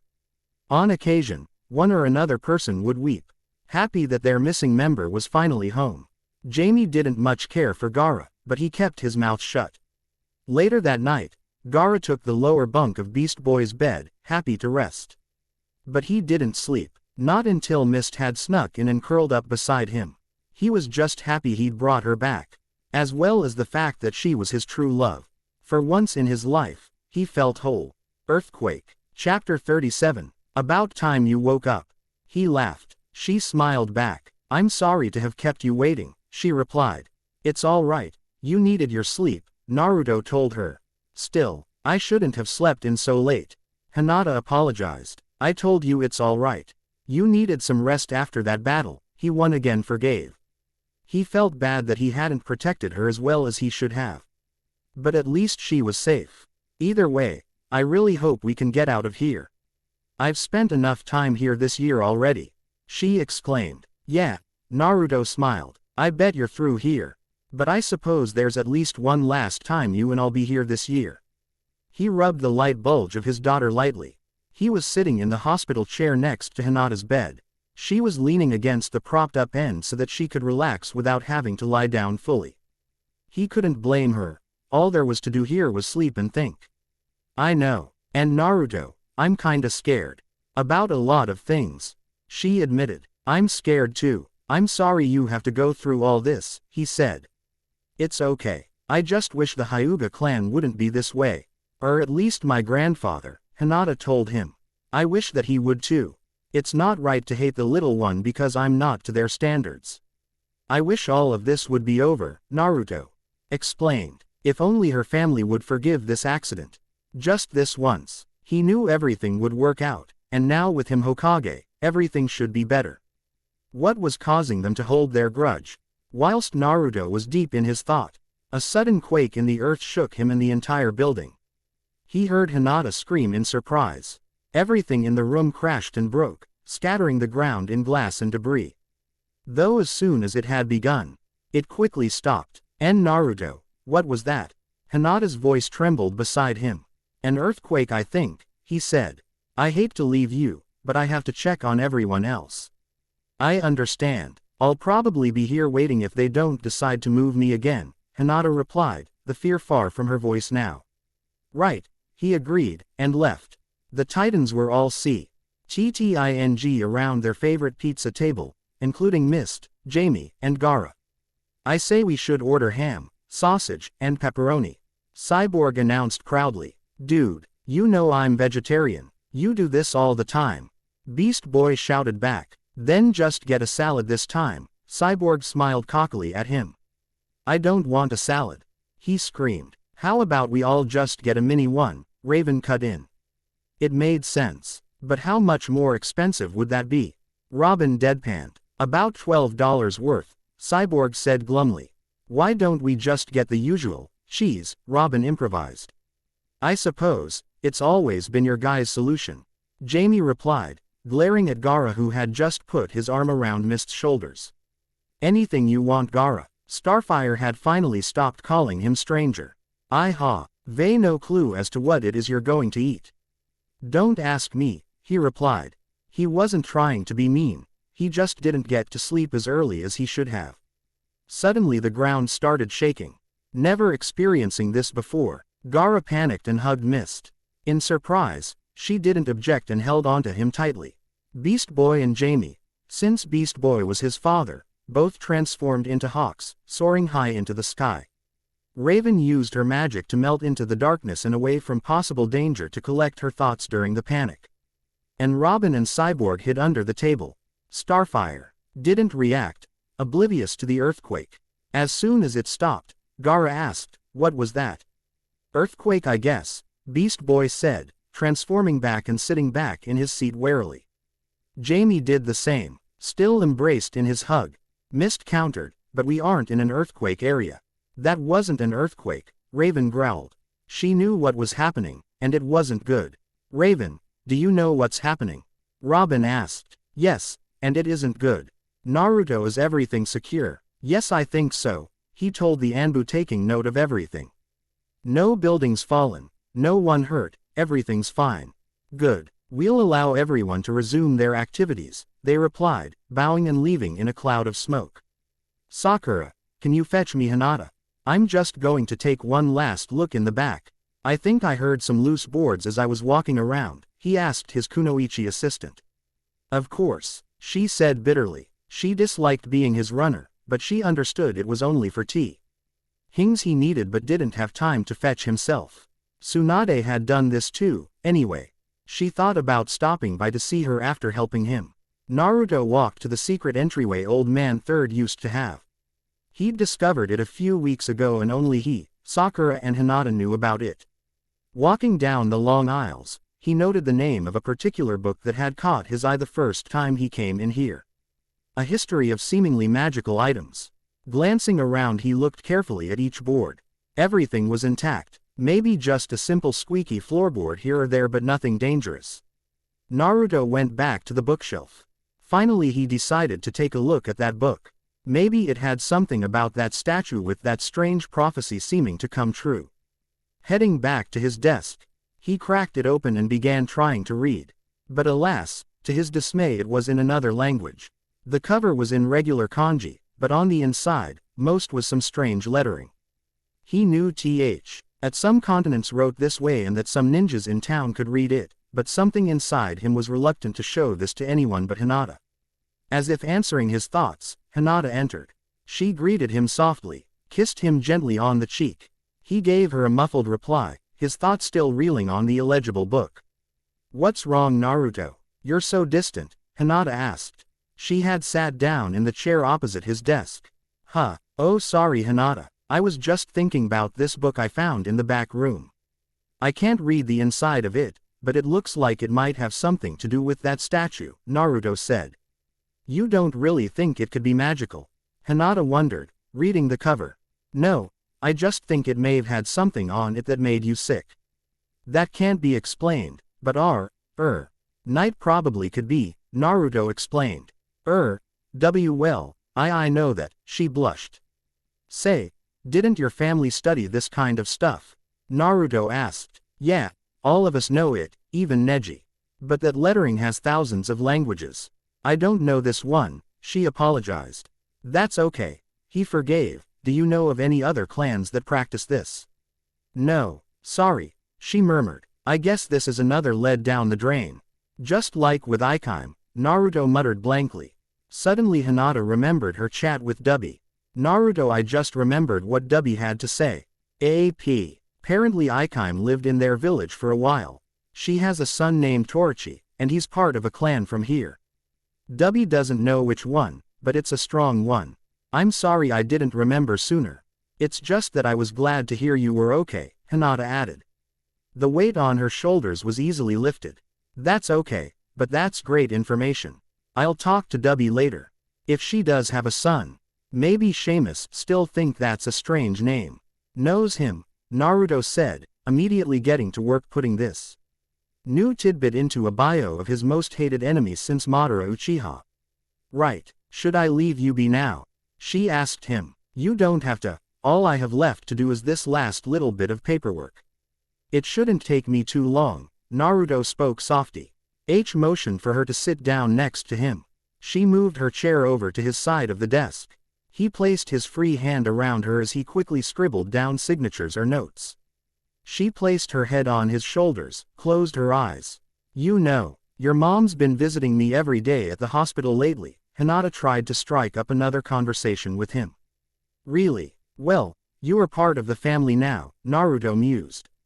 Yeah, she and I have been counting down the months now, she said, growing tired. How much longer then? He asked her. He could hear the exhaustion in her voice. He couldn't blame her, it was late. 3 months, at the least. She sighed. It wasn't long before Naruto heard her breathing and he knew she'd fallen asleep. He moved his arm to around her waist so it'd be a little more comfortable for her. He couldn't believe another half-year since their mission. 1 year since they started dating.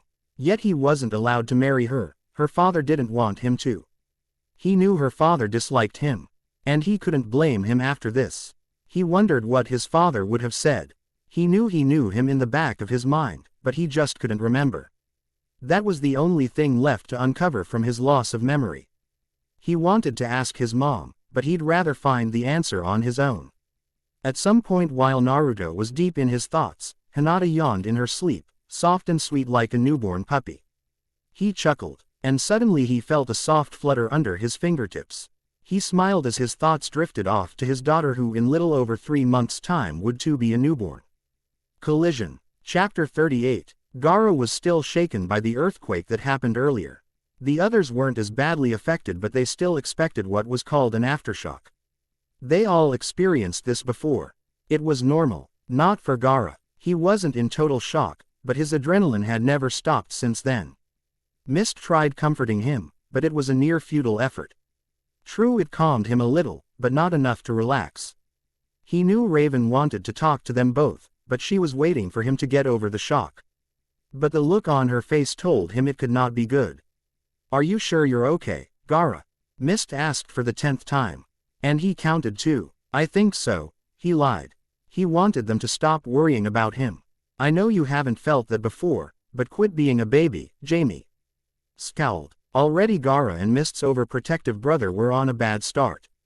Jamie, Mist snarled. Can't you understand how weird it must be to have the ground itself move for the first time? Even you can't say you were freaked the first time you felt an earthquake. Like I keep saying, it isn't an earthquake. Raven spoke up. Well then what was it? Earthquake seems like a real good answer, Beast Boy replied. It just isn't. It's much worse, she snapped. Please, explain, Robin pleaded. It wasn't an earthquake like I've already said. Gaara, you come from a different world, right? Raven asked. Yes, he answered. Your world and ours are colliding. If we allow this, then the end of both of them will come. You need to go back to yours if we are to save it. Mist must stay here. This is where she is from. If she leaves with you, the collision will occur immediately. There is no other way, Raven explained. The room went silent. What if one of us dies? Gaara asked after a moment. If it is you, you'll be sent to a realm of darkness for eternity. For Mist, nothing will happen since she is in her own world. And if we go to another, he continued, then that one will collide as well, she said coldly. Gaara turned to Mist, stroked her hair and held her in his arms for a few moments. I just got you, he said. But now the fate of both our worlds depends on us being apart. I'd rather put you first. But that would only make me a selfish monster. We'd both be dead, I'm sure, and so would millions of others. I know, she replied, tears falling down her cheeks. If only there were another way, he pleaded. Hoping Raven may have just known of one. Even if it were impossible, he'd still try. Only one, but I have no idea as to where to find the book with the spell, or even where to start looking. I'd also need to get about 10 others from my homeland to help us. In other words, you only have one choice at this point, Raven growled lowly. How long do we have? Gaara wondered. Since the fuse has begun, 3 days. By that time, the whole of this town, and the town you came from will be destroyed, she said emotionlessly. That would mean, Mist couldn't even form the words. We left next to Konoha, so Konoha would be destroyed, Gaara said for her. You'd better decide fast. Leave, or search, Robin told them. It's up to you, Mist offered. The question is, who wins? He asked. You ask a lot of questions, don't you? Raven tried lightening the mood. That one was rhetorical. Gara threw back, also trying to lighten the mood. If you go back to your homeland, then Mist and I can search for that spell, Jamie offered. And us? Beast Boy wondered. Convince him, Jamie spat, to go back home. With that, he stalked out of the room, away from the shocked faces of his friends, and the other one. Ever since becoming Hokage, Naruto was buried in stacks of paperwork. Not today. He smiled so proudly at the fact that he'd completed it all and before 10 o'clock too. He knew exactly what he'd do to celebrate. Take him and Hinata out to dinner for once. When he thought about taking Sasuke and Sakura with him, he realized how long it had been since he'd talked to them.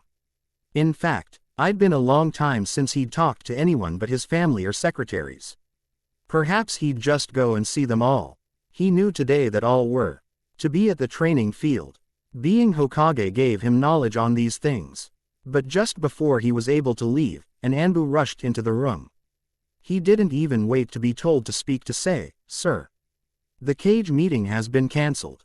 The cage has left his post for a brief time. He left at least 2 weeks ago, but word hasn't reached until now."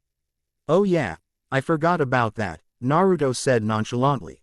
"Sir, we also need to address the issue on Ikaim," the Anbu continued to say. "I know, I've got the best people out on watch for her. Now please," Naruto added. "Stop ruining my good day." Naruto and Hinata walked to the field. The sun warming their backs. Their hands intertwined, they glanced at the fall trees. The March air was crisp and cool, so they wore their jackets. Naruto wore his classic black and orange jacket. But he also had his new Hokage cape around him. Hinata was wearing a new light purple coat they'd gotten for her. It wasn't really her favorite style, but there wasn't much to choose from. The maternity wear had few items nowadays, at least not in Konoha. As they strode along the dirt road, they came across Choji and Ino. Greeting them, the four chatted as they continued to the training ground. Naruto realized that he'd missed so much since he became Hokage. Sai and his girlfriend were engaged, and apparently Shikamaru was thinking about moving to Sunagakure to be with Temari. "So what's been happening with you two?" Ino asked, smiling slyly. "Trying to get more dirt, huh?" Naruto teased. Seeing Ino pout in dismay, Hinata looked up at him and whimpered, "Naruto." "Ah, I'm just kidding," Naruto reassured. "It's true. Him and Ino have been going at it since academy days," Choji added. "But really, anything going on?" "I've heard about that Ikaim person," Ino persisted. "Yeah, that." Naruto didn't want to talk about that. "Ino, please don't go into that kinda stuff," Choji asked, placing a hand on her shoulder. Right, sorry," she apologized. "It's okay." Naruto forgave, his voice still gruff. He didn't mean to, it's just even Ikaim's name angered him beyond belief.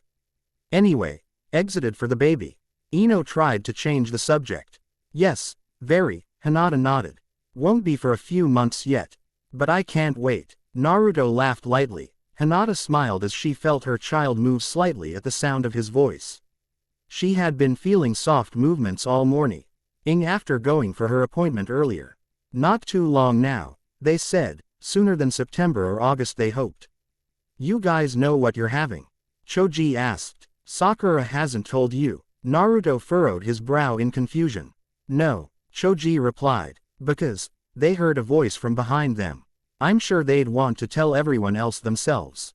Everyone turned to see Sakura and Sasuke striding up to meet them. "It's true, she hasn't even told me," Sasuke said emotionlessly. But everyone sensed the edge in his voice that told them he was dying to know. "Well, if everyone wants to know, why don't you tell us all?" A voice suggested from the front of the path. Everyone once again turned to see Kakashi-sensei standing in their path, book in hand. They peered beyond him to see they were at the training ground. "It's good to see you, sensei." Naruto laughed, hand scratching the back of his head, much like Kakashi himself did. "It's good to see you too, Lord Seventh," Kakashi said proudly. "Hey, Naruto is here." They all heard their good old friend, Rock Lee shout. "Don't forget about Hinata, Ino, Sakura, Sasuke, and Choji too." Tenten called. Everyone stepped into the field. To hear everyone greeting them with joy and cheer, Naruto and Hinata were a bit confused as to why everyone was so happy to see them. Nonetheless, they were happy to see everyone else too, just confused about everything. "You can thank me for all this," Sakura explained after seeing their befuddled faces. "What do you mean?" Naruto asked. "I slipped you the paper that said everyone would be at the training ground today to get you to come. Plus, I know that you wouldn't go anywhere without Hinata. Which, of course, was the most perfect plan to throw you two the best surprise shower," Sakura exclaimed. Thank you," Hinata breathlessly replied. She was nearly at loss of words. "It's no sweat, kiddo. Well, not so much anymore, you're all grown up now." Hinata heard one of the most comforting voices she'd been dying to hear for the longest time. Kurenai-sensei. She smiled when she saw the person who had supported her and was like a mother to her through thick and thin. It had been a long time since they'd seen each other. "Too long. Sorry I haven't seen you, I've just been busy with Moriko. She's in those independent threes right now," Kurenai explained. "Oh no, those are one of the worst times," Hinata chuckled, remembering her younger sister Hanabi at that age. "Independent threes? I don't think I've heard of that," Naruto said, embarrassed. "It happens when a child is about 3 years old. They want to do everything on their own. I'm sure you two will have so much fun with that," Kurenai teased. "Speaking of children, what are you guys having? We're all dying to know," someone from the mob around Naruto and Hinata asked. They weren't sure, but they thought it came from Sasuke. "We're going to have a little girl," Hinata announced. "Wonderful. Congratulations you two," some shouted. Others cheered in joy for the couple. "That's ironic," Kiba laughed. "Tammy and I are having a little boy. You two know when." They heard someone call from the distance. It was Iruka. "Iruka-sensei," Naruto shouted. He hadn't seen him in ages, at least, not during a happy event like this. "It's good to see you too, Naruto," Iruka smiled, his speech impediment as obvious as ever. "Hey, Iruka," Choji greeted above the uproar. "Back from your mission?" "Yep. I came to say hi to my favorite knuckleheaded ninja himself." He laughed. "Well, at least I've got some things right," Naruto replied smugly. "That you have. Look at you, all grown up, Hokage nonetheless. Even a father too," Kakashi congratulated. "Yeah, what happened to the hyperactive knucklehead constantly demanding missions?" They all heard the voice they'd missed so much. They also heard that beloved, oink. The whole crowd turned to see Tsunade, Shizune, and even Taunton coming to see them. "Well, I just wanted to see how the new Hokage was. And it's good to see you all too." Tsunade waved to everyone. Shizune had gone off to talk to everyone, while Taunton had taken a place next to Akamaru. They talkie-d amongst each other in their own animal language. "It's great to see you, Grandma Tsunade," Naruto smirked. "My, you're looking as healthy as ever." Tsunade turned to Hinata, ignoring Naruto's comment. "Yes, all thanks to you and your hospital, though I wish I didn't have to spend any more time there," Hinata smiled warmly back. Everyone was happy and enjoying themselves, not a care in the world as they caught up with old friends and comrades. All were preoccupied with Hinata and Tammy, wanting to feel the soft taps of their unborn children. Both were a little reluctant, but knew this was only a once-in-a-lifetime moment since this was their first pregnancy. After a while, Naruto and Kiba were beginning to get annoyed, and stay near them, making no one want to mess with them anymore. After a while most had left, needing to make dinner or pack for the next mission. It was just Naruto, Hinata, Sasuke and Sakura left. The frogs by the pond. Naruto, Sasuke and Sakura had had their first training session with Kakashi. Were singing. The sun was going below the line of trees. Naruto and Hinata had talked to each other a year before. Fireflies soared above the hill they'd first met, when Hinata's mother died. All of the memories flowed into their minds, from first kisses to great sparring victories. They wished that this place would stay forever. But fate never goes the way people want it to, always unpredictable. As they each lay watching the stars, chatting about old times, another earthquake began. They all felt a tugging around them, pulling them apart, but also pushing inwards. Screams of shock and fear filled the air, but also dampened it. Unsure of what was happening, and as reality seemed to be collapsing, everything suddenly stopped. Sasuke, Sakura and Sai landed in a heap, while Hinata managed to land on top of Naruto. Each out of breath, they looked around them to see they were surrounded by large city buildings in shapes they'd never seen before. "Whoa, Sasuke said after disengaging himself from the pile of bodies on top of him. "Well, looks like we're not where we're supposed to be," Sai smiled, unsure of what else to do. "Who are you?" a stern voice snarled behind them. A large shadow fell over them, and they realized they might not go without a fight. A New World. Chapter 39. Everyone was on the defense. Whirling around, Naruto purposely placed high MSELF in between Hinata and their possible new enemies. Sasuke and Sakura took the sides of her, keeping her protected. Sai was behind her, ink and paper ready to let his drawn puppets fly. "Stay calm. We're not looking for a fight." A man with a mask over his eyes raised his hands to show he wasn't a threat. Not yet at least. Everyone slowly lowered their guard, but still ready to grab their weapons. "Strangers, where in the sky did you fall from?" an orange girl asked. They looked at her strangely. "You fell from the sky, out of a portal," masked man explained. "Who are you?" Wearily, Naruto said, "I'm Naruto, the Hokage of the Leaf. This is my girlfriend Hinata." She nodded in greeting. "Sakura, Sasuke, Sai. Well, we're introduced. I'm Robin, leader of the Teen Titans. This is my comrade Starfire." The masked man introduced. "It's glorious to meet you." The girl named Starfire shrieked. To their amazement, she was flying. "It's good to meet you too," Sai smiled. Robin just stared back, creeped out by this newcomer's strange, almost fake smile. Grabbing the yellow pod at his side, he called into it. "Group 1, 2, do you read? Group 1 at the bridge site, copy. Group 2 at the target, copy." Came through the pod. "Good. Star and I are at a new rendezvous location." He called back. "BB and I got your location on the radar. Heading your way," the man from Group 1 replied. "Jamie and I are in the general proximity. Also heading your way," the woman from Group 2 said afterward. "Just stay calm, don't attack. We have some visitors." Alliance unknown. That last sentence left the new group nervous. They weren't sure what was happening, but something was going to be bad. Before long, a robotic man and a green dog came running to a halt in front of them. Unsure of how to react, they just looked to Robin with a skeptical look. At this point, the Leaf Ninja believed they'd seen it all, and weren't surprised to see the green dog transform into a green-skinned man.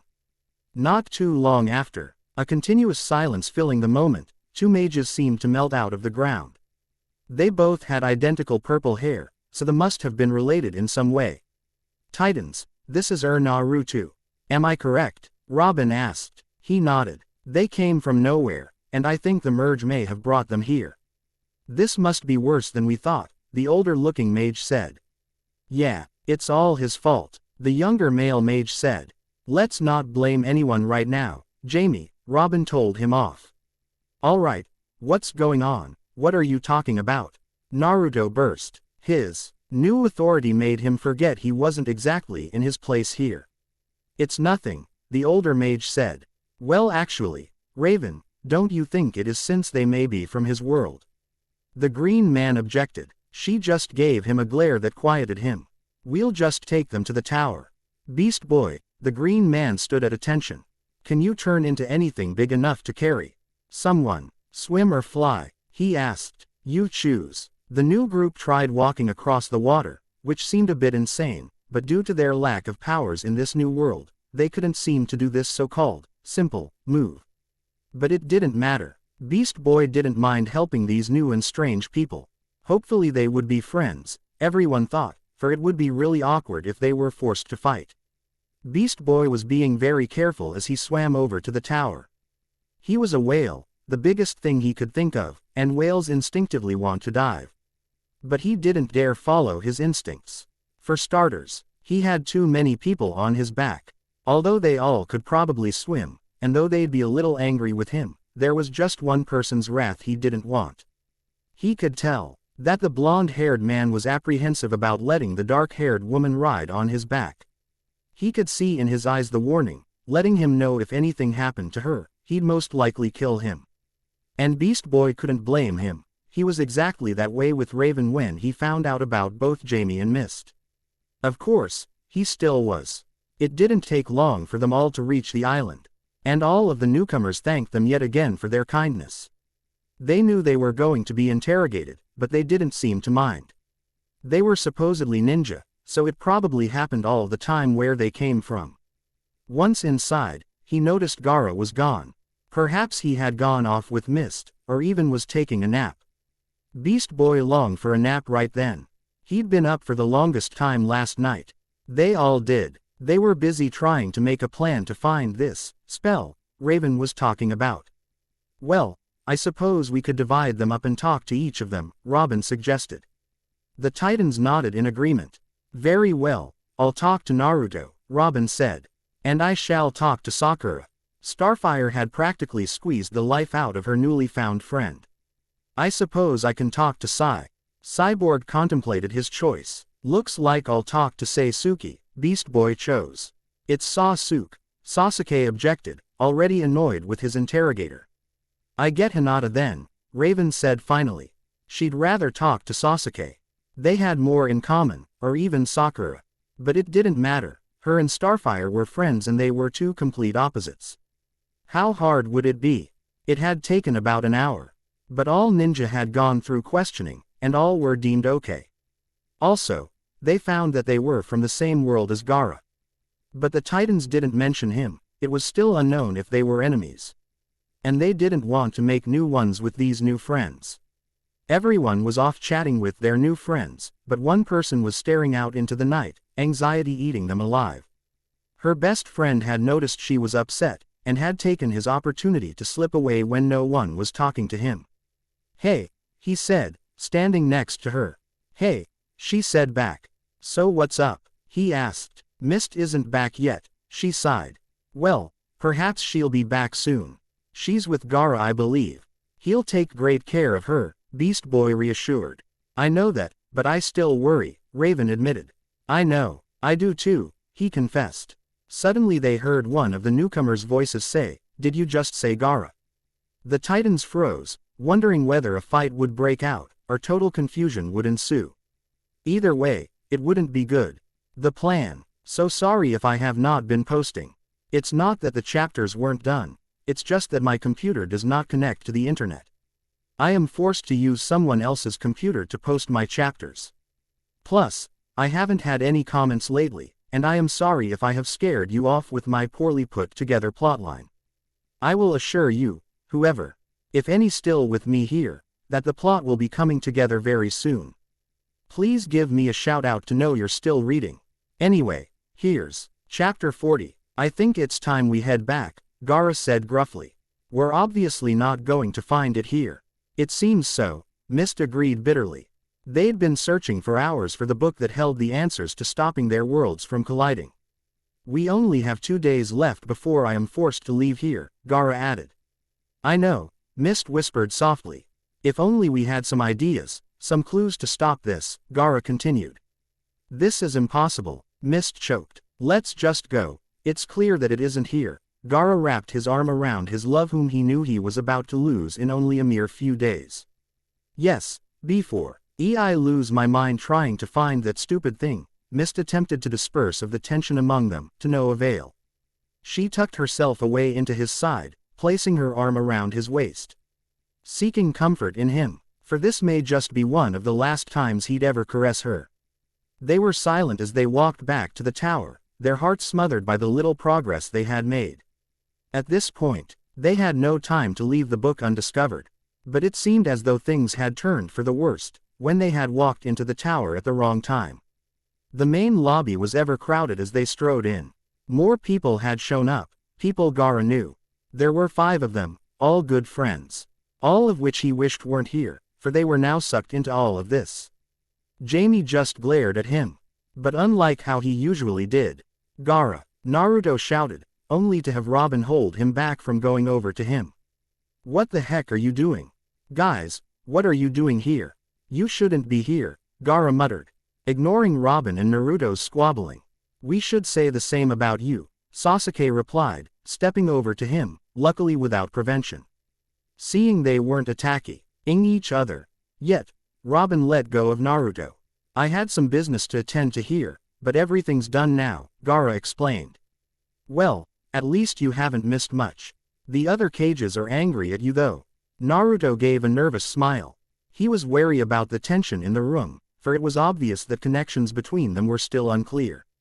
That's good that I didn't leave too much on Kankuro and Temari's shoulders. Gaara sighed. Oh, yeah, there was a cage meeting but it had to be cancelled since you were absent, Naruto explained. I wasn't informed of any meeting, Gaara said to his defense. Yeah, but it was arranged after you had left, Naruto added. Well, it seems I'll have to look into that later, Gaara replied nonchalantly. He wasn't looking forward to leaving. Yes, said Robin, but right now we have to look into finding that book. You're right, Mist chimed. Book? What one are you looking for? I have plenty I could loan to you, Sai offered, although most of his were on human emotions, so they were most likely no help to them. He just wanted to see how to react, for what he'd learned was gratitude. Most likely one you don't have. It's from our world. Mist dismissed his offer. How could he get it to them? They had no idea how to get there, and none of the three mages actually from this world who knew how to get back could go, since they would be jeopardizing everyone's lives. Nothing would work in their favor anymore. Thanks for offering, but it's not gonna save us. Beast Boy tried to lighten Sai's disappointment, but Sai had not yet learned the feeling. Although since it was a negative feeling, he did not wish to learn it so soon. Save you, Hinata suddenly spoke. She was too afraid to end the previous tension, though most were. But T.S. seemed to be an important basis to cover, and she didn't want it to be skipped over as nothing, as it seemed most of their new friends wished to. Save all of us, Cyborg said for his little green friend. From what? Naruto asked. The Titans explained about Gaara coming into the world to save Mist, leaving out the resurrection part for less explanation purposes, and how that had caused the worlds to collide. Then they confessed that the book they needed was from Raven's original home world and that its whereabouts were unknown. So you see, you were most likely in a spot that was in the middle of fusing when you came here. Robin summed up. There's something strange about this though. Sakura's eyes narrowed. If you're from another world, then why didn't your world begin collapsing into this one too? You're a sharp one, Raven observed, but I used a sealing spell to reverse the effect. Sasuke pondered that for a moment, his Uchiha intellect whirling. If the spell worked then, would it work now? All my sources say no, Raven replied. Yeah, but your sources have been wrong before. Remember that dragon dude? Beast Boy pointed out. I do, sadly, she admitted. So it's worth a shot, right? Hinata asked. Looks like it's our only hope, Cyborg finally spoke. He was usually silent in such desperate matters. I'll go get my spell book, Raven offered. She was relieved to get away from the tension and emotion in the room. But still, she just couldn't escape the problem everyone faced. Sure, the easiest solution was having Gaara to go back, but it wasn't ideal to anyone, except Jamie.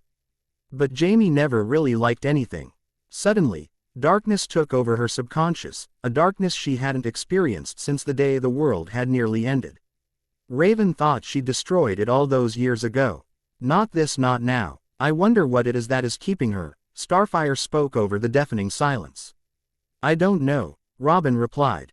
Anyone wanna go check? Everyone stepped back, for they wished not to face their friend's wrath. Raven still did not allow people into her room, except for. Why is everybody looking at me? Beast Boy whined. I think you can all guess who's going to make a visit. Don't you? Well, I wanted to bring him in to show that there is still conflict between a certain two characters, as well as a few answers are going to be given for the plotline. Thank you for still reading if you are. The train. The long-awaited chapter 41 is here. Sorry, there was no winner, for there were no entries received. Instead, I'll just continue with the plan I have here. It feels good to try to end this, after letting it age in my head. I promise, everything will come together soon. Chapter 41 The Train. Why are you here? Raven spat into the dark abyss before her. 4 glowing red eyes stared back, lacking emotion. To save the world I will rule once again, a raspy, tired voice sighed, the sound echoing through the cavern. Huh, how surprisingly uncharacteristic of you. She sneered sarcastically. I'm your father, show me some respect. The voice boomed from the darkness. You don't deserve respect, she countered. It does not matter now. Trigon brushed the comment aside. What matters is that you don't have enough magical strength to stop what is happening to your world. I can give you that power, but at a cost. Why would I want your help? There's a last resort. It will work. We'll do it if we have to, Raven muttered through gritted teeth. Everyone hated that last resort. You forgot to factor in one detail when you calculated your plan. The terrible demon replied disappointedly. Those new people's dimension was a possible future of this world. Think of it as a train. This train has nowhere particular to go, but it is in constant motion. Its passengers are the people of this world, and each has the potential to steer the train, albeit unknowingly. When it comes to a split in the tracks, the people have the choice of which track to take. If they take one, that's one future. If they take another, it one more future. But this train is special. It copies itself. The main one always takes the track one person chooses. Yet it splits into a million of identical trains, a million what-ifs. In fact, the train we're on now is a what-if of a what-if of a what-if, etc. Getting to the point, those new people's world was a possible track to take. However, your daughter was the destined catalyst to it. When she died, our world took another track, and she just went into her destined world, thousands of years into the future, thousands of tracks later. We kept going, as did that other possible future. When she returned with that boy, that changed that world's future. However, it was distant enough to not affect ours much. But that boy resurrected your daughter, bringing her back to this world once more. She came back exactly the same as she was the day she died, meaning she is now able to make that future possible again. Nevertheless, since your daughter had disappeared from this world, so too had the path to the other peoples. Now that she's here again, the track was resurrected, and thus this world went back on track to that one. That earthquake, that was the track changing. This world was suddenly shifting, beginning to shape into their world. Your worlds are merging, though not in the way you once thought. Theirs is changing, adding things that wouldn't have been there before. The only reason those people are here now is because technically, this is almost like time traveling. They went back and sideways in a way. Soon they must go forward again. It's a limited amount of time, too. The longer they stay, the bigger their impression on what's soon to be their revised past becomes. If they stay too long, they will no longer be able to go forward in time. It's impossible. When their impression runs too deep, it will change the course of time when they leave, therefore, it won't truly be their future when they go. But it won't be now, Raven pointed out nervously, afraid of another insanely long monologue. Although that may be true, it's the closest to theirs as it will ever be. So, what do you suggest we do? The question stung her tongue and roasted it. Why would she ever ask something in such a relatively sweet and pleading tone? When you awake, there shall be a ruby in your hand. It contains the power to return those people before it's too late. Up to one person from this time can go with them. However, there needs to be a sacrifice from their world. The ruby's power can only work if one dies to use it. It's the best I can offer. Was that an apology? Although, you don't have to use it. If everyone wants to stay, then simply crush the ruby, and it will disappear forever. Raven thought about it, and knew who'd want to go. Is it possible for Mist to go? Of course, the train is already on the track, and there is no way back. The catalyst has done her job, so now she can do whatever she wants now. Thank you. Tears welled in her eyes. She never thought she'd ever utter those words to him. It's the least I can do, for I will return one day to the universe and take over. What, did you think I would really do this for nothing? It will be many a millennia until that happens. Society will be in shambles before I have the strength to do so again. Either way, this is farewell, and good luck. Those were the last words heard of her father. Raven awoke in the hallway, just before her door. As soon as she rose stiffly to her feet, Stboy appeared from the corner a few feet away. Her closed the distance almost instantly. When he placed an arm about her shoulders, she once again noticed how strong he was. He wasn't buff, by any means, but tough. He was only half a foot taller than he was when they were younger, just barely a per with her. His face was a lot more aged since then, as was everyone else's. She didn't know why she was analyzing this now. How much older they were. Maybe it was because they were getting too old for ventures seeming to come from the hallucinations of a heroin addict. "Are you okay?" he asked, keeping her steady. Yeah," she sighed. That was when she noticed a warm object in her hand. In it was a small red stone, murky liquid seeming to roll through it. "What's that?" Beast Boy inquired once more. "The answer to our problems," she answered, a slow grin coming to her face. Things could work out, thanks to the man she'd cursed since the day she was born. Well, that's that. Hoped you liked the chapter. More to come soon.